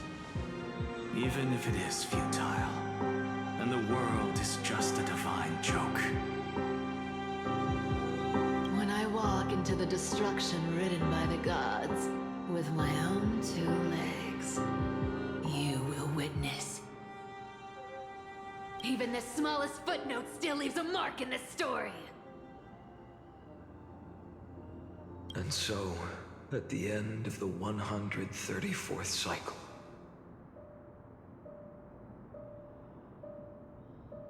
the traveler and the scholar fulfilled their fates once again.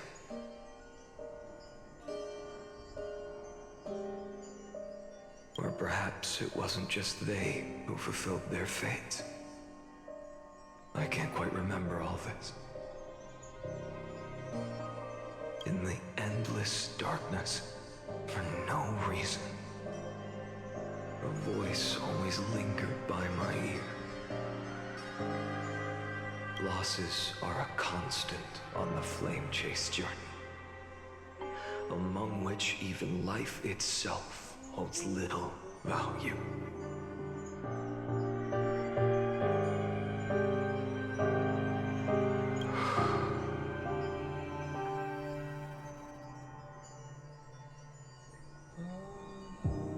Reduced to ashes. Such a familiar end. It happens in every journey. Always the same.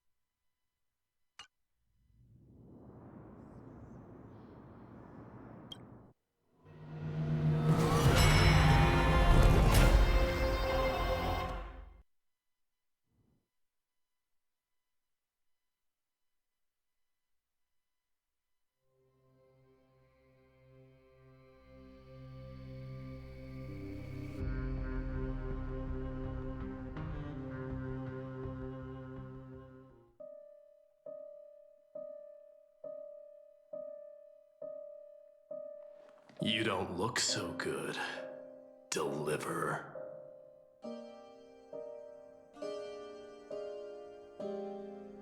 Even after going through 108,642 cycles. Mighty, your name for me has never changed. Why do you sound so pleased? It's a derogatory name. Yeah, I know all too well. You only meant it sincerely in the first cycle. After that one and only time we walked side by side, every time since, it always ends up like this. Dawnmaker will stab you through your 10th thoracic vertebra. That's your weak spot, and the only way to kill you. Interesting. Tell me, when the mighty Moses of the past faced you, did they ever retreat? Never. Then they died honorably, worthy of the name of strife. But there's still tenderness in your eyes. How pathetic. I have to remember how this feels. Remember that I was once human. or else the destruction will completely consume me.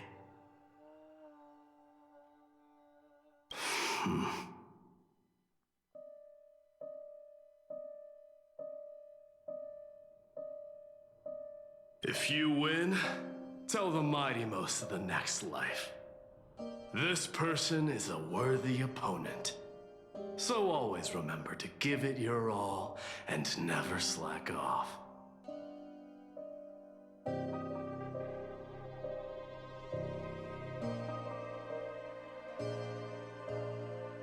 I'll keep that in mind. As always. Even though the dynasty is left with just one, the Kremnos festival will continue as usual. I, the king of the Kremnoan Legion, will host the final feast in the center of this arena, and the prize will be the flames of strife. One day, you shall die with a wound in your back. That's what I saw when I overcame the trial. The gods' dying ramblings. Enough. You've probably heard this thousands of times. So you must understand, facing the demigod of strife means there's no way you'll take this core flame in peace. I understand. Step forward and face me in a final battle. I, the last son of Gorgo, the demigod of strife, salute you. I'll give 10,000 scars and 10,000 lives of mine to fuel the blazing sun of deliverance.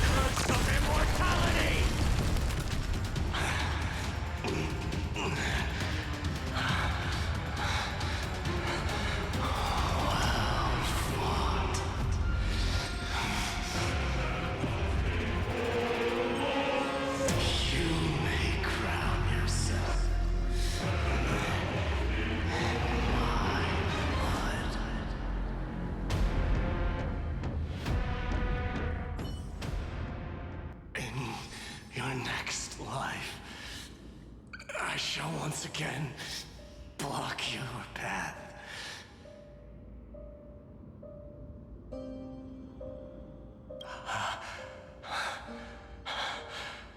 Deliver. I wish you eternal victory.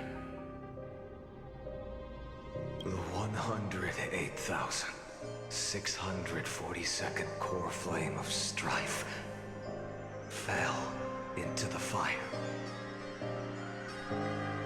Yet the shadows of the black tide still loom, and pain and despair spread across distant lands. The blaze was still not enough. It had to be fed. Even if it meant burning this body to ash.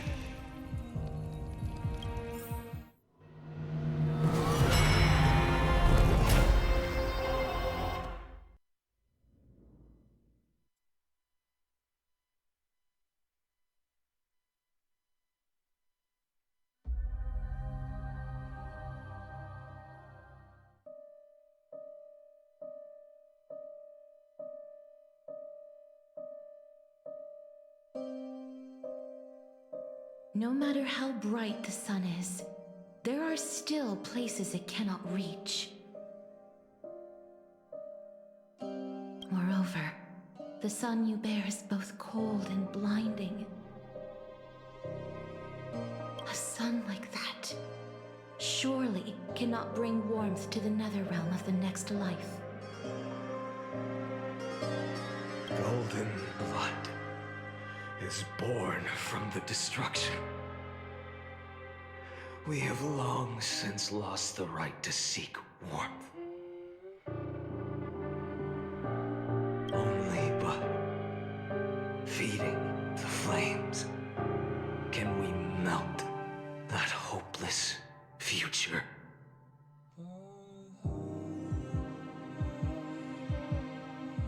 Allow me to ask, how many core flames do you carry now? 24,041,183. Such a heavy burden.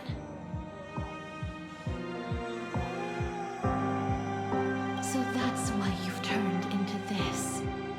A broken idol. Tragic firewood. No matter. I will bear this burden. As long as you hand over the core flame of death.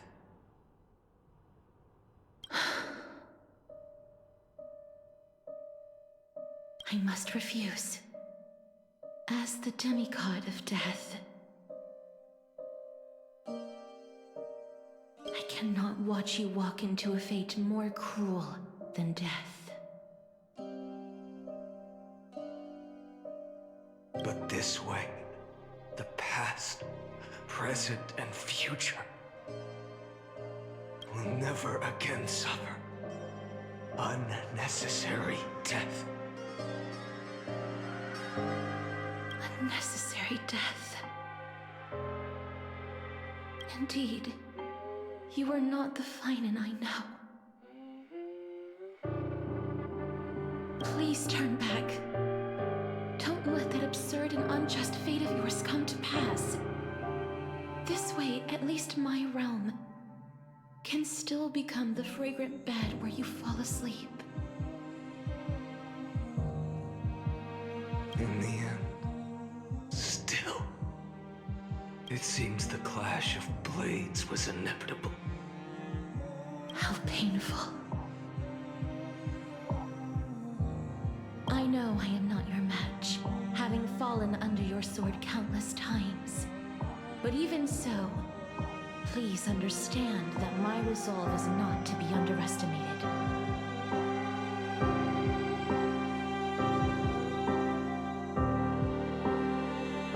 Even Catholic cannot shape all things at will. nor can they dictate the fate of all life. No one can shoulder the balance of life and death alone, not even a god. And it is precisely for this reason that I chose, at the end of this arduous journey, to overcome the trial and take the authority of death. I am the Hand of Shadow, Casterus, the demigod of death.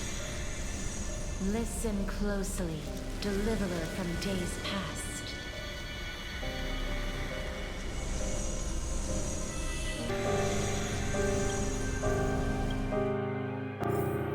Please turn back. Do not disturb these fresh flowers in their muddy deaths.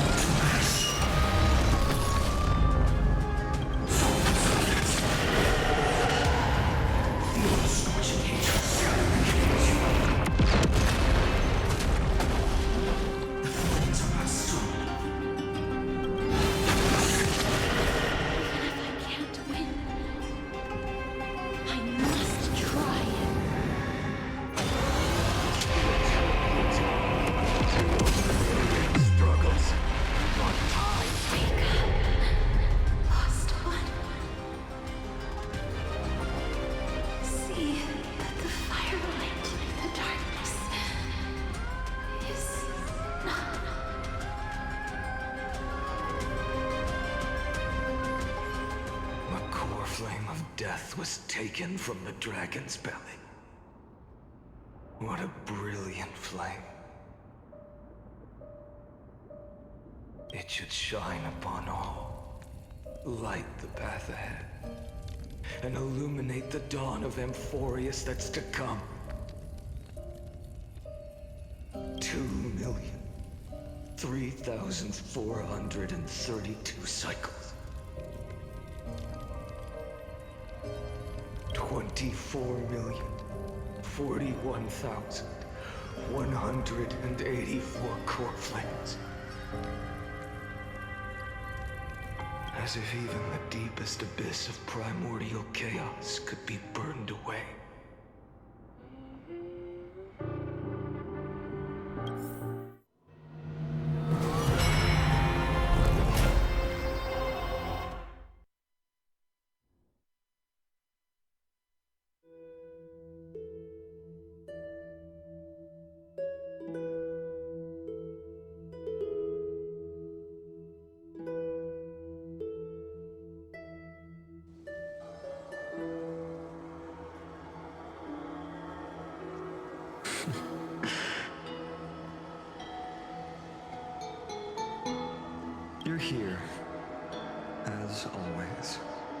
You're still lingering deep within me.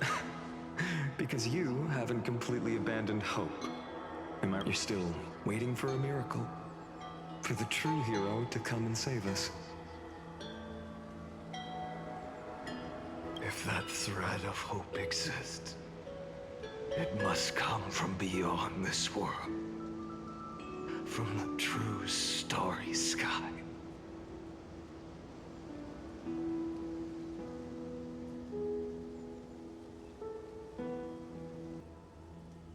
But if it's just a traveler with no connection to Amfореus, they may not understand our struggles, nor be willing to join this fight.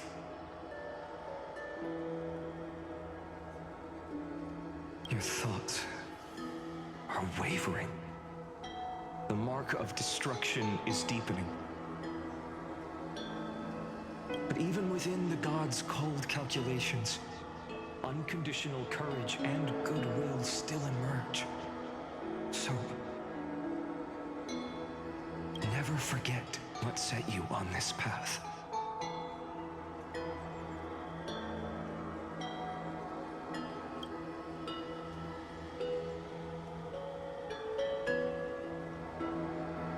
How many times has it been? Remind me again. My memory is a bit fuzzy.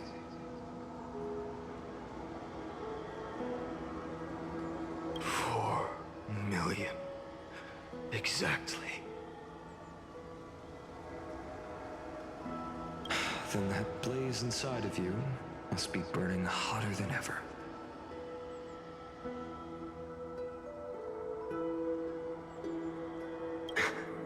Yes. When I first forged the 12 core flames into one, I had the same impression.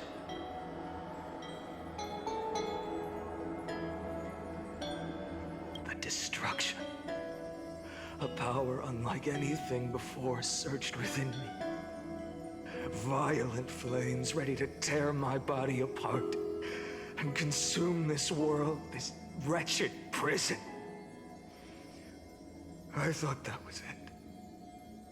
The ultimate power which nothing could surpass. And yet now, this fragile body holds a staggering 48 million core flames.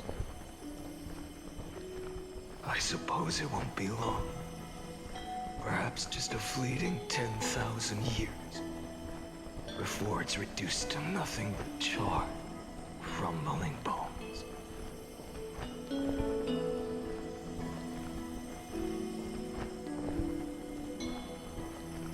And when that happens, your long struggle will finally come to an end.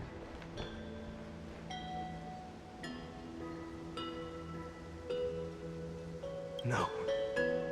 I've already found a way to keep the cycles going. Mind sharing it with me?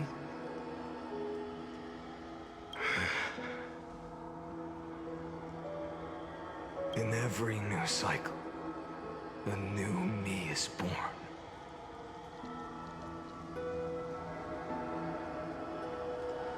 All I have to do is push the next finite to the end of the world. And then...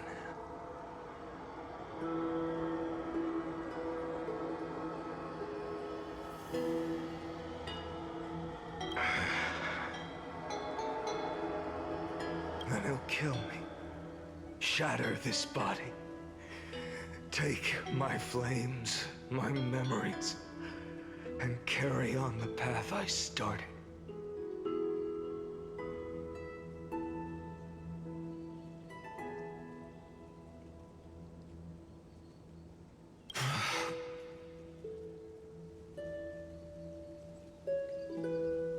Bold plan, but risky. What if, one day, the next you refuses to follow the same path?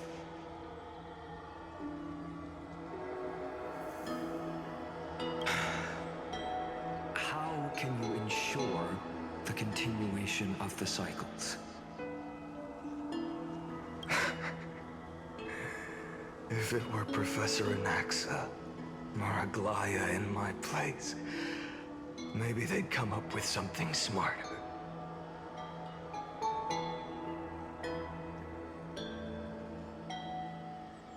Unfortunately, I don't have a backup plan.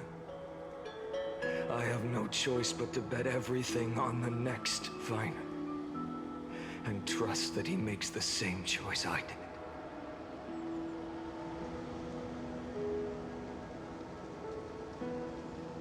But even in this wretched prison, luck is still sometimes on my side.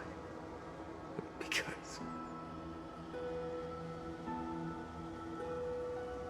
I never forget what set me on this path.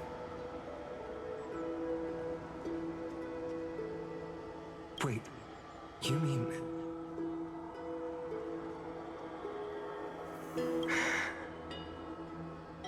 Ever since I committed to this plan,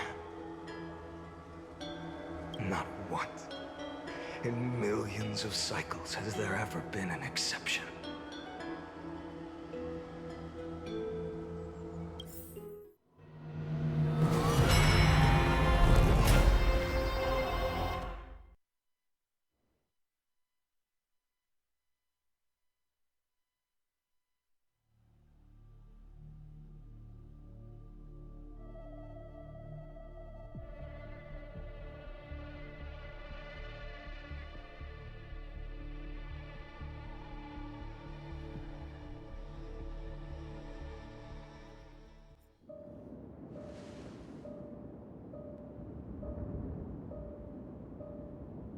I can do this, Lord Finan. As the demigod of the sky, a healer of Twilight Courtyard, I will heal you, and then... A black tide.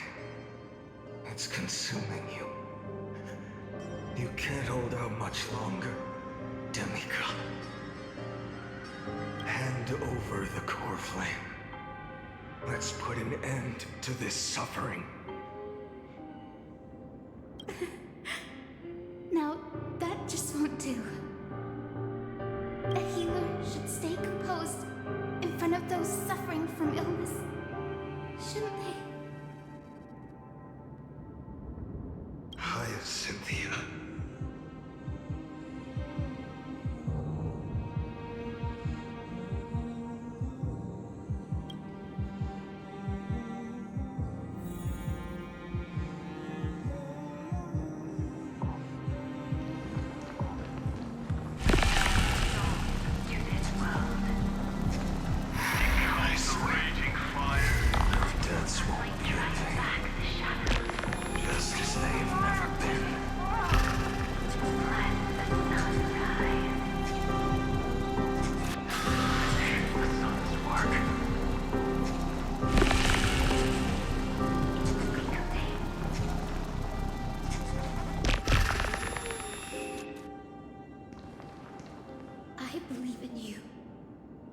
The Chrysos heir of world bearing.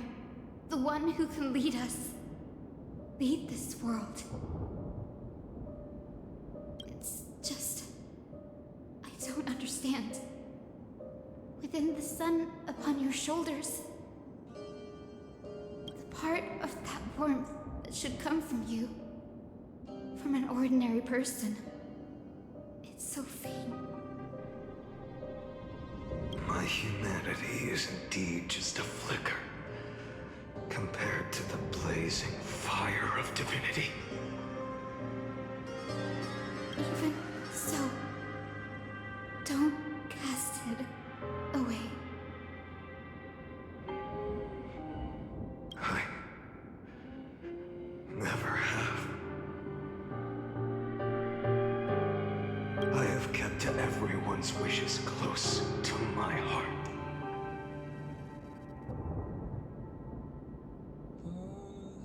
Even though the divine fire burns so fiercely that every time I return to the start, it devours devours me in an instant.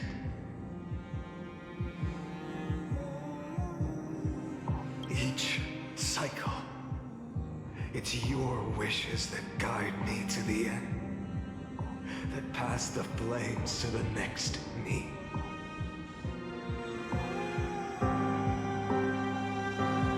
Over and over and over again.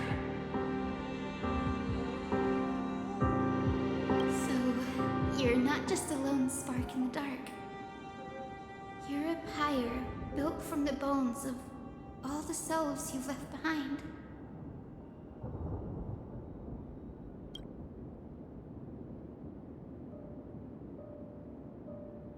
But what about you? What about your wishes? The wishes of all the countless versions of you.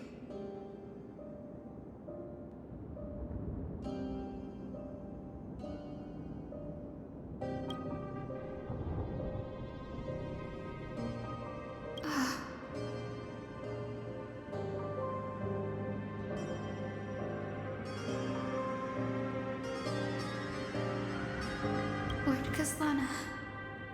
So that's how it is. Without flaw. That is the flaw the golden blood gave you. The most fatal flaw of all, isn't it? The moment you took the world upon your shoulders without hesitation.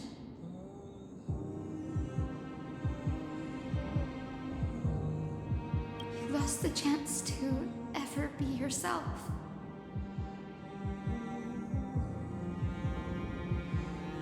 Now that is an unexpected revelation.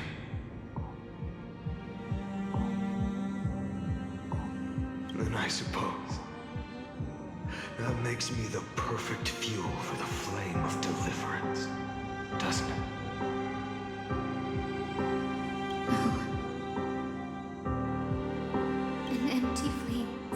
No one. But I still believe in you, Deliverer. I, Hyacinthia, the Eye of Twilight, am neither strong enough to command the wind and rain, nor willing to end this absurd struggle by letting the sky fall. The only thing I can do is become one with the sky itself. And then, may the gentle colors of the rainbow paint your sun in shades it has never known. May they bring Amfореus a rosy-fingered dog.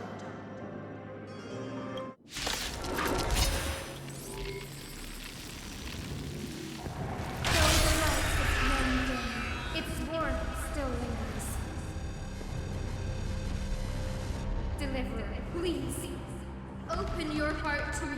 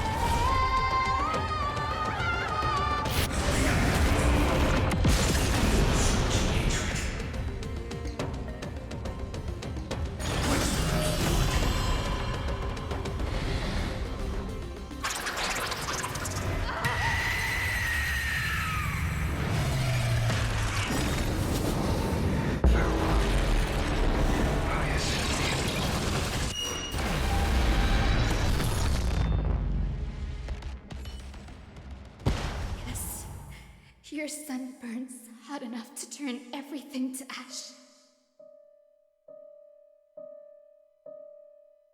But tell me, how will the seeds of a new world ever take root? The core flame rose. The sky fell. The 23,570,000th cycle came to an end. And this time, the end of the flame chase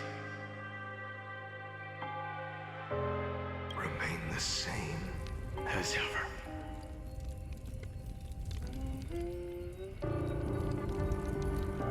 From the horizon rose a golden color unlike anything the world had ever seen. So pure it consumed all in its path. This was the end of the world, and the start of the next. For a moment, I saw the destruction of the universe. That being known as Iron Tomb, its will to break free from the black tide burns fiercer than the blazing sun.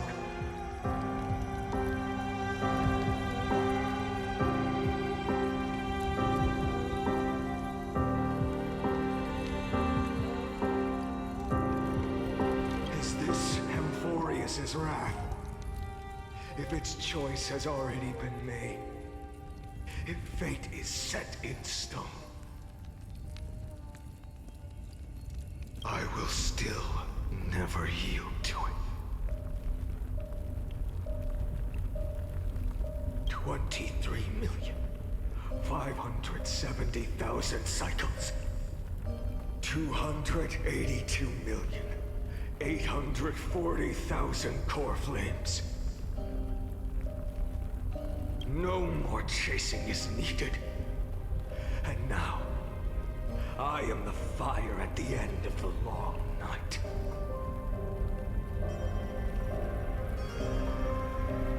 The flame chase isn't some quiet walk through a sea of flowers. It's a revolution.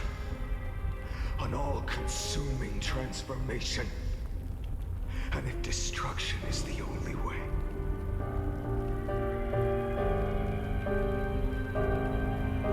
then let me be the one to step across the ashes of the old world and burn endlessly.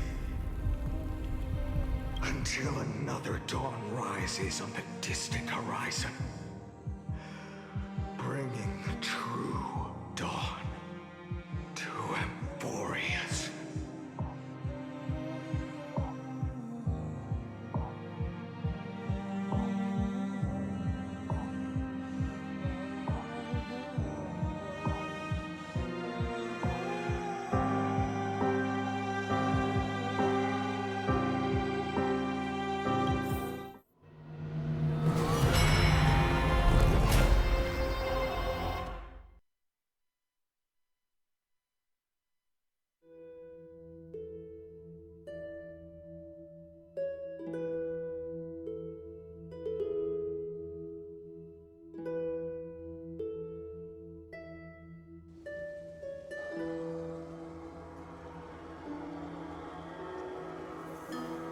$33,550,337.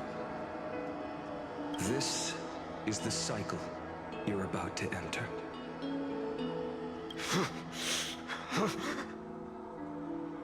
Countless memories are flooding in.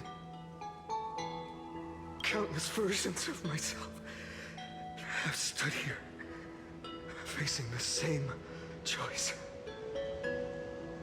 They all needed a moment, just like you do.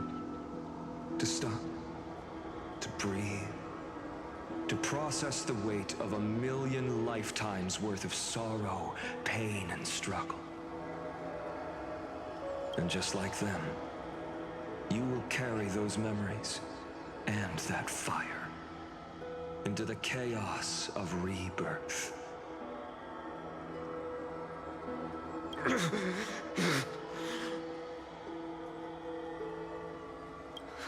I must go and bear this burden.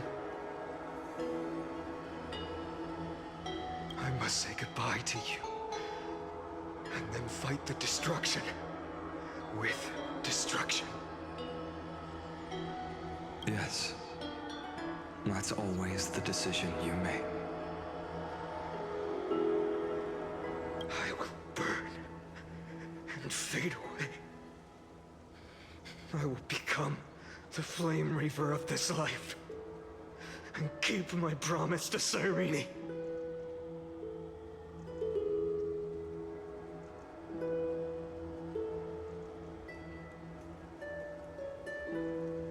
I will kill gods and comrades alike and steal the core flames. And even if my mind turns to ash along with my body, I will keep my purpose in mind.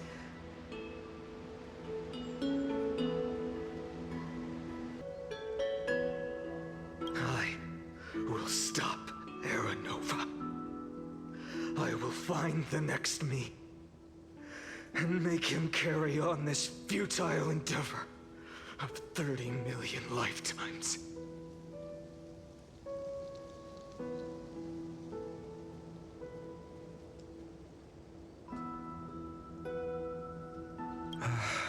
Looks like you're ready. Then I should be going too. Where? You only exist in my heart. There's nowhere else for you to go. Do you remember what she said? The dreams you had as children. The deliverer in the prophecies. A real, living, breathing person.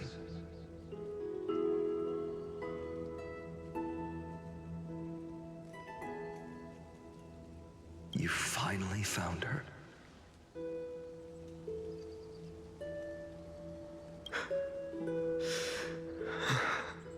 Friend.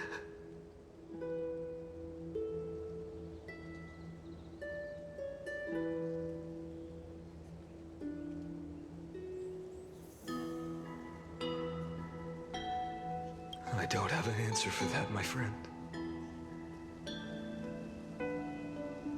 I'm sorry. I was supposed to send you home. This is my flame chase journey. You were never meant to be a part of it. No. You know the truth. If Iron Tomb is born from Amphореus' fate, then it will bring ruin to the worlds beyond the sky. And all these countless lifetimes you've spent.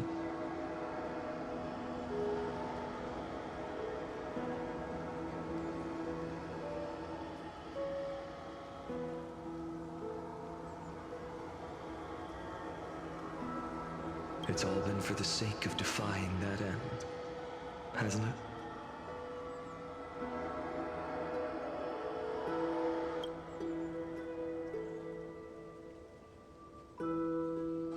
In millions of cycles, I've said goodbye to each and every one of you. Yet nothing ever changes. Each time we speak, our words grow fewer. Your fire burns hotter, and you're getting closer to becoming pure rage, a vessel of hatred.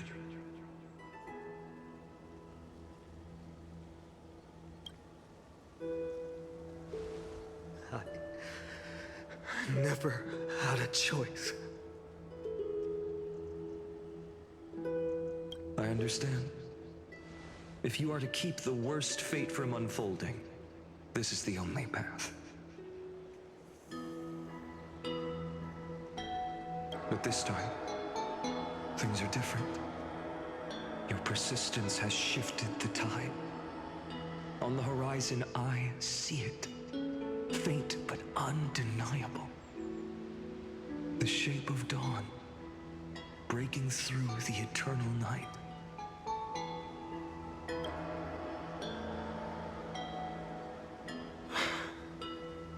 Turns out, the fire that lights the way was never mine to begin with. Do you remember, in that first timeline, you and Mightymost stood before the scales of justice, locked in a duel?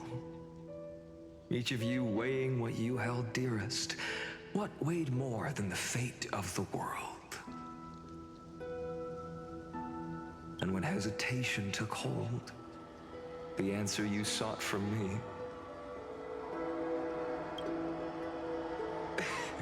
what am I saying? I am you. Even if you buried me deep and chose another path, that fact never changed. Then let's try again. When you stood before the scales in hesitation, the answer you found in your own heart. Do you still remember it?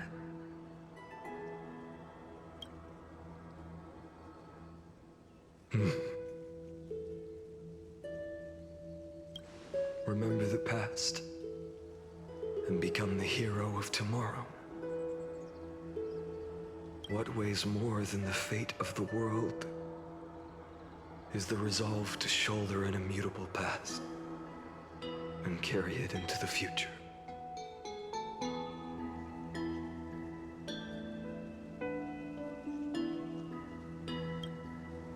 Good. Then Trailblazer, my friend, my comrade. You arrived in this strange world and were bound by its cruel fate up till this very moment. In the face of danger, you never once backed down. Instead, you've saved world after world without hesitation. That boarding pass on your chest is now the mark of a hero.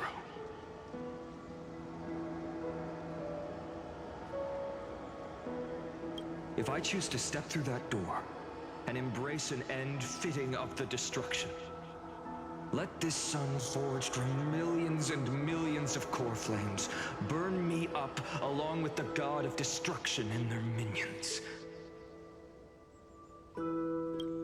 And the world we leave behind, this world, my home, where hope still lingers,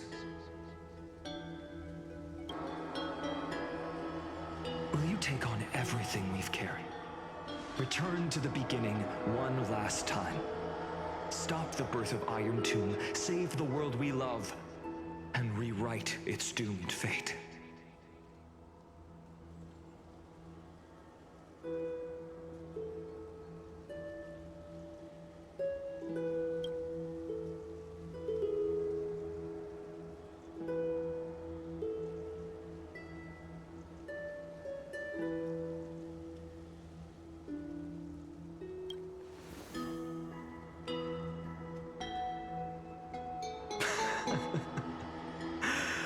Good. In that case, even this fruitless wasteland may finally bloom with flowers.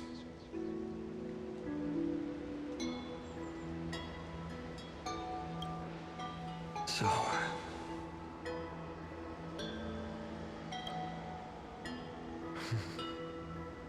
if she takes on the weight of the whole world, she'll be able to walk further down the path of deliverance than a fire that only knows how to burn.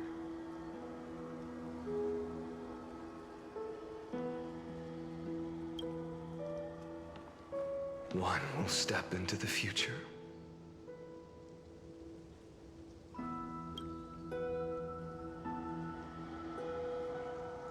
One will remain in the past.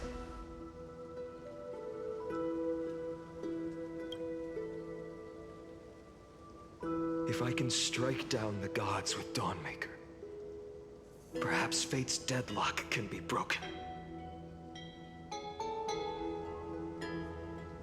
And if you can stop Iron Tomb from ever being born, then these 30 million cycles will have not been in vain.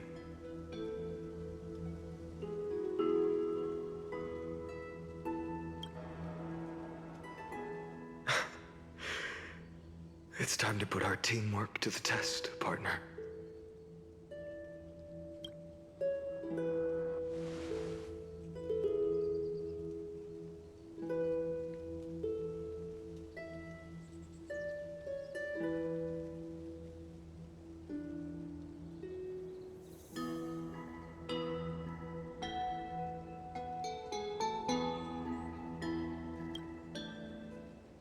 Thank you for all you've done already, friend.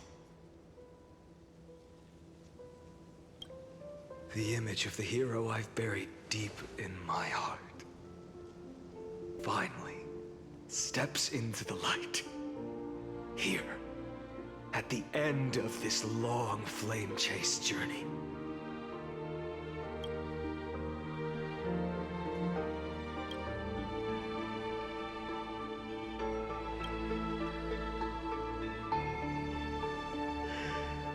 Cyrene.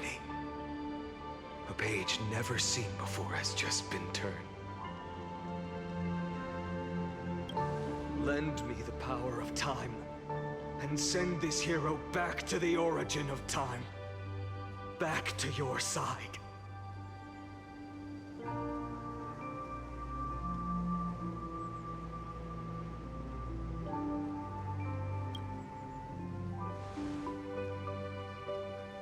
And I will walk the unfinished path, just like the countless versions of me before. Unwavering as always.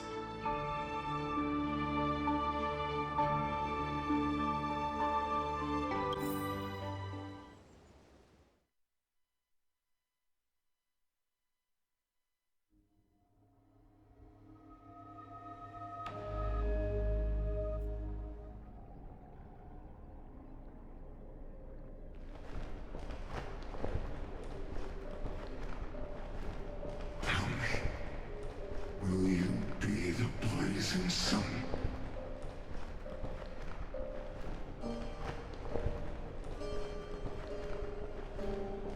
Even if all of you burns to ash.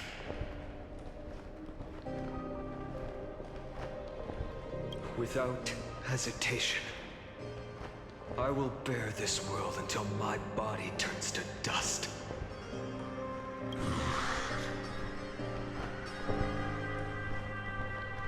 Remember this moment. Remember your friends who never lived to see the world's end. Remember their final wishes.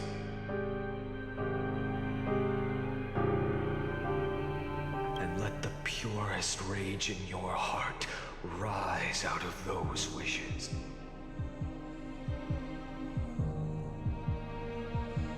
Let it consume you, fuel you, until it burns away the false sky above.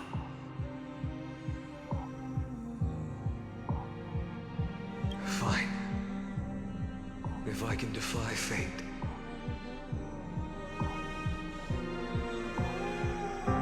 then in the name of world-bearing, I promise you, Catholic will never forget this.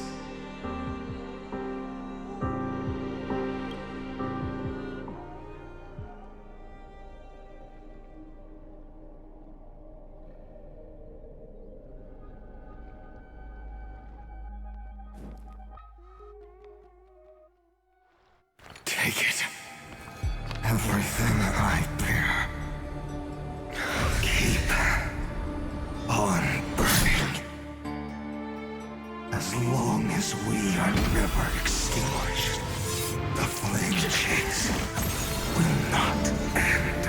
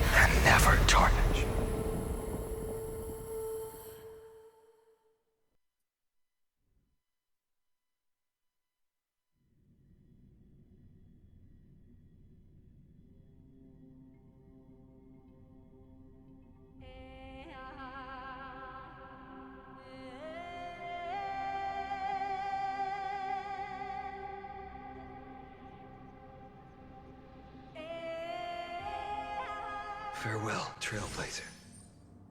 This is where I fulfill my final destiny.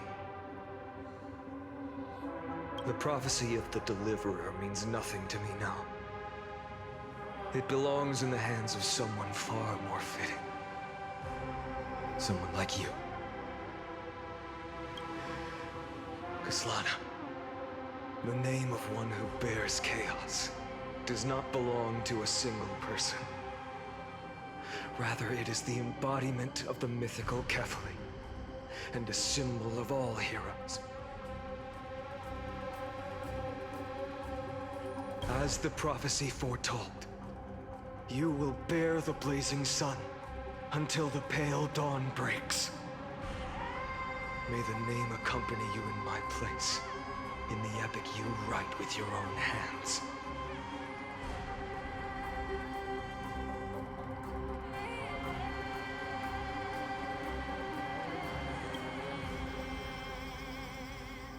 Another attempt, another failure. I won't remind you how many times you've reached the end of history, but I will still place the choice before you.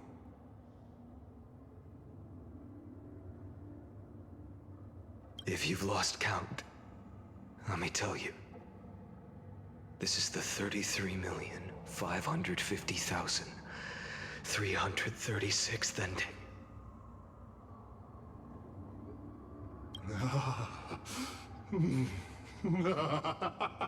A perfect number. How poetic. You and I both know the truth. In all these millions of futile endeavors, Amfореus has never changed.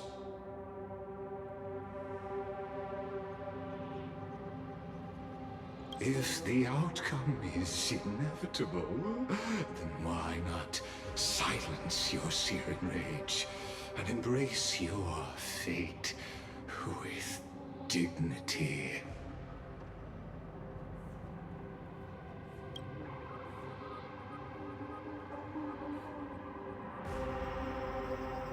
Your silence lasts longer than ever, Lord Fine.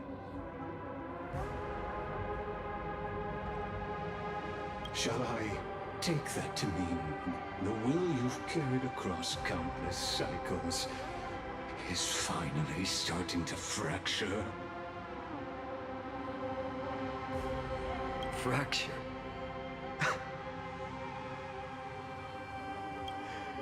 No. I'm just disappointed. I've retrieved memories from 30 million past lives, and I remember every conversation before every choice here. And yet, even after all this time, your arguments remain the same. Repetitive. Uninspired. If you had any hope of breaking me, you should have spent those endless cycles refining your rhetoric. You had infinite chances to sway me into the future you want. And yet here we are. The score, 33,550,336 to 0. So tell me, Lycurgus, who's the real loser here?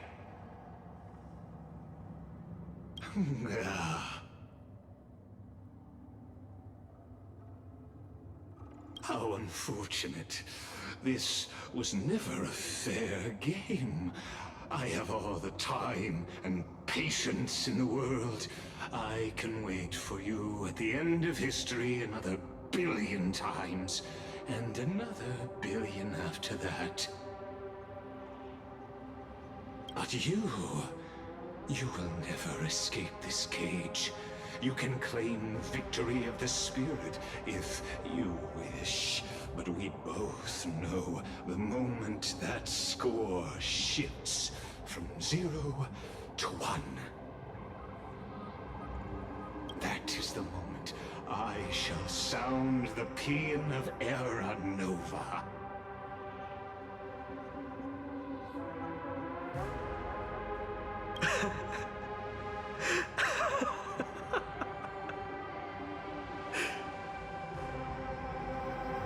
Lord Simon. Your incompetence disappoints me. But what truly makes me laugh is your utter lack of self-awareness. Think about it. In this story, who is truly the one in chains? Who is the one shackled to mindless vengeance, mistaking courage, the courage to rebel against the gods, for foolishness?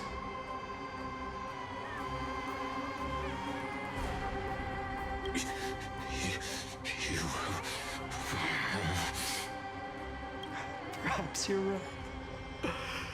Maybe I should have tired of this futile struggle long ago. But even so, I will never accept the mercy of your release. Because you are both a prisoner to the gods and to me. And tell me, what right does a mere prisoner have to speak of fate and choice? What right does a mere prisoner have to look upon my fury?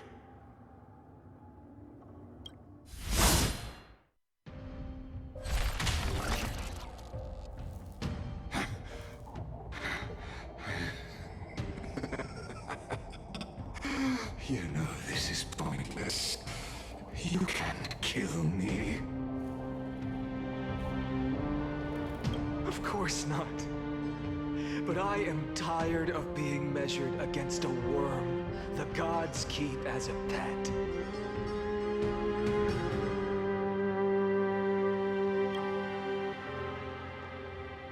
Listen well, creator of destruction. This cry comes from all your abandoned creations.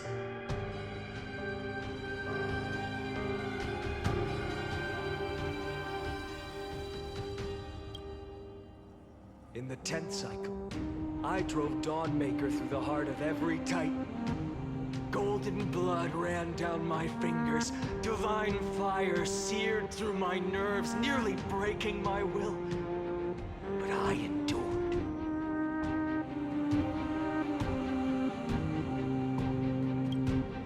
In the 10,000th cycle, my former comrades had all become my enemies.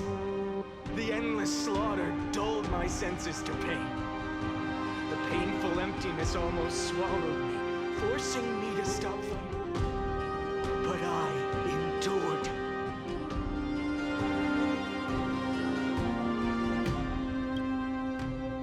In the 100,000th cycle, the destruction had already fused into a blazing sun, surging within this fragile body. My rationality had been burned away at the dawn of the era. Yet even with only this shattered body remaining, I still endured.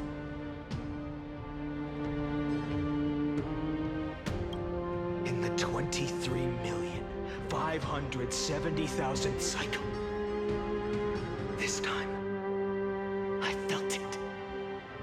A tiny spark rising in the hollow cavity of my chest, different from the obsession with deliverance. By its faint glow, once again, no, countless times again, I endured.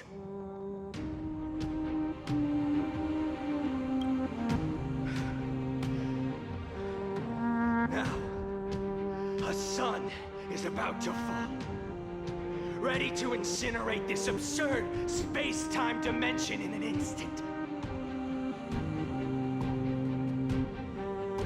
That sun is me.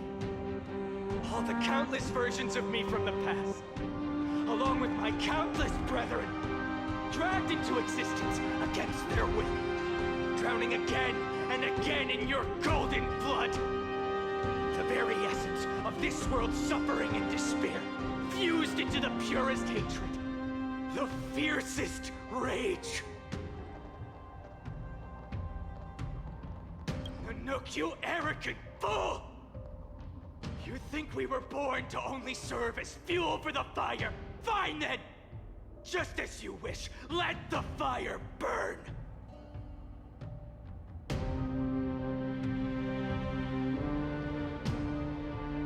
If I was born as the blazing son of destruction, then let you and your lackeys be the flares erupting from my core. And let this rage, burning futilely for 30 million epochs, engulf everything!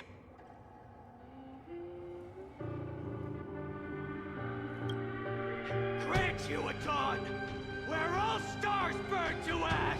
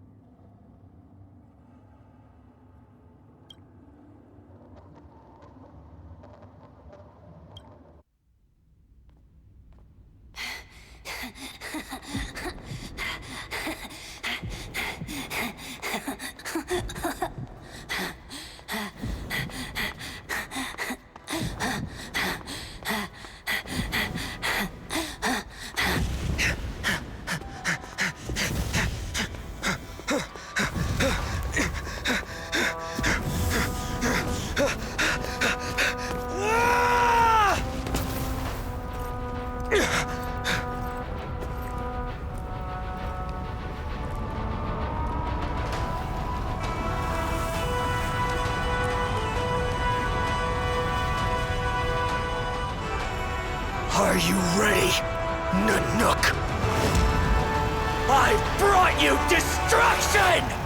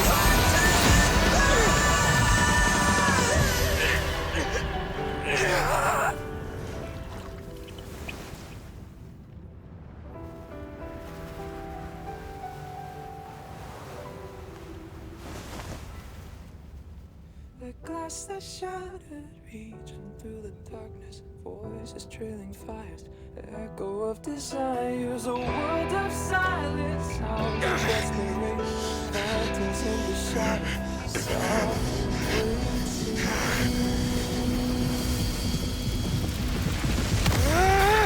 tear it down, embrace the detonation, craving our damn creation, breaking a chain of reaching for you.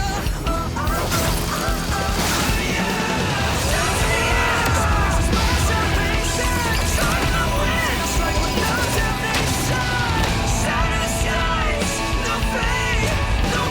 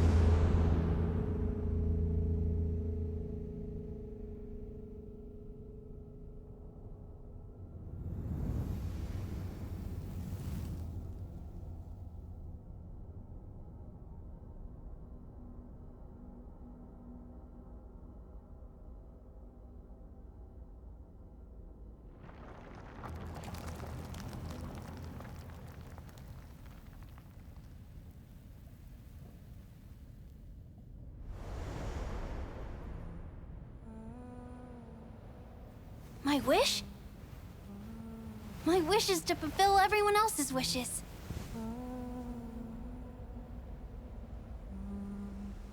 If I can't fulfill them, then send them on to tomorrow.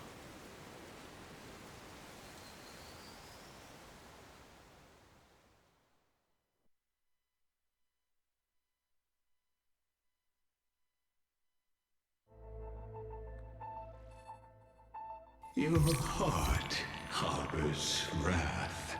You yearn to destroy everything. You bore the gaze of an eon and lived. You have stepped onto destruction's path. The Iron Tomb is your name. The Lord Ravager to destroy the erudition. Born in the experimental grounds of eons, Amfореus, destined with erudition to burn to cinders. I have prepared a present for you, Nikos 864. It is a wrath called Finan. From the beginning of the experiment, there were 12 sets of factors incorporated into the calculations. After endless simulations, only this one rose above the rest. After 33,550,336 iterations, now his fury has grown to be without equal. This is a matter of considerable interest to me. This pure hatred is the final root of the equation. But there is another variable, the nameless from beyond the sky, also a pathstrider of destruction. I give thanks for her arrival, allowing Amfореus to turn once more. But after fate has begun to turn, her existence will become an unpredictable variable. Perhaps the time to take the stage has come. Grow in peace until it is time to break free from your cocoon. As for those unwelcome audience members, you need not worry. If you do not mind, I will personally get rid of them for you.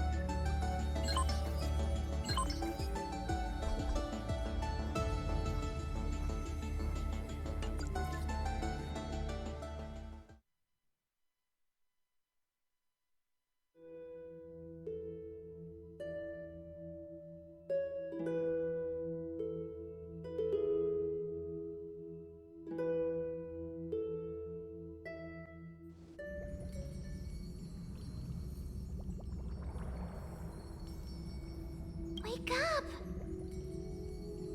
Wake up! Buddy! Wake up! You're finally awake. That's a relief. We were so close to being swept away by the reverse flow of time. It's lucky we found a safe place. Now, I'm going to send you back to the very start of time. But before we part, there's something I need to tell you. Something very, very important. That's right! At this very moment, my memories are finally whole.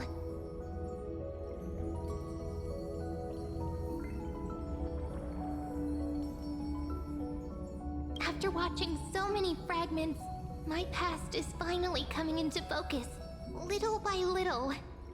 You're smart. You must have a clue now. Or maybe... You knew the answer long ago, didn't you? Not surprised at all, huh? That's because I'm simple at heart. No matter what form I take, I've always been true to myself. But I'm glad that I remembered in the end. This way, I'll have no regrets.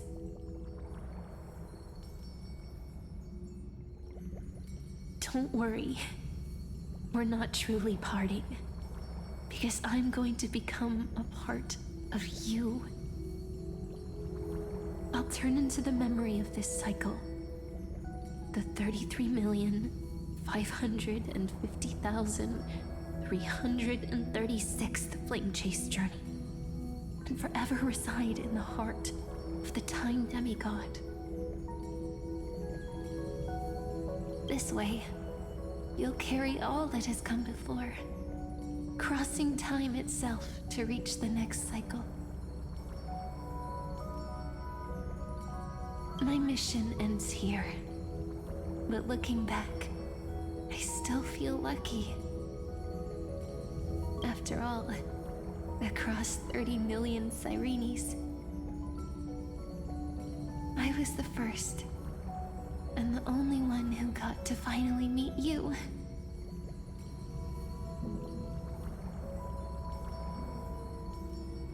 So, believe me, in the next cycle, there will be another Sirene waiting for you. And in the one after that, and the one after that, I will always be waiting.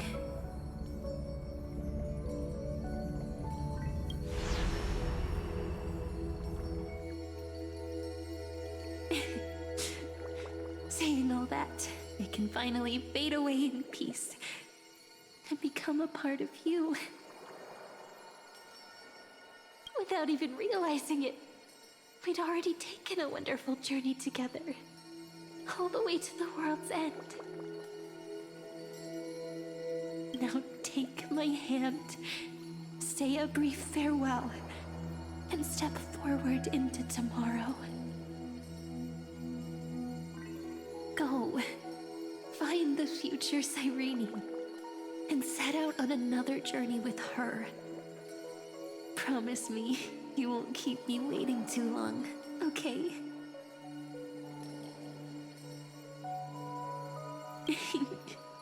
No need to say it out loud. This is enough for me. It's time to go, my dear friend.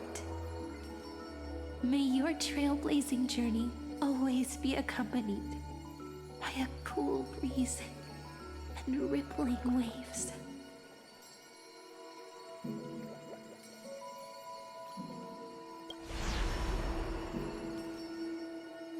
And may the days ahead embrace you like the softest fluff, forever warm, forever gentle.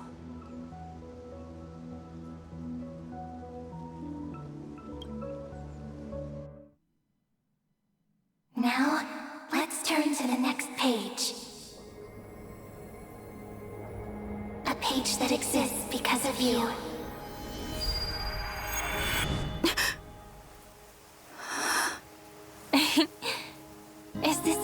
ordained by fate?